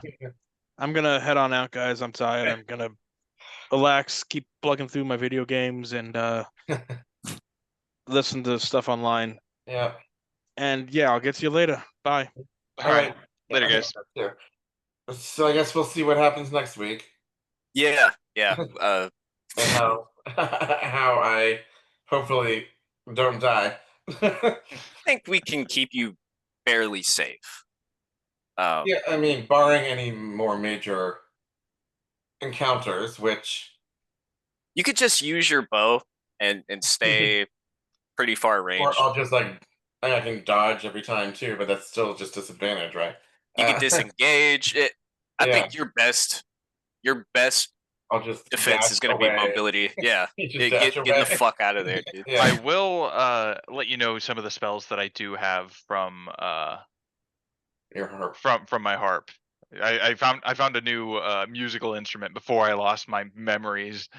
I have That you don't know how to play. No, I know how to play it. That's Oh. the thing. It's like my fingers knew how to Oh play yeah, it that's right. before I That's right. I already cast Levitate, but I can still cast Protection from Energy, but only for lightning damage for whatever reason. I can cast Fly, Protection from Evil and Good, Cure Wounds, Dispel Magic, and Invisibility. Okay. Maybe Invisibility on him I'm could be thinking huge. Invisibility might just make me be invisible and I will hide. right.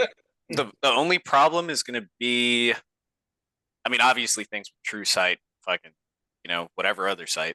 And I got to maintain my concentration. Maintain the concentration, and I think AOE spells, they don't need to have like a target. No, if You just happen to be in it. if I happen to be in the area, yeah, it could still hit me, but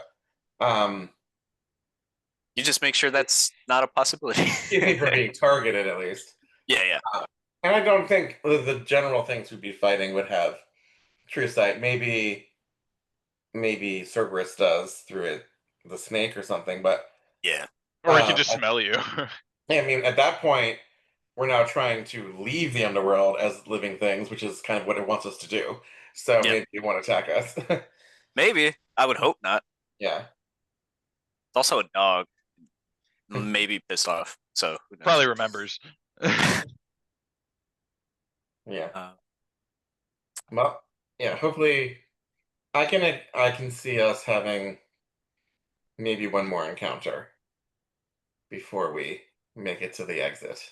I'm What- actually really badly hurt from Cerberus fight. That's right. I'm like on a scale of 0 to 44, I'm at about an 18. So But you can at least go back up to 44 with normal healing. yeah. Yeah, if I had not used Uncanny Dodge, I would have been dead. hmm That's crazy, dude. Because they would have reduced my hit points to 0, my maximum. It would have been another 4 hit points, and it would have hit 0. Well, no, without it. Yeah, without it, I halved one of the damages. It was an 8 Without that got that, half it to would a have 4. it would already take me down to a max hit point of 0. I wish you could choose like which so that uncanny dodge, does that work? Like it's triggered on the attack. It's a reaction to an attack, yeah. Yeah. Okay. So I don't know if you would know. I don't know if Ryan lets us see like, oh, okay, this is like a nat 20 versus like just a regular hit before you we get- get the reaction. You just I gotta think roll those dice, man. You Yeah, gotta. in the case that it's a multiple attack situation, it's got to be like when you tell them you're using the reaction. I guess the one that. Yeah, Yeah. it's either first hit or you're just gambling Yeah. at that Yeah. point. Uh-huh.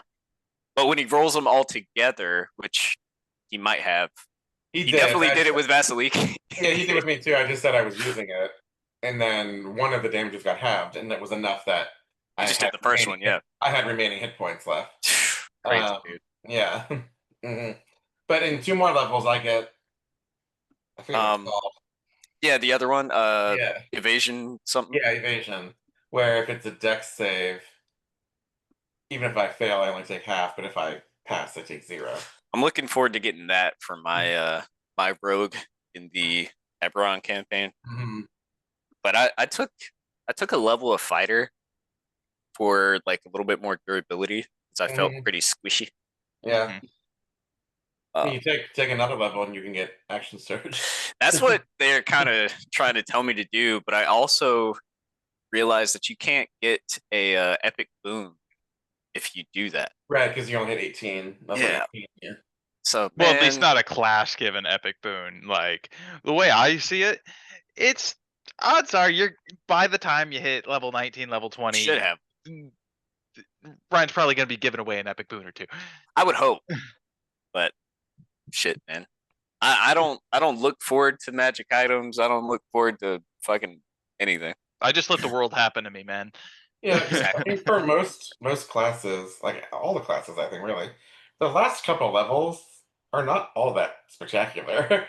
Really like not. what you get, Yeah, do There's you really some want to classes hold out for where it might for make sense to take 2 levels of for something. how useful, many like levels fighter. to get an epic boon for a handful of sessions, or do you Yeah. want action surge for the rest of the Or, game? yeah. That's like huge, man. Especially for a rogue. Oh my god.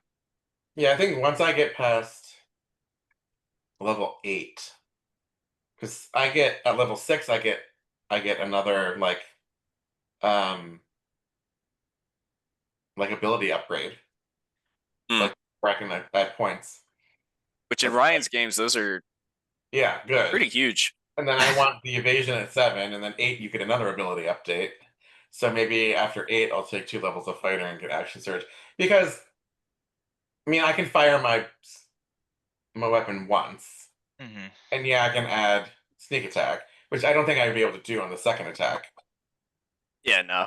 But You would- still, like it's more damage. It's either that or I need to take some sort of magic initiative so I have area effect spells. and Yeah, I healing. got no AoEs. Yeah. Yeah, I mean, the thing with rogues, like they can sneak attack multiple times, just not in a turn. Yeah. So Yeah, every turn I can do it. I just wouldn't be able to do it each attack. But still having a second attack would be handy. Mhm. Especially if, like, I don't know if the first one misses, can I use the sneak attack on the second one then? Dude, I mostly use like dual wielding. So with that fighting style, I'll put it to dual wielding. Uh, if you want to do like 2 rapiers, which I don't even think we have in this campaign, you would have to do like dual wielder or something of that nature. Do 2 dual wielder with knives and then get weapon master. Yeah, And then get Nick. Yeah. exactly. So, I mean, you could dual wield and you effectively get 2 attacks, and that works especially good for a rogue because the only thing that the dual wielding fighting the Nick uh weapon mastery, it makes it where you can make the offhand attack without a bonus action. So then you can make your offhand attack as part of your attack action. You've attacked twice, which is pretty much guaranteeing that you'll hit once, hopefully. Yeah. And you can have your bonus action to disengage, dash, dot, whatever, or hide. That's what it is. I'm in another game that Nikita runs. She runs a game on Thursdays, and I'm playing an Asimar monk with the Nick weapon mastery. And that Oh, shit shit. rules. Yeah, yeah. Damn, Then I got my bonus action for flurry of blows, dude. dude. Yeah. Like new like Monks can 2024 attack monks like are so 65. nice. I get Yeah. 6 attacks around. Are you Yeah. kidding me? Yeah, they seem kind of OP. I've been playing with a monk in the Calamity game, and dude, that guy is also really good at the game. Used to be a DM and all that good stuff. And man, he's playing a So you know what Goliath he's monk. doing. Yeah, he's playing a Goliath monk, and dude, like I'm talking about like jumping out of like a 20-foot tower, doing the flying Robin knee, or like the people's elbow drop on this guy, not taking any damage because he also has slow fall. Yep. Mm-hmm. Bro, like, and then he just punches like fucking 6 times. Like it's crazy. Yeah. Action economy is very good. Yeah. There hasn't been like a whole lot of rogue centric things to do so far, like where we've had to steal something or Pick a bunch of locks. I think it's Yeah. hard to be a rogue in like a glorious you know, like demigod Greek campaign, usually. Yeah, especially where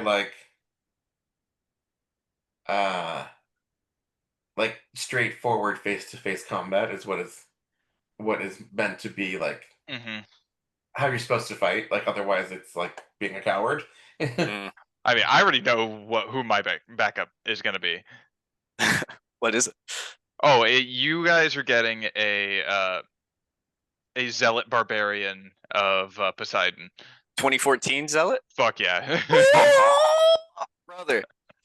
Now I will say it could, well, obviously you can't choose when this character dies. I mean, Mhm. it's gonna happen when it happens, uh but it does get, I think, significantly more powerful, as most 2014 builds do.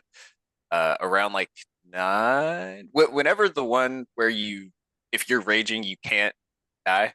Right. It might be level 14 actually. But yeah, that shit is. I wanted to play that in the other Greek campaigns so bad, dude.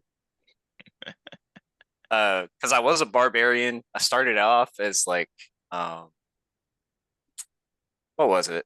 Uh, the one with the basically spirit guardians, Ancestral. ancestral guardian. Yep. Yeah. I started off with that. That was cool, but then I kind of pivoted to uh the rune knight to kind of get some of those giant runes and shit to help with fighting titans and stuff. Mhm. Then I transferred because the book came out to Path of the Giant Barbarian, which is pretty damn good. The one that make you big. Yeah, it makes you can become, by the end of it, you can become huge, your reach is increased, and you get a thing called Elemental Cleaver, where you could turn any weapon as part of the action you took with your bonus action to rage, turn that weapon into an Elemental Cleaver, choose the damage type, which is like all the elemental ones. Um, and you could throw it. So it's the only barbarian that makes like throwing weapons like viable. Or it did. And then it returns back to you like a dwarven thrower or something. So that was cool. Most of the time I was in front of someone grappling the fuck out of them. But yeah, that was such a cool character. Like straight up like picture Sylvester Stallone like as Rambo, as pretty much all his famous roles, but like mixed with Conan Barbarian. Yeah, Conan the Yeah, I love that. I was grappling Titans, dude, like who are obviously gargantuan, but rules is written huge to gargantuan. Only one size different.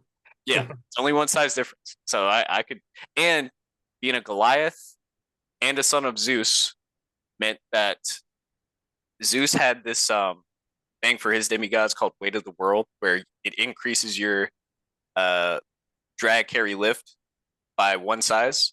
And I was a Goliath, which is powerful build. Yeah. So I was always 2 sizes above what I actually was. What's So above gargantuan? Yes, so I could realistically push, drag, lift a Titan. So And after 5th level, as a Goliath, you can choose to become large. yeah, I think that's a new thing. But Goliath's kind of got buffed too. In It doesn't give you much though. It just gives you like advantage on grapple checks and stuff. It doesn't like increase your damage or anything. Yeah, that would have been great. Then you need somebody to cast enlarge on you, make you even bigger, give you an extra D4. But I mean, for someone casting a spell versus going like a full class route, it might be better. I don't know.